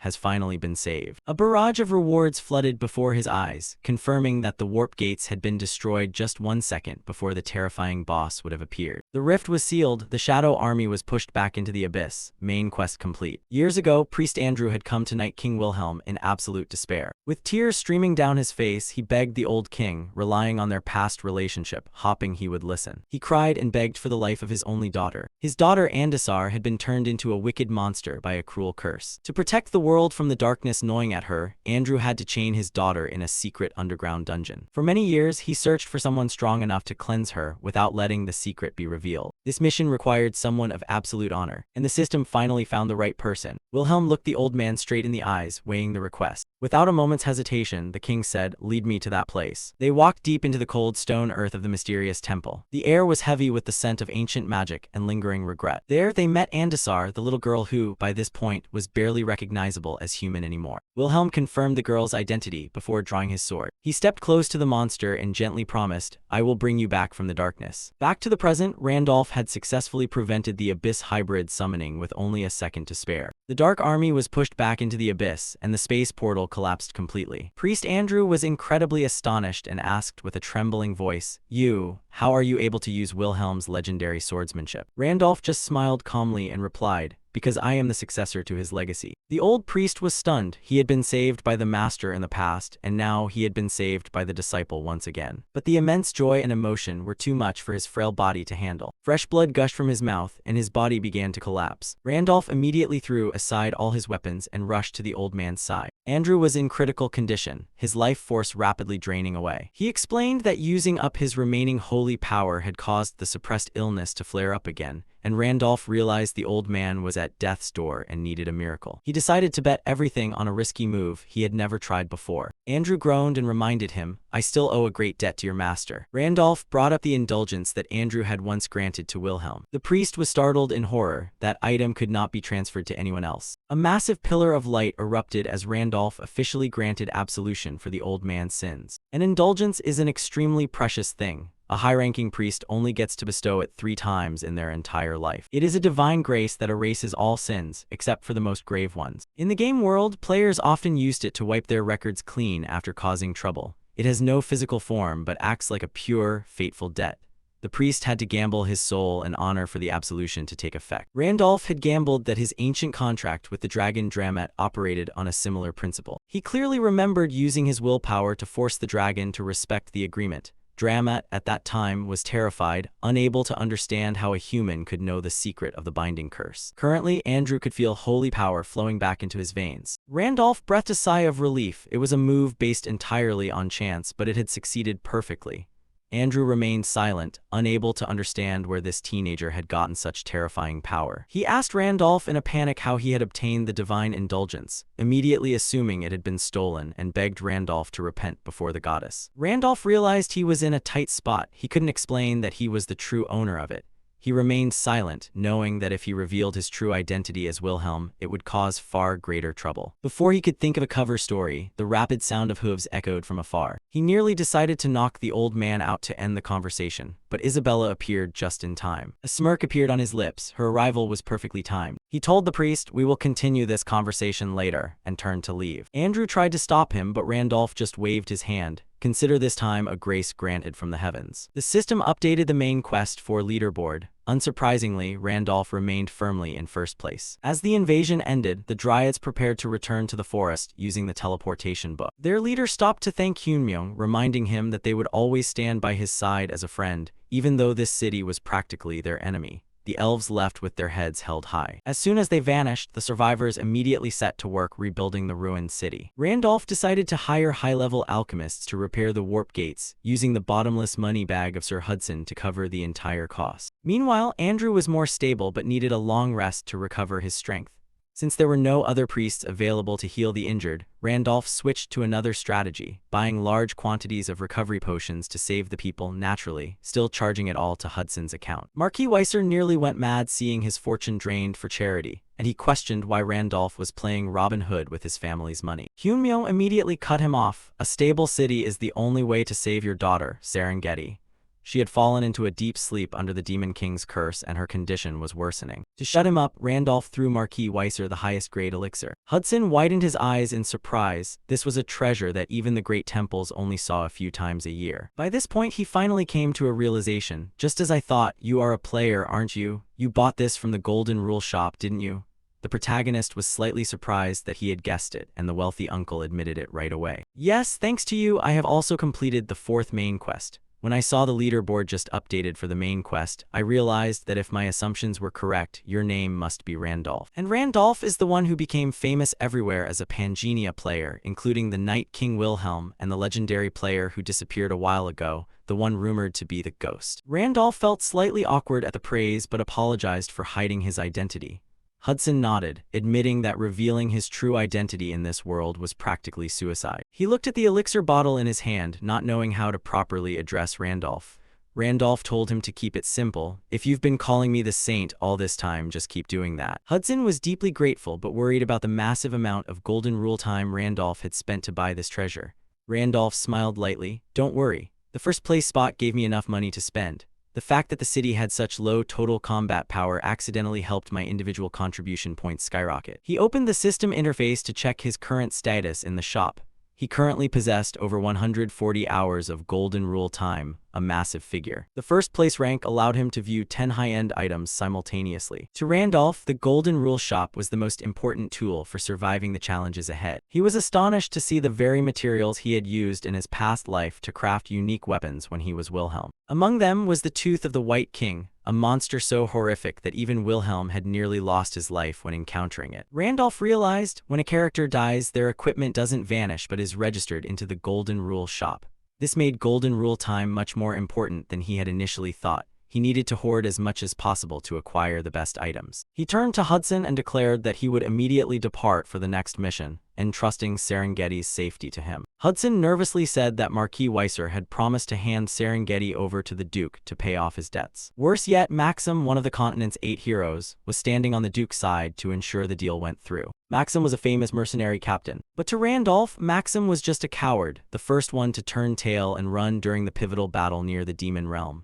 He realized his path would intersect with the 8 heroes sooner than expected, and he was ready for that confrontation. He told Hudson, "Just stall for time as long as you can." Mentioning the name Randolph is enough to create some breathing room. He promised to return as soon as possible, reminding Marquis Weiser not to let his daughter be taken away while he was gone. Hudson was clearly under pressure, but Randolph reminded him, "Even Serengeti believes that you are someone she can rely on." He left the city's defense in Hudson's hands, giving him one last encouraging look. Marquis Weiser stood frozen before the heavy responsibility. He gripped the elixir bottle in his hand, silently wishing the young man a safe journey. His respect for the saint had increased tenfold. Behind them, the city's ruins were a grim reminder of what they were betting on. Isabella walked up to Randolph, looking incredibly sharp in the high-end outfit that Marquis Weiser had given as a parting gift. She was quite satisfied with her new clothes. Marquis Weiser wished them both a safe and successful journey. As they left, Randolph reminded him about the rewards for the soldiers that the Marquis would have to pay on his behalf. They headed toward the city outskirts under a vast, clear blue sky. The road led them past a giant stone tablet carved with names. Randolph stopped, looking at the list of those who had fallen during the invasion. He read the names of those who had sacrificed themselves: James, Noah, Lucas, and silently paid tribute to the heroes who had fought to their final breath. He placed his hand on the cold stone, silently praying for them to rest in peace. A faint golden light radiated from the tablet as he expressed his respect. He whispered a final thank you to the spirits of the knights, carrying deep gratitude for their sacrifice. The system chimed with a notification. 500 fallen knights have found peace, simultaneously increasing fame and the progress of a hidden quest for Randolph. Meanwhile, back in the city, Marquis Weisser's subordinate asked about the rewards Randolph had mentioned. Marquis Weisser nearly choked when he heard the number. Randolph had promised to give 10,000 gold coins to every family who lost a loved one. Back to the protagonist group. Isabella asked where they were going next. Randolph smiled confidently. We will follow the guidance of the stars. He admitted that he was aiming for a specific person who needed to be recruited for the battles ahead. A confident smile appeared on his lips when he thought of the raw power that this new ally would bring to the team. Just like Isabella, this was also a powerful character from his past life whom he had previously left to develop freely. He revealed the identity of his next target, the lightning manipulating warrior, Isaac. A few days later, they arrived at the Raven Graveyard Dungeon, a gloomy and deadly tomb. Under the cold moonlight, the graveyard was eerily silent, with only the incessant sound of crows. Rows of tombstones stood straight. A giant corpse raven lay frozen on the dark ground after a brief battle. The system confirmed the dungeon boss had been defeated as the dust settled. Among the loot was a golden scale fragment and a rare, evolved corpse raven core. Randolph picked up the red core, satisfied that it had dropped quite easily. Isabella looked at him, curiously asking what he was planning to do. He explained, this is the key to entering Cranel, the monster city where Isaac is hiding. Cranel is the city of monsters, ruled by the White King, the guardian god of the north. This place is home to high-level monsters and mythological creatures that even the World Rift cannot contain. It is an impenetrable fortress where normal humans must absolutely never set foot. But thanks to his glutton trait, Randolph had a way to surpass that limit. Before Isabella's terrified eyes, he suddenly bit hard into the raven core and began eating it raw. The system confirmed, raven core digested. Evolutionary trait initiated. The heart of the iron-blooded monarch beat strongly, neutralizing the curse and mental pollution from the core. The glutton trait evolved into Corpse Raven King, granting powerful summoning abilities and a new form. Randolph was quite impressed. This disguise was so perfect that even the best shapeshifters would be deceived. The red gem on his chest acted as the anchor that allowed the transformation. If it shattered, the illusion would vanish. Isabella stared in disbelief at his new plague doctor look, completely at a loss for words. Randolph suddenly let out a cry identical to that of a raven. Isabella blinked. You really just made a bird sound, Randolph panicked. This was a stupid side effect of the core that he hadn't anticipated at all. Isabella laughed loudly, thinking he was role-playing too deeply. He yelled, shut up, give me the items. He took out the Michaela set, explaining that it would give her the wings of a celestial dragonborn. Since both had to disguise themselves as monsters to enter the city, she had to wear it. He urged, hurry up, the road to Cranel is still very long. A giant ship was cutting through the rough waves on the ocean, heading straight for its destination. Isabella put on the armor, which automatically adjusted to her body, granting her pitch-black devil wings. She asked in surprise how he knew about the secret dock leading into the city. Randolph just laughed. The stars know everything. In truth, he just remembered from his past life that Wilhelm had taken this route once. Isabella observed the inside of the ship, seeing many monsters traveling with them. The deck was packed with creatures that looked extremely vicious, but all were quietly doing their own thing. Randolph explained, these are all level 7 or 8 monsters, the only ones allowed into Cranel. Evolved monsters have intelligence on par with humans, they won't cause trouble. A clawed monster hand extended as the ship neared the city territory. He reminded Isabella, following the rules here is mandatory. But Isabella suddenly sensed something unusual. From the deep seabed, a level 9 raid boss, the giant grudge phantasm, surfaced. It wailed pitifully about its horrific hunger and stretched out its sharp-clawed hands, intending to crush the entire ship. It hovered over their heads. Its aura alone was enough to sink the ship. Suddenly, a blinding red light erupted right above the monster's head. The city's defense skill, Medusa's Eye, was activated. The monster paused for a moment. Its hunger was quickly replaced by terror. In just a few seconds, the giant threat was completely turned to stone. Isabella was stunned, a level 9 boss defeated so easily. Randolph explained, this is one of Cranel's most important defenses. No one is allowed to cause trouble in this territory. Anyone who dares to break the rules will only meet death. The petrified monster sank down into the glowing vortex at the bottom of the sea. That is the iron rule here. Isabella silently watched it disappear. An evolved crew member, a level 8 rat, approached, apologizing for the unclean object that had just disturbed the journey. It said everyone could rest assured. The ship continued to glide through the thick fog. It announced, we are about to arrive at the city. Forget about that monster just now. They passed through a giant stone gate carved with a burning red circle symbol. Inside, the city looked unexpectedly normal and bustling. Streetlights illuminated the stone roads. Monsters were shouting advertisements for friendly hot springs half price today. A monster roared, "Unstable bodies need cleansing. Visit our hot springs." Randolph and Isabella stood frozen in place. Isabella stared blankly. This is definitely not what I imagined a monster city to be. While Randolph was screaming in his heart, he couldn't believe what he was seeing. He clearly remembered from his past life when Wilhelm came here a year ago. This place was just a dead, barren wasteland with no hot springs at all. He looked at the busy stalls, completely bewildered as to what had happened to this city. Isabella turned to him and asked, "What kind of person is this Isaac we're looking for anyway?" Randolph remained silent for a moment before replying. Isaac Supreme Lightning is a notorious criminal wanted across the entire continent. He specializes in extortion from nobles to the priests of the goddess church. The type of person who steals allies while pretending to be a mercenary. But his greatest crime was destroying a mining city. He activated a monster warp gate, causing the whole city to freeze and die out. Randolph concluded coldly, "He is an unprecedented danger." Isabella smirked. "The way you talk about him, it's like you're showing off your own son." She continued, "Based on what you've told me, I suspect he isn't even human." Randolph pondered, remembering his past life. He felt responsible for letting the game world collapse while he did nothing. Now he realized this was never just a game. He had to fix his mistakes. He told Isabella, "Isaac is someone we absolutely must have for our larger goal." Isabella nodded. "I understand, but I also have a warning." She looked at him seriously. "If Isaac dares to pose even the slightest threat to you, I won't hesitate to kill him without mercy." Randolph cracked a sharp smile. "Good thing I have you by my side." As they continued walking, Isabella asked, "What does Isaac look like?" Randolph began to describe him. "He has a very distinct lightning bolt-shaped scar on his forehead. He has striking blonde hair, and he also has celestial dragonborn wings just like yours." Suddenly, he spotted a winged figure in the distance. He exclaimed in surprise to see the man kicking a cactus-shaped skeleton monster. The man turned around. He turned out to be an energetic salesman. He waved a flyer and yelled, "My hot springs are the cheapest and best in the city. Don't go anywhere, you have to stop by first." Isabella and Randolph stood frozen. Isabella turned to look at Randolph with extreme skepticism, repeating the most dangerous person in history description he had just given. But Supreme Lightning Isaac didn't seem to care about his reputation at all. He just wanted customers. He shouted like a madman, waving the hot spring flyer as if his life depended on it. "No one is leaving until you've bathed in my hot springs." Isaac frowned, his voice full of annoyance. "What are you two standing there looking at me for, as if you're watching a play?" Isaac was startled when he realized he had spotted the dragon wings she was trying to hide. Isaac went silent, watching the two of them with suspicious eyes. Randolph suggested having a little chat, but Isaac just thought he was a complete lunatic. Isaac prepared to shoo them away, but suddenly he stiffened. A giant red eye was hovering behind Randolph. Isaac immediately realized he was facing someone far more dangerous than he had imagined. Randolph leaned in close and whispered a name that made Isaac's blood run cold. Lightning Severing Hunter. Amidst the dense, misty street, the atmosphere suddenly turned deadly. Isaac panicked, grabbing Randolph's arm, his voice trembling.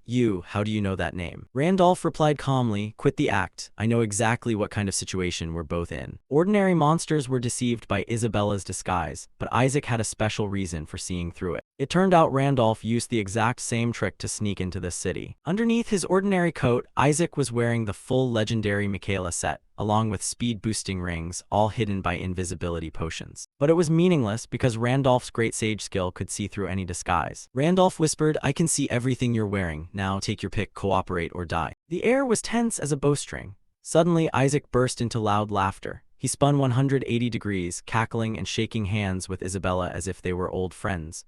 Isabella tried to play along, but Randolph teased her for the strange "C" sound she made when greeting. He suggested we should find somewhere else to talk seriously. As they left, Randolph noticed the flyer on the ground. A hot spring sounded like an ideal place to talk. They headed to a nearby classic-style inn. Isaac kicked the door open, yelling for the innkeeper, while dragging a cactus-shaped monster inside. Inside, a grumpy-looking goblin sat behind the counter. Randolph walked up and asked for 2 rooms. The goblin innkeeper immediately cursed at Isaac for his poor customer service. Isaac didn't care at all, telling him to put everything on the monster he had brought along. The poor monster cried and panicked, shouting that this was blatant robbery. It turned to Randolph to beg the hero to save it, screaming for justice. But everyone ignored its cries. Randolph told Isabella, "Just keep walking, don't look at it." They left the monster behind as its pathetic cries echoed down the hallway. The inn was quite clean and hung with decorative banners. The hot spring area was spacious and filled with steam. The system notified them that the spring water had special properties that helped stabilize the body. Isaac asked in surprise, "I don't remember there being hot springs here." Randolph replied, I'm not sure of the details, I only know these springs just started erupting recently. He looked down at the water, wondering if this was a sign of a much larger event. Isaac cut him off, getting straight to the point. What did you go to such trouble to find me for? Randolph smiled. The stars guide my path. Isaac sneered. The stars again, huh? Stop acting like a saint. He called Randolph a pathetic corpse crow, but the masked man just pointed at him and said, and you're busy scamming customers into hot springs. Isaac angrily justified that he was just trying to make a living. Randolph didn't argue, but stated his purpose clearly. I'm here to offer you a deal. Serve me for 1 year. In return, I will take you out of this hellhole and back to the continent. Isaac went silent, clearly weighing whether this lunatic was serious. He sneered, telling Randolph not to talk nonsense and to get lost. But Randolph pressed on. Do you intend to hide from your past for the rest of your life? He mentioned the mining city that Isaac had destroyed. Isaac's face immediately turned cold. Randolph began to recount the story Isaac was trying to forget.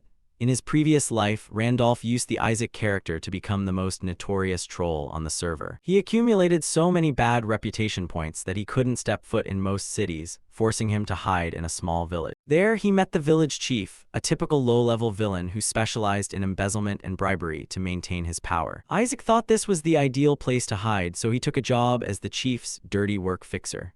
He found it amusing that a powerhouse like himself had to play lackey for a common criminal. At first, it was just small jobs and dirty errands. But gradually, Isaac realized the village chief was far more ambitious and ruthless than he had imagined. Underneath his exterior, he was a true monster, willing to shed blood to climb higher. Thanks to Isaac doing the heavy lifting, the chief went from a nobody to a major power player. He eventually became a true devil after signing a mining contract. They stood in the shadows of the mine they had just seized. The chief thanked Isaac, but Isaac began to suspect what he was getting himself into. The man couldn't stop laughing, bragging that a country bumpkin like him had finally stepped onto the main stage.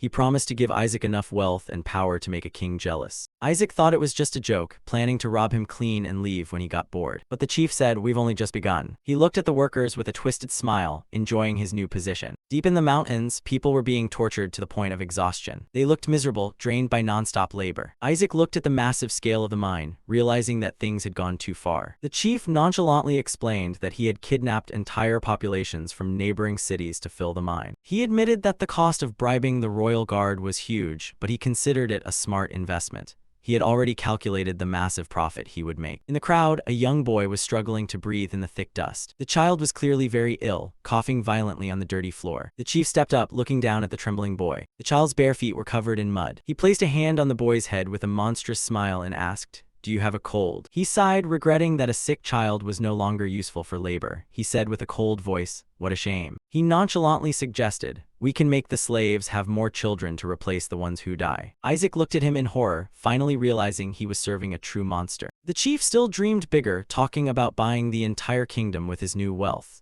He laughed loudly and thanked Isaac for everything, completely unaware of the killing intent radiating from the hunter. Isaac thought frantically. He realized he had made a huge mistake and couldn't let this nightmare continue. He decided right then and there, he would be the one to destroy it all. Back at the hot springs, Randolph said, after that, you dealt with the chief and tried to reform the city, but it was all in vain. The kingdom that held that mining city was already rotten to the core. A second, third, and fourth wave of villains constantly appeared to exploit it until it was bled dry. That's why they triggered a monster wave and completely wiped that city off the map.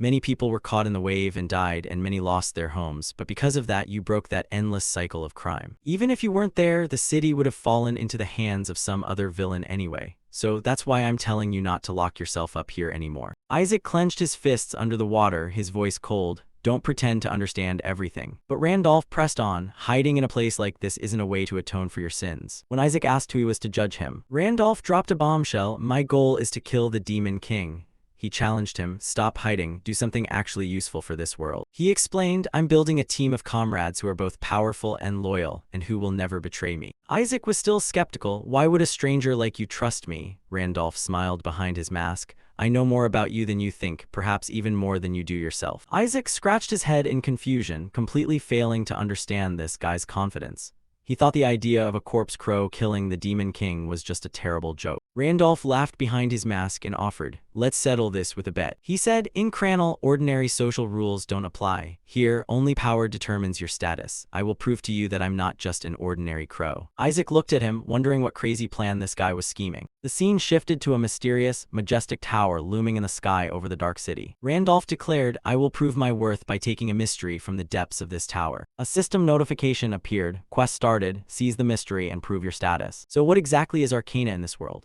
It's not just a fancy word to make things look pretty. It is a tangible embodiment of power and status. Imagine the sparkling effects you often see in games when a character levels up or activates a special skill. That is exactly the glow that says, yeah, I'm a big shot. It's like how items in Pangaea start glowing blue or red when you upgrade them enough. Here, these characteristic visual effects are officially called arcana. Most of them are purely decorative. While some rare versions can provide slight advantages or auxiliary abilities, most serve no real purpose. Unless you are a high-level guild leader or a city lord, in which case arcana serves as a symbol of power. For ordinary people, they are just jewelry. For humans, arcana doesn't mean much. But for monsters, it is completely different. To them, this is everything. In the demon world, arcana is like a lion's mane. It directly represents the species rank and the monster's leadership capacity. The higher the arcana, the higher the monster's status in the hierarchy. That is the difference between ordinary foot soldiers and terrifying raid monsters. The strongest monsters usually possess the best arcana, thereby solidifying their absolute position as overlords. Even though arcana itself doesn't make you stronger, possessing a high-end arcana is living proof that you were already strong to begin with. And if you want to find the highest tier arcana on land, there is only one place, the Hall of Arcanas at Cranel. Countless monsters risk their lives every day to climb the tower and prove their worth to the world. The higher you climb, the better the arcana you receive. This is a cruel and simple merit-based system. Recalling 2 days ago, Randolph was relaxing in the hot springs with Isaac.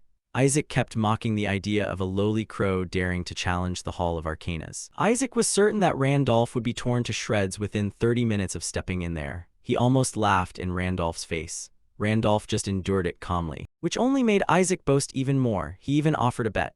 If Randolph actually proved his worth, he would become Randolph's slave or companion. He was so confident he almost gave away his own freedom with his own hands. Randolph just nodded, his mind already calculating his next move. 2 days later, the day of the challenge finally arrived. A massive crowd gathered in front of the entrance. It was a chaotic mix of all kinds of monsters, all looking for a chance to advance. Isabella and Randolph stood and watched from the outside. This was truly a zoo. Half of the monsters were only there to watch others fail miserably. Randolph asked Isabella if she intended to challenge the tower. He was surprised when she said she already had an arcana. She offered to show it to him, and a strangely chilling energy began to swirl around her body. Even Randolph could feel its weight. A brilliant blue aura erupted from Isabella, creating a shape that made the blood in Randolph's veins run cold. It was a presence he recognized immediately, the Jormungandr scales. Randolph couldn't believe his eyes. This was one of the 32 legendary stars, an arcana with an insane value. Isabella explained that she got it after a dream about a giant snake wrapping itself around her.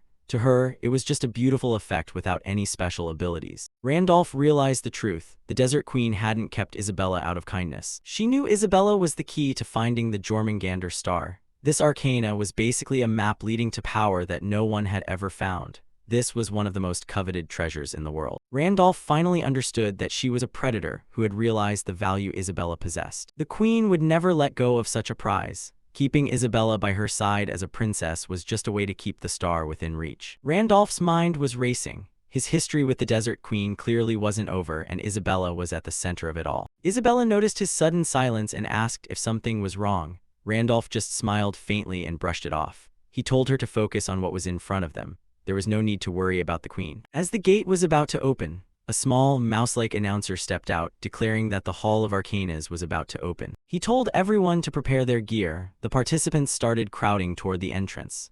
Randolph observed the preparations with a sharp, focused gaze. He told Isabella that he would go inside. She promised to wait for him, her expression serious as she watched him walk toward the gate. The crowd surged forward as the heavy doors finally opened slowly, revealing the misty path inside. Massive monster silhouettes emerged from the darkness, making even the bravest participants stand frozen. Randolph stopped, feeling the terrifying shift in pressure. He wasn't the only expert to show up today. A high-level monster with a scarred body and a terrifying aura stood towering before the door. A true vampire had arrived. Next, a mature leviathan drifted into view, its giant scaly head casting a long shadow over the crowd. And to finish it off, the Minotaur King himself loomed large, overshadowing everyone. It seemed like every calamity-level monster in the area had shown up to watch the show. Randolph narrowed his eyes, observing the chaos. He knew today wouldn't be a typical stroll. Something big was going on. The mouse announcer stepped up, speaking to the crowd with a toothy grin. He was very excited because there was currently an empty seat among the 5 great warriors, and he hoped one of these monsters was strong enough to fill it. He reminded them that even the White King was watching the results closely. Everyone was looking forward to the next pillar of Cranel emerging from this challenge. That vacancy was the reason all these high-level monsters came out. They were all hungry for the top spot.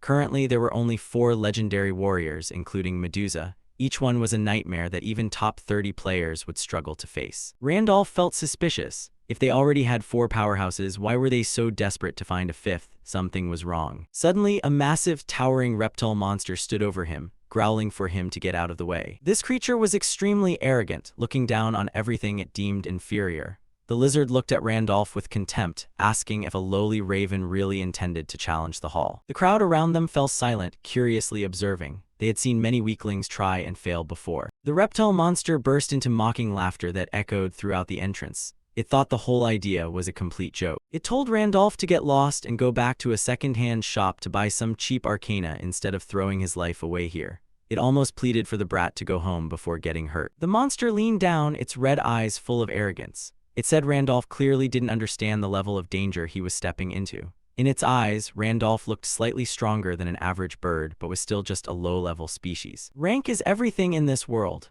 It shouted that this place was no spot for trash like goblins or ravens to hang around. It was making it clear who deserved to enter the tower and who didn't. The lizard declared it understood the desire to escape a low-born fate, but emphasized that species limits were absolute. It attempted to crush Randolph's spirit before the doors had even opened. The tower gate finally swung wide open, revealing a mystical, swirling teleportation portal. The rat official officially declared the opening of the hall. A 5-second countdown to entry appeared. Randolph didn't even bother to turn back to look at the lizard, only muttering that this guy talked too much. He called the reptile monster a worm, leaving the arrogant creature completely stunned. Randolph had nerves of steel. As the countdown hit 1, he stepped into the light. He carefully memorized the lizard's face. As he stepped into the world inside, everything became hazy during the transition moment. Randolph found himself standing on a rocky ledge beneath a vast, brightly lit open sky. This was entirely a separate dimension, just as he had predicted. He looked around, realizing that nothing had changed since his last visit in his past life. He truly regretted not being able to kill that worm right inside this place. He remembered clearly that this was the only place where Wilhelm had failed to receive the highest reward. That was the first time anyone had challenged this place, so there was absolutely no information available. But this time, it was completely different. He wasn't just a challenger, he was an expert who knew exactly what would happen. A crowd of skeletons began to emerge from the ground. Randolph did not flinch. He had memorized every strategy. He recalled the 2 harsh conditions necessary to fully clear this place. One couldn't just rely on brute force, one had to cheat the system. The first trick was to enter at the lowest possible level. It sounded counterintuitive, but that was the key to the entire puzzle. The monsters inside would match perfectly with your level. If you entered at level 100, you would fight level 100 monsters. But as your level increased, their attack patterns would become more complex and immune to easy instant kill moves. It quickly became a nightmare. Of course, just having a low level wasn't enough. You still had to actually defeat them. You had to completely overwhelm them with stats and efficiency that should have been impossible at that level. You had to be an anomaly. With over 200 talents and 13 hidden traits, Randolph possessed absurd stats that turned the impossible into reality. Anyone else trying this method would have certainly been blocked long before reaching the city. But Randolph was no ordinary person. He activated his exclusive skill, Corpse Raven Summoning. Dark energy erupted from his body, ready to tear through the skeleton ranks. The second factor was his class trait. He chose Corpse Raven for a very specific reason. He didn't just need the core to enter the city, he also wanted the accompanying skills of this species, especially those suited for large group combat. Corpse Ravens specialize in 1vs many combat. They might be a low-level species, but they are the absolute kings of crowd control. Against enemies weaker than oneself, these skills were practically cheat codes. He began harvesting skeleton lives as easily as eating a meal. System messages poured in continuously. Each kill pushed his summoning skill level higher, making his small army grow ever larger. Randolph continued his relentless assault, nodding as his skill proficiency grew at a speed far exceeding that of high-level monsters. This was an advantage only he could exploit. Thanks to his massive talent pool, his character level remained low despite continuous killing. The gap between level and actual combat performance was the foundation of his strategy. A pillar of dark energy erupted, instantly vaporizing an entire row of skeletons. Randolph knew he was the only one who possessed the knowledge and strength to conquer the tower peak. The skeletons shattered like glass under the weight of his power. This wasn't just a clear, it was a declaration of absolute dominance. Outside, a bone dragon monster was lecturing Isaac on etiquette, but Isaac yelled at it to shut its mouth and distribute the flyers properly. Suddenly, the crowd exploded with murmurs and screams. They were astonished that someone had blitzed through the first challenge in record time. The top of the giant tower began to shine with a steady, brilliant light. It was the beacon announcing a successful clear for the whole region. Isaac looked up, eyes wide in disbelief. He couldn't understand how anyone could have finished the first floor so quickly. Isabella asked what the light meant, clearly looking lost. She emerged from the fog behind him, her aura immediately chilling the air. Isaac recognized her as the fake demi-dragon from their previous encounter. He asked if she was truly stupid enough not to know how the Hall of Arcanas worked. She nodded silently. He explained that the light was a progress indicator. It only lit up when someone cleared a floor for the first time. It was a public leaderboard for everyone to see. Isabella didn't understand why that was such a big deal, nodding that many monsters could also clear the first floor. He completely missed the point. Isaac explained more specifically they weren't surprised by passing the floor. The completion rate for floor 1 reached 30%, which was quite high compared to the difficulty. Of course, from the second floor onwards, the rate would gradually decrease, so passing floor 1 wasn't strange at all. But the problem is that never in history has anyone here cleared the first floor at such a terrifying speed. This pace is even faster than the White King's record. She smiled to herself, whispering that the Star Bearer was showing off again. Isaac was skeptical, asking why she was so sure it was the Raven when no one could see inside. He found her confidence almost delusional. Isabella just laughed, trusting her intuition. To her, no one else in this world could do something so extraordinary. Her red eyes flashed as she told Isaac to pay close attention. Since they would be working together, she wanted him to clearly understand the kind of person they were dealing with. In Isabella's eyes, even reality had to bend to the will of the Star Bearer. Scene changed to a certain tall tower. One of the 4 great generals, Gungi, was resting here. Just then, a voice suddenly echoed from outside. "Hey Gungi, I heard the lights in the main hall have lit up." Hearing that, Gungi opened his eyes and said calmly, "It must be fast. I hope this time someone worthy of joining the ranks of the great generals will appear, because I don't want to taste that humiliation even one more time." 2 years ago, their 4 great generals, the Pillars of Kremdal, had failed miserably at the hands of a person named Wilhelm. He didn't bother to finish us off, but deliberately let us live as bait to lure the White King out. That humiliation from back then, no matter how much time passes, I can never forget. Thinking of that, Gungi said sternly, "When the light for the second floor turns on, report it to me. Even if they aren't at the level of the 5 great generals, if anyone is strong enough to climb to floor 2 or higher, I will personally welcome them." But the person outside replied in confusion, "The trouble is, it seems the lights from the lower floors have already lit up all the way to the 4th floor." The Minotaur King's eyes widened in genuine shock. Someone had reached the 4th floor. Someone was challenging the same floor as the White King in a much shorter amount of time. He stood up and ordered the immediate summoning of the 5 great warriors. They needed to gather at the Hall of Arcanas to witness this anomaly. Inside the tower, Boots stepped onto a floor covered in the blood of countless fallen monsters. Randolph stood amidst the ruins as his corpse Raven summoning skill reached maximum level. It instantly evolved into a higher tier version. The system window confirmed he had cleared the 4th floor. It offered the reward Progenitor Giant Arcana and warned that refusing would lead to a harder challenge. Randolph didn't hesitate for a second. Looking through the slit of his mask, he simply refused the reward. A swirling space portal opened to take him to the 5th floor. The tower announced that the next challenge would be adjusted based on his racial stats. The system began measuring his unique racial traits. It counted points in Void, Giant, Druid, Celestial, and Corpse Raven. With a total of 55 racial points, Randolph met the final hidden condition. A special quest directly from the Tower Master appeared. The gate turned a violent shade of red, crackling with energy. He was invited to challenge the Hall of Mythic Arcanas. Randolph looked at the notification, stunned. This was a hidden quest that even the legendary Wilhelm had never reached. The system warned the quest would vanish if refused, forcing him back to the normal hall. He weighed the horrific difficulty of a challenge labeled Mythic. This was completely uncharted territory for any player. He wondered if it was worth it for a human to take such a massive risk just for a higher tier reward. Close up on his focused gaze as he weighed his options, he knew this was an opportunity no one else in the world had. He realized he was the only one who could unlock this secret. The call of an unprecedented adventure was too strong to resist. Randolph began walking toward the glowing abyss. He decided not to hesitate any longer. He officially accepted the challenge and stepped into the swirling cosmic rift.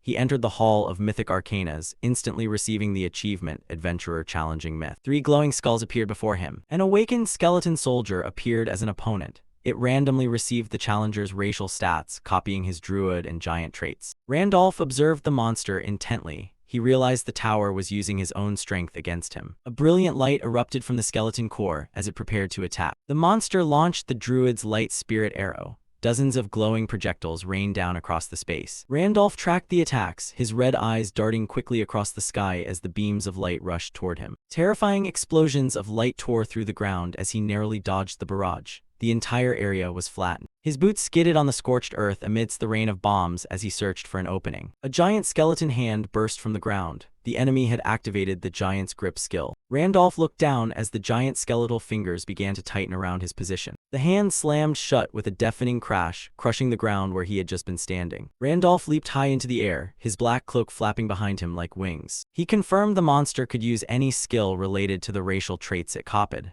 This was becoming a real threat. The difficulty spiked as dozens of other skeleton hands grew from the shadows, reaching out for him. Randolph gripped his sword hilt, tightening his hold to prepare for a counterattack. Above, the gods began to pay attention.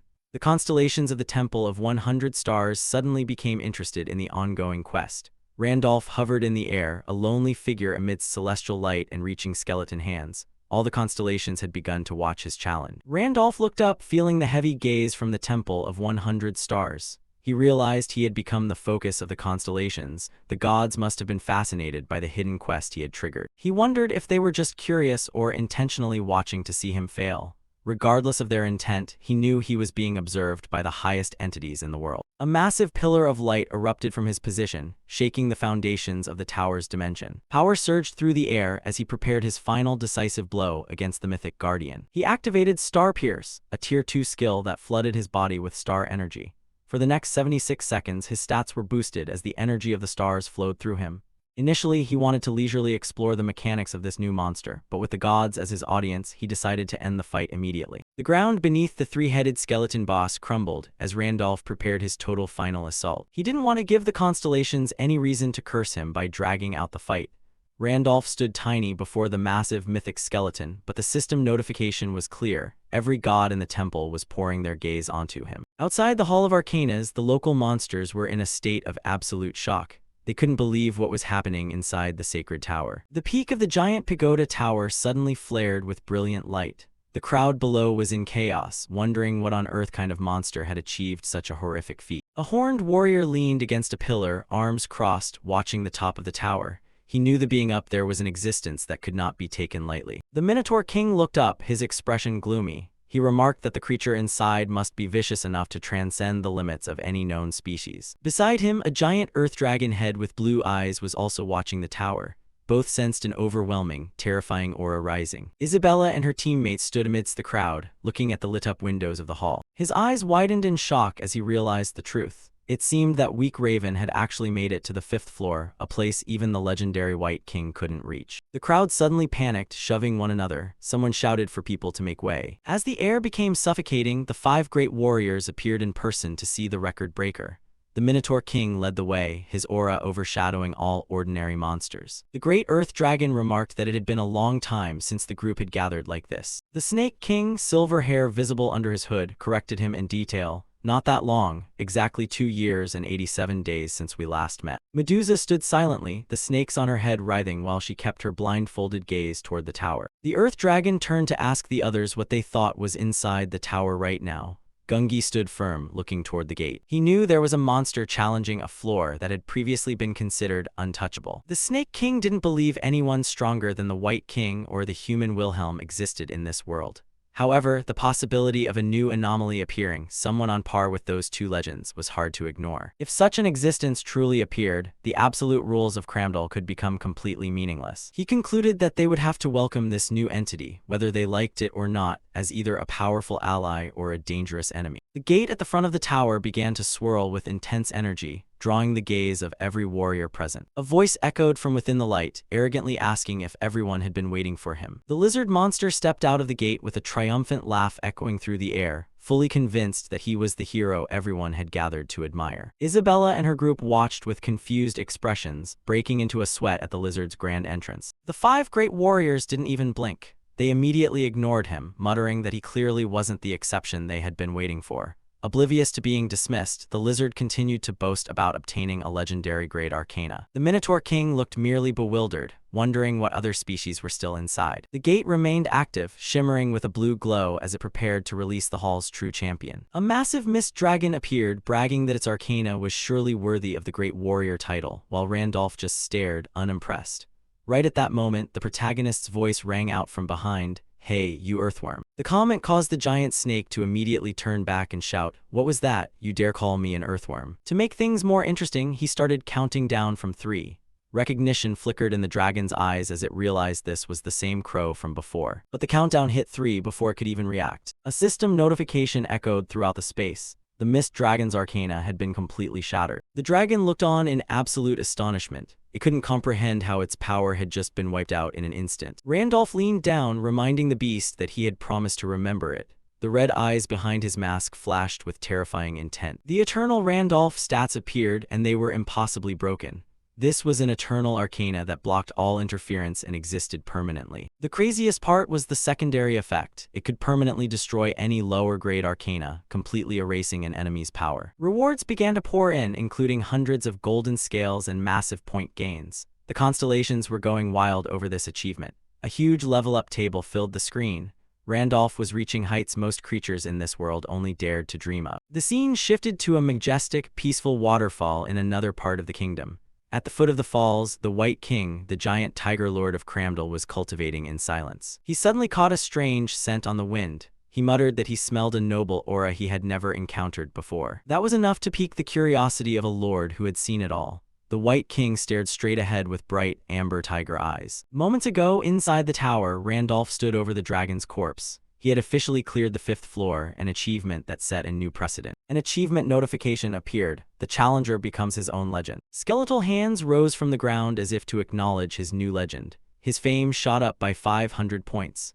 The system promised that his name would be carved forever into the Arcana Tower. The results of the hidden quest were calculated, awarding him a perfect score. Now he had to choose one reward from a massive list of 100 items. The list was packed with legendary artifacts from different constellations, from battle lances to weapon blueprints. Everything was there. Randolph scanned the list but found he couldn't identify what most of these things actually were. He decided not to choose just yet. The details of the Eternal Randolph Arcana appeared again. The ability to permanently erase an opponent's core power was truly on a whole different level. Even Randolph thought this was insane. He wasn't just stronger, he could rob his enemies of their very essence. He looked at his hand, feeling the invisible, colorless flow of his new power. It was intangible, but its weight was undeniable. He clenched his fist as the power stabilized. He was done here. It was time to see how the outside world would react. Randolph decided to head out. Back in reality, the dragon was still in the background, perhaps not yet recovered from the shock of its loss. The dragon let out a final cry of pain and despair. It couldn't believe its arcana, its very status, had vanished. The nearby spectators were frozen in shock. To them, this was completely impossible. They were in total denial, unable to accept that an ordinary crow could strip a legendary beast of its status. The dragon roared a final, deadly threat at Randolph. Even without its power, it tried to show a shred of authority. Randolph just looked back at the beast with a cold, bored gaze. He had finished this fight in his mind long ago. He mocked the dragon, saying that at least there was one creature here with a brain. He watched the giant monster coil itself up, preparing to counterattack. Suddenly, the Medusa's eyes skill activated, bathing the entire scene in a giant red glow. The Minotaur King stepped forward, his massive body obscuring everything.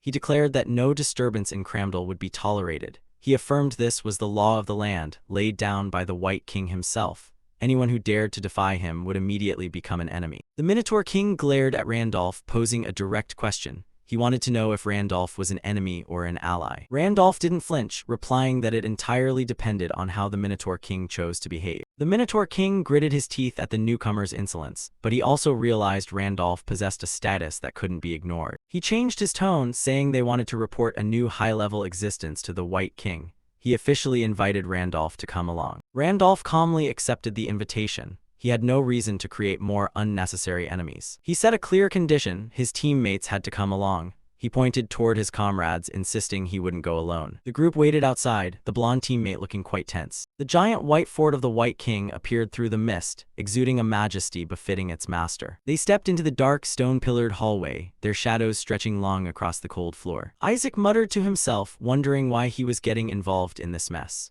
Randolph just reminded him that they couldn't back out of their word anymore, pointing out the deal they had made. If Randolph's status was real, he would be an ally, a slave, or whatever Randolph wanted. The blonde man was clearly regretting that bet. Randolph asked him straight out what he wanted to be, a subordinate or a slave. The choice was easy. He quickly chose to be a subordinate. Isabella whispered to Randolph, asking if meeting the White King in person was really necessary. Randolph was resolute. He said there was no reason to refuse the invitation when he wanted to ask the king for something. A giant hand pushed open the heavy stone door. The Minotaur King led them inside, announcing that they had arrived. Randolph and his team followed closely into the cathedral interior. Randolph stepped onto the polished floor, every movement deliberate as they neared the center of the room. The Minotaur King's group stopped and greeted the White King formally. He sat high upon a massive stone dais, looking down like a true god. The king observed Randolph, nodding that he looked fragile but admitting he was certainly intriguing. He was curious about the crow who had conquered the tower's peak. Randolph raised his head to look at the giant tiger lord. Randolph bluntly criticized the king for being rather rude during their first meeting. Isabella and Isaac were terrified by his lack of restraint. The White King's eyes narrowed. He seemed genuinely surprised by the comment. Usually no one dared to speak to him like that. He repeated Randolph's words in a dangerous tone. Politeness, you say. The atmosphere in the room suddenly turned suffocating. The king released a horrific wave of status pressure, his eyes flashing a fierce red. He asked why he should care about politeness in front of someone like Randolph. Randolph clenched his fists as the pressure bore down. He knew that without his hidden traits, this pressure alone would have been enough to stop his heart instantly. In this world, monsters could level up just like players. They gained experience through killing, and the higher they went, the more terrifying they became. The biggest difference was that monsters had no level cap. If they survived long enough, they could grow forever. It was hard for them to level up because they always had to risk their lives, but those who succeeded were extremely powerful beings. Each of their levels was worth much more than a player's level. A level 11 monster was already equivalent to a 1-star transcendent player. At level 12, they were on par with a 2-star transcendent player. The pressure was so strong that everyone was forced to their knees. From his throne, he looked down at the guests being crushed against the floor. The force was so immense that it cracked the stone floor and sent ripples of red energy through the air. System messages flashed constantly before Randolph's eyes as his skills activated automatically. Giant's magic resistance and heart of the iron-blooded monarch were the only things keeping him standing. The system revealed the White King was a terrifying level 15. With the legendary Wilhelm and the Demon King gone, he was the undisputed lord of this world. Randolph knew he had to stay sharp. In his current state, just one breath from the king could tear him apart. Randolph's mouth tightened behind his mask. He was under pressure, but he wouldn't let it show. He stood firm and countered, asking if basic etiquette didn't require respecting one's guests. Isaac couldn't believe his ears. He looked at Randolph in pure astonishment, wondering if his leader was trying to get himself killed. Even the Minotaur King was stunned. He knew Randolph wasn't normal, but he didn't expect him to be unfazed by this soul-crushing pressure. The confrontation continued as the aura grew stronger, with swirls of red energy surrounding Randolph. The White King's mouth curled into a smile. He seemed more amused than annoyed by Randolph's defiance. Suddenly, thunderous laughter echoed through the hall. The king's voice was so loud that the surrounding air trembled. The king called Randolph a strange fellow and admitted he now understood why his warriors had brought him. He was impressed by the guts it took to confront him. Randolph observed the king's reaction through his mask, realizing his gamble had paid off. He knew he had finally broken through the Lord's initial hostility. The White King was known for never paying attention to anything that didn't interest him. To be allowed to talk, Randolph knew he had to be completely different. The king was a beast who acted only on instinct. He was fiercely territorial and always sought challenges from the strong. The scene shifted to the past. 2 years ago, a massive pillar of energy erupted in the distance, shaking the castle's foundations. The ground was charred and cracked from the king's pressure. He nonchalantly suggested ending the fight there, saying it would be a problem if his own house were destroyed. Randolph remained unfazed even as flames burned all around, pointing out that the king truly had no concept of politeness. The king just looked at him, amused by the human's audacity. The White King smiled, revealing sharp, predatory teeth. He threw a giant, curved tooth at Randolph as a reward. It was a gift for the strange fellow who had refrained from killing his warriors. Despite his unpredictable personality, the White King was known for giving everything to those he truly liked. In this world, if you wanted to talk to a lord, you first had to pique his interest. He looked down at Randolph with newfound respect, finally asking the strange crow's name. Randolph stood firm, nodding that being called strange was the highest compliment this beast could give. "I am Randolph," he replied. The king repeated the name, savoring the sound of it. He admitted he couldn't see through the true form of Randolph's arcana, but he could feel its terrifying weight. It was completely different from anything he had ever encountered. He remembered seeing Randolph through Medusa's eyes when he destroyed Amuga's arcana. He wondered if the Arcana Tower granted him the power to completely erase such forces. The White King felt his own arcana trembling, a sensation he had never known before. He realized arcana was a sign of species rank. The fact that Randolph possessed an unknown power meant his species rank was higher than even the king's.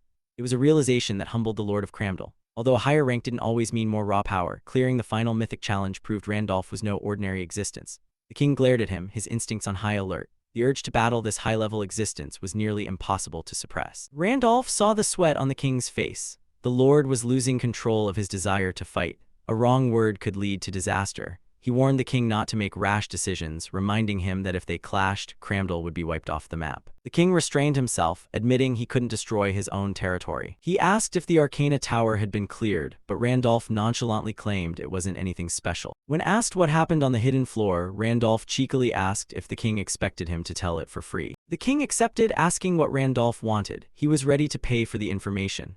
Randolph demanded his cooperation as the Lord of Cramdell to find what he was searching for. Behind him, Isabella and the blonde man watched in silent astonishment. The king found this request trivial. He told Randolph to go ahead, saying no monster would dare touch one of the 5 great warriors. Randolph sneered, saying he wasn't interested in becoming one of them, and asked why he had to serve the king.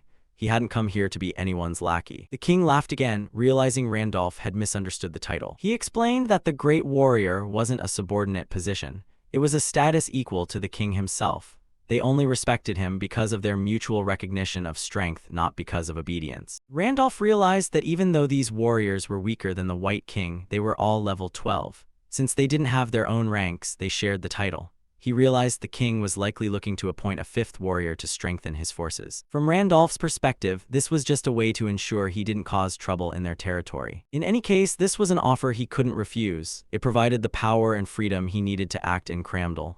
"I accept," he said. The White King greeted him with a savage smile. "Welcome, strange crow." The king announced the birth of a new pillar of Cramdell. The scene shifted to a quieter, more diplomatic area in the castle gardens. Randolph met another great warrior in a secluded courtyard. The Snake King, Lord of Necril, asked why he had called her here privately. Randolph introduced himself formally and repeated his request for cooperation. He knew he needed more than just the White King's word to get what he wanted. The Snake King turned away, saying she didn't have time to waste on trifles. She suggested he ask someone else for help. She asked exactly what he was looking for that required invoking the White King's name. Her annoyance was clear, and she demanded to know why he had chosen her out of everyone. Randolph stood before the Snake King and said that he had finally found what he was searching for in this land. Randolph leaned in closer, asserting that she was his target. The Snake King was clearly shocked, her blue eyes widening in confusion. Behind him, Isabella and Isaac watched with expressions of pure astonishment and embarrassment. Randolph, however, continued, requesting that the Snake King invite him into her sanctuary. The shock quickly turned into fury as she started to scream. She accused him of joining the 5 great warriors with the impure intention of wanting to conquer her heart. She went on, pointing her finger at him and calling him a scoundrel. She warned him that if he thought she was an easy target for his flirting, he was dead wrong. Randolph didn't flinch, looking down at her with fiery red eyes. He calmly asked what kind of nonsense she was talking about, his voice perfectly steady. Randolph turned up his charm, saying he had heard rumors that she was a connoisseur of art. He said he had wandered everywhere just to find an artist of her caliber. He mentioned that her sanctuary was rumored to be filled with exquisite art. He specifically asked if she would let him see the corpse art he had heard so much about. As he walked, Randolph's mind drifted back to the time before he took this quest. He remembered a hospital room. Priest Andrew lifted his head weakly, asking Randolph if he had come to request the final letter of absolution. Randolph stood with his arms crossed over his muscular chest. He confirmed the old man's suspicion with a somber nod. Priest Andrew sighed, admitting he wanted to give the document, but the rules didn't allow him to hand it over so easily. He couldn't simply give away a high-tier reward like this for free. Wilhelm narrowed his eyes, cursing the rigid logic of the NPC in his heart. He knew he would have to win the reward himself. The old man asked what he had just said, sensing the knight's irritation. Wilhelm quickly hid it, saying he hadn't said anything at all. He sat on a small wooden stool, telling the priest that he wasn't looking for handouts and had a proposal for him. He told the old man that he would bring his daughter, Andasar, back. The memories of his past life as Randolph in Pangenia flooded his mind. He remembered the burden of the missions he had performed when he was the world's legendary knight. He remembered cleansing Andasar after she had been cursed and turned into an elder lich. Even after the ritual, she was only a shadow of her former self, unable to fully return to human form. The tragedy didn't end with her death. To make matters worse, her corpse was quickly stolen from beside her father. Her grave was empty, violated by someone with dark intentions. Later, Randolph finally tracked down the body. He discovered the Snake King had taken her corpse to add to her grotesque collection. Back in the hospital room, Randolph told the priest that he knew exactly where Andasar was. He promised to take full responsibility and bring her home. He set a clear condition, demanding the letter of absolution in exchange for the girl's corpse. Priest Andrew raised his head with eyes wide open, filled with hope as the deal was struck. Randolph held up 2 fingers, raising the stakes. He demanded 1 letter to get Andasar and a second one for himself as a personal reward. Returning to the present, Randolph continued his performance. He gave a slight bow, telling the Snake King that he truly wished to admire her legendary works. The Snake King's eyes glowed with joy, her previous anger completely forgotten. She was excited to find someone who truly appreciated her art and enthusiastically invited him into her sanctuary. They moved to the outskirts of Cramdell, where a dark, rugged castle appeared against the foggy landscape. The air around the structure was heavy and suffocating. She led them through the massive doors, acting like a hospitable host. She told the great generals to make themselves at home, saying that any monster who loved art was always welcome. Isaac clutched his head in frustration, lamenting the madness of the day. First the White King, and now this. He had had enough of these horrific encounters. Isabella walked beside him with her usual quiet grace. She told him he should get used to it, as life alongside the Star-Bearer would surely be full of unimaginable things. She shot him a sharp glance, reminding him that she was the group's vice-captain. Her red eyes glowed with a warning as she established the hierarchy. She added that someone named Hudson was third. Leaving the blonde-haired man at the bottom of the ladder, he could only sweat, wondering who Hudson was. They followed the Snake King deeper into the dark corridor. Isaac whispered to Isabella, mentioning rumors that this woman had once turned an entire city into a field of corpses. The Snake King stopped before a thick curtain, her smile radiant and friendly. She looked far too cheerful for her bloody reputation. She proudly declared that they had arrived at her sanctuary. The first sculpture they saw was a grotesque pillar created from human arms reaching out in every direction. Deeper inside, they found a statue of 2 figures forever embracing, sewn together. On the wall hung a human face that had been flayed, stretched like fabric and pinned to a frame. The Snake King stood amidst her grotesque collection, hands clasped, admitting she was very proud of these works. She turned her head, a happy smile blooming on her lips as she asked for their impressions. Behind her, Isabella and Isaac stood frozen, eyes wide with pure horror. The blonde man's face was covered in cold sweat, his jaw clenched as he tried to process the nightmare before him. He could barely find the words to react to the flayed human skin on the wall. Suddenly, the Snake King's expression shifted from pride to pure rage. She whirled around, calling the blonde man a bastard as his disgust became evident. A fierce red aura erupted from her, filling the room with suffocating killing intent. She demanded to know if he intended to insult her precious works. Panicked, the blonde man shouted apologies, his eyes almost popping out of his head. He desperately reminded her that creating a disturbance was forbidden in the city. She coldly stated that as a great general, she could kill him without any consequences. Just as things reached a breaking point, Randolph spoke up, his voice cutting through the tension. He clapped his hands and loudly declared that her work was that of a true master. He suggested she ignore the idiot standing behind him and asked if she would be willing to give him a private tour. The blonde man could only watch from behind with a look of utter disbelief. The Snake King's anger vanished instantly, replaced by blushing excitement and joy. She was so happy that her entire demeanor shifted into that of a blissful girl. She enthusiastically offered to introduce the works immediately and ran toward the next exhibit. The blonde man stood frozen, stunned by how easily Randolph manipulated her. Isabella stepped over and patted the blonde man's shoulder in comfort. He looked completely traumatized, eyes dazed after almost being killed by a psychotic artist. The Snake King proudly introduced the next masterpiece, a large tapestry crafted from the skins of human invaders.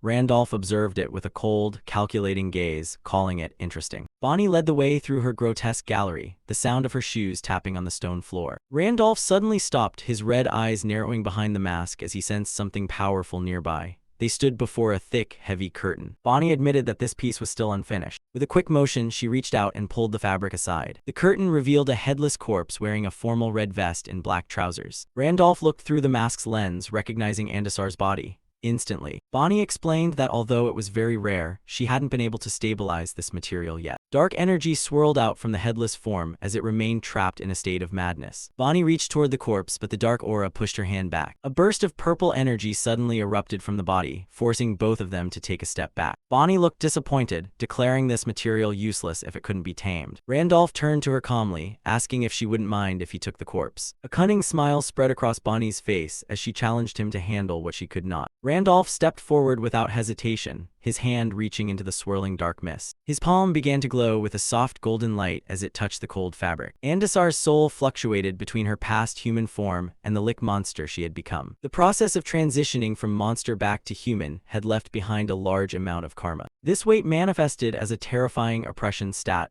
pushing the soul into a state of blindly screaming madness. Randolph knew the only way to stabilize the corpse was to forcibly lower that stat. He leaned in close, whispering a silent prayer of absolution directly to the restless soul. A brilliant white light filled the room as the system confirmed the madness state had been successfully removed. Bonnie's jaw dropped in pure astonishment, her blue eyes wide as she watched the energy dissipate. She realized the man before her was not just a critic. He possessed a level of mastery in this craft far exceeding her own. For the first time, she saw another artist walking the dark path she had previously walked alone. The Snake King stood isolated, a reminder of the long years spent without a companion. She looked at her grotesque creations, realizing that even the best critics couldn't truly understand her pain. Her isolation was a burden that no amount of praise or recognition could erase. The fear of being the only one of her kind in this world always haunted her. She looked up at the masked man, seeing a glimmer of hope in the cold, bird-like presence he held. She had finally found someone who could truly share her dark world. A blue system window appeared, confirming that a piece of Andasar's body had been officially collected. Bonnie was still overcome with emotion, while Randolph just stood there, wondering why she was so moved. A month had passed since the monster invasion began and the First Dimension warriors appeared on Earth. In that short time, an online community had become the most important source of survival data for the entire world, becoming a beacon for billions of monthly visitors. A young man sat at his desk, typing away frantically, while elite warriors shared detailed guides with the public on every smartphone. The community's latest updates became a lifeline for those facing the unknown. It reached the point where nations officially recommended this site as an official resource for their citizens. For a world drowning in fear, the information here wasn't just data, it was their only hope. At the center of it all was the site's mysterious owner, a figure referred to with almost religious reverence. Known only as Master, he had built the largest and strongest faction among all players. The narrator explained how the community master used his growing influence to negotiate with the world's most powerful corporations and politicians. Global television stations reported on the interdimensional community app as the new standard for government safety guidelines. Inside a high-security meeting room, the atmosphere was heavy as elite players gathered to discuss the changing world order. War God Master sat cross-legged, exuding an aura of absolute dominance over the meeting. The person known as the Lightning Emperor or Dark Star remained silent, with an unreadable expression. Nine-tailed Fox, also called the Black Demon, observed everything with quiet focus. Bonnie, the Corpse Queen, sat among the heroes, her hands clasped tightly as she listened. Lucifer adjusted his posture, his eyes sharp as the discussion turned to the character named Randolph. Maxim leaned forward, his face partially obscured as he weighed the potential threat from this new player. Adjusting his glasses, Maxim decided that while they might eventually have to deal with him, now was not the time. First, they all had to prepare for the true invasion that was about to break out. The previous waves were nothing more than scouting probes from another dimension. When the true spatial rift opened, the full-scale Great Invasion would officially begin. At that moment, the world would realize that neither the police nor the military could protect them, and this world could only rely on the only saviors, which were us players. At that time, those they would have to obey would no longer be corporations or governments, but us players. Soon, the world order would change completely.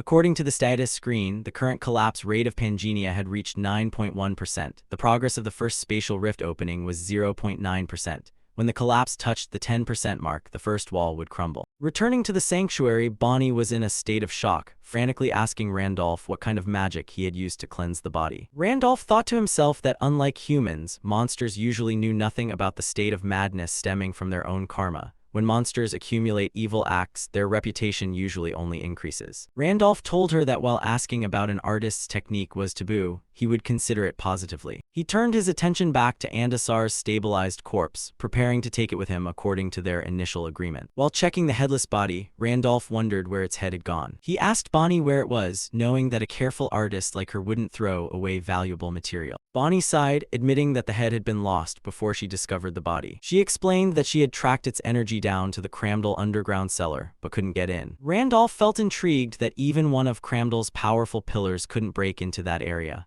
It was due to the presence of Star Guardians, making the basement a restricted area for everyone. An inviolable pact prevented the White King and his allies from entering the Guardians' territory. Randolph asked why the Guardians, who usually stayed put in their territory, had appeared here. Bonnie mentioned that the special hot spring in the area was related to the presence of the stars. She described a shimmering rainbow arcana curtain preventing everyone from reaching the star. The Star Guardians couldn't get close, so they just stayed in that area. The White King's annoyance was clear, but his hands were tied by existing diplomatic agreements. Bonnie advised Randolph to give up on his intention to get the head, as infiltrating would mean breaking the pact. Randolph looked at her with a calm, detached expression, saying the problem was much simpler than she thought. He declared he would personally eliminate the uninvited guests, then stepped into the darkness. He told Bonnie to inform the White King that he would handle the intruders himself. A day later, at the entrance to the Cramdell cellar, thick fog covered the desolate, rocky terrain. The giant snake Dramat and the fire phoenix appeared in the distance, guarding the path ahead. The Crystal Star Guardian, a giant entity made of sharp stone and light, stood firm before the guests. Standing on the giant Dramat's head, Randolph was accompanied by Isabella and Isaac as they prepared to face the Guardian. The towering Crystal Star Guardian leaned over Dramat, demanding to know if the snake was truly behind that bold statement just now. Standing on Dramat's head, Randolph watched as the Guardian warned they would pay a fitting price if the words were lies. Going back a few hours earlier, the humid air of the hot spring in the center of Cramdell enveloped the room. Dramat in snake form raised his head to look at Randolph in human form, amazed at the ability that allowed a human to transform perfectly into a monster. Holding the glowing red evolved corpse Raven Core in his hand, Randolph explained that he had gathered information from the administrator about the local Guardians. Randolph shifted the subject to the real purpose of the Guardians, asking if their gathering had anything to do with the legendary 33rd star. Dramat was surprised, confirming that while 32 stars were born from the fragments of the goddess Li, this new star was an anomaly. Images of the past appeared when the celestial creature and the snake explained that this specific star was believed to have originated from the goddess Pina. The snake continued nodding, saying that since the 33rd star appeared out of nothingness, the Guardians had taken turns guarding it continuously. Randolph's gaze remained steady as Dramat spoke of Pina, the younger goddess in the pair of twins, whose essence was believed to have formed this star. The ancient map illustrated the formation of the world, where the remaining lands were lifted into the sky by the goddess Pina's power. The diagram showed the division between the surface world and the demon world, with the abyss having eroded the continent's primordial foundation. Hearing the history, Randolph asked if Pina turning into a star was a certain sign she was dead. Dramat admitted the Guardians gathered to find answers, but they were blocked by a powerful unique-grade arcana curtain. Randolph made a shocking proposal. He could destroy the arcana and clear the path for the Guardians. Dramat burst into mocking laughter, declaring that arcana was the world's ultimate truth and could not be destroyed by a mere mortal. Randolph didn't flinch at the snake's skepticism, standing with his arms crossed and an expression of calm, silent confidence. Seeing his absolute calmness, Dramat stopped laughing and asked seriously if Randolph truly possessed that power. Returning to the present, Dramat vouched for Randolph before the Crystal Star Guardian, saying this person was not one to make empty promises. The Crystal Star Guardian remained vigilant, asking why a powerful human like the Raven would bother helping the Guardians of Cramdell.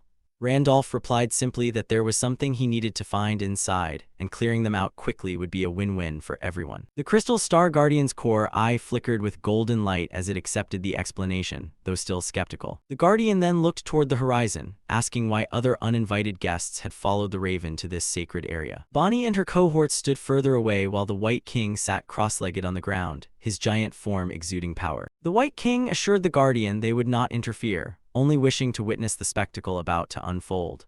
A predatory glint flashed in the White King's eyes as he admitted he was very interested to see how their new pillar would handle such a difficult task. The Crystal Star Guardian dismissed the tiger's interest with contempt, muttering the name of an old rival as he turned back to look at the barrier. Randolph prepared to act, the dark air of the cellar swirling with the weight of the upcoming confrontation. He spread his giant black feathered wings and flew up toward the shimmering screen while Isabella watched with a sharp gaze. He ignored the bickering of the powerful entities below, focusing only on finishing the job quickly to get what he needed. Randolph reached out, his palm touching the transparent, rainbow-colored surface of the giant energy wall. Floating in midair, Randolph felt the terrifying pressure of the curtain, confirming that it was indeed pure arcana. A cold smile appeared on Randolph's lips behind the mask, knowing that regardless of rank, no arcana could resist his unique power. A blue system window appeared, announcing the activation of Randolph's special Eternal ability to destroy the barrier.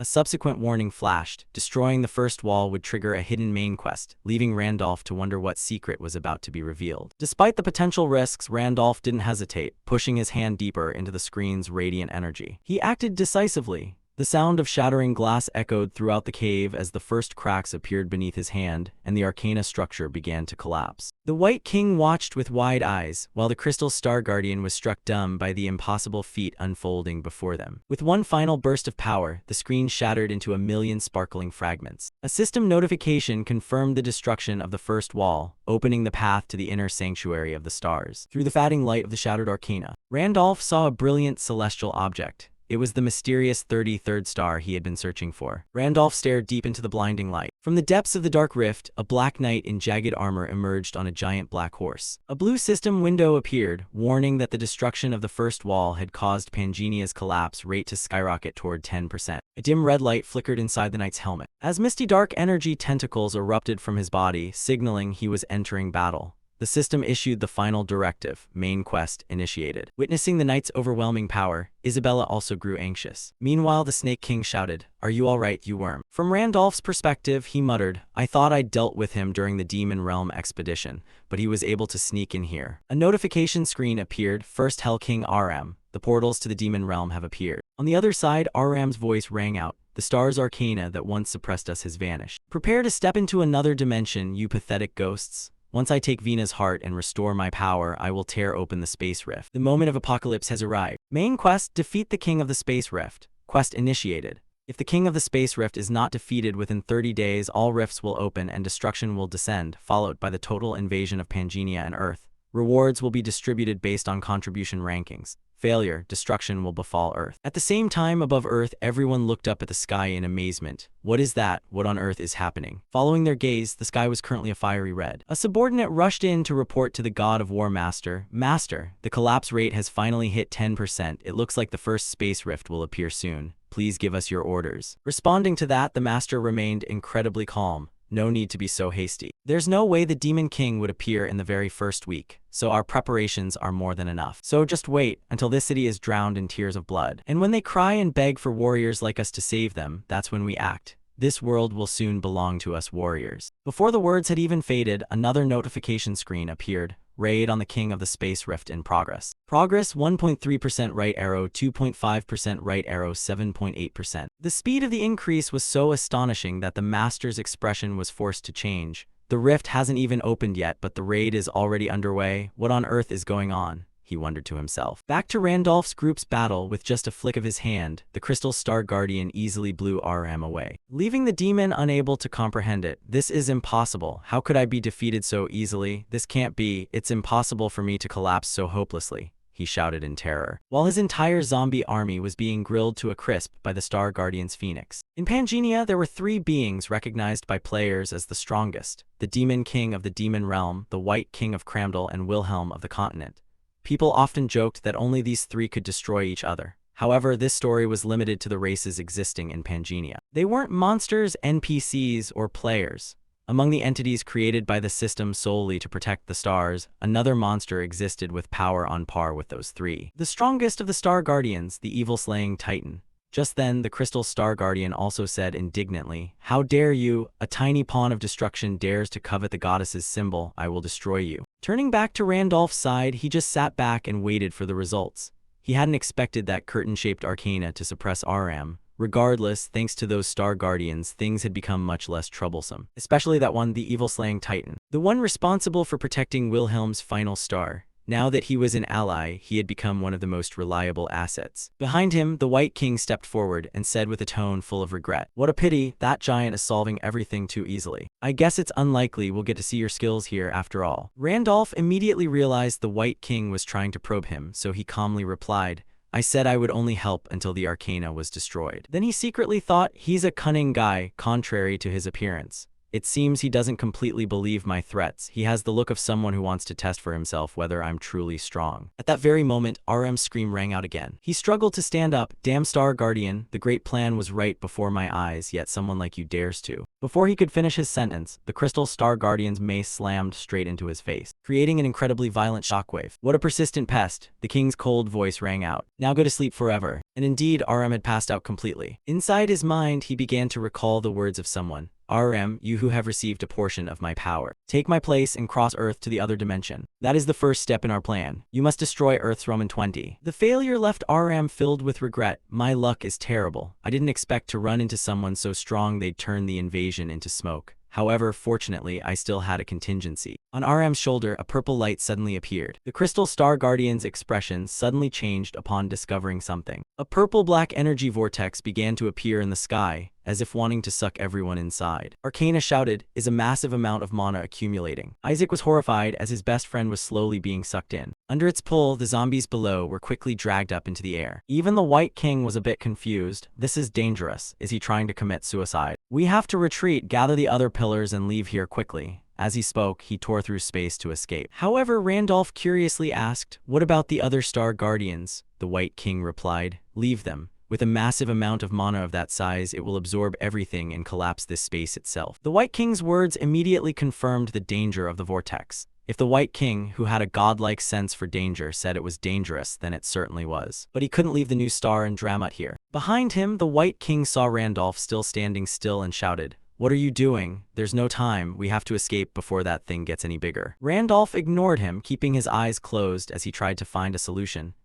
There must be a way to overcome this situation. Then, as if he had thought of something, his eyes flew open. He constantly analyzed in his mind the hundreds of rewards he would receive directly after completing the 5th main quest. Among them was an artifact from a calculation that relayed energy sealing. If he used this, he could definitely do it. With no time to hesitate, he immediately pulled the item out. The White King, observing from the side, curiously asked, "What are you planning to do?" Only then did Randolph get a chance to show himself. "You said you wanted to see my skills earlier. I'll stop that explosion. Just sit back and admire the moment." Saying that, he flew straight toward the vortex. As the vortex became increasingly intense, Dramut worriedly cried out, "Master, where are you going? It's dangerous in there." Randolph didn't seem to hear the words. In his hand was the item's orb of light. He directed his hand and threw that light straight at the energy vortex. As the item slowly approached the vortex, a notification screen appeared. "Legendary sealing artifact binding circle has been activated." As this notification appeared, the intense pull of the energy vortex suddenly vanished. The Crystal Star Guardian looked up and whispered, "Is that massive energy source being absorbed?" Following his gaze very quickly, the vortex in the sky slowly dissolved. Finally, it disappeared completely, leaving absolutely nothing behind, revealing RM's body inside. While he was still wondering where his mana had gone, a ring suddenly appeared above his head and bound his body, making him grit his teeth. "What the hell is this?" Randolph clenched his fist and whispered, "Narrow down binding circle." Immediately afterward, RM's body suddenly shifted into a chibi state, leaving him with a silly, blank expression on his face. Finally, his tiny body fell into Randolph's hand.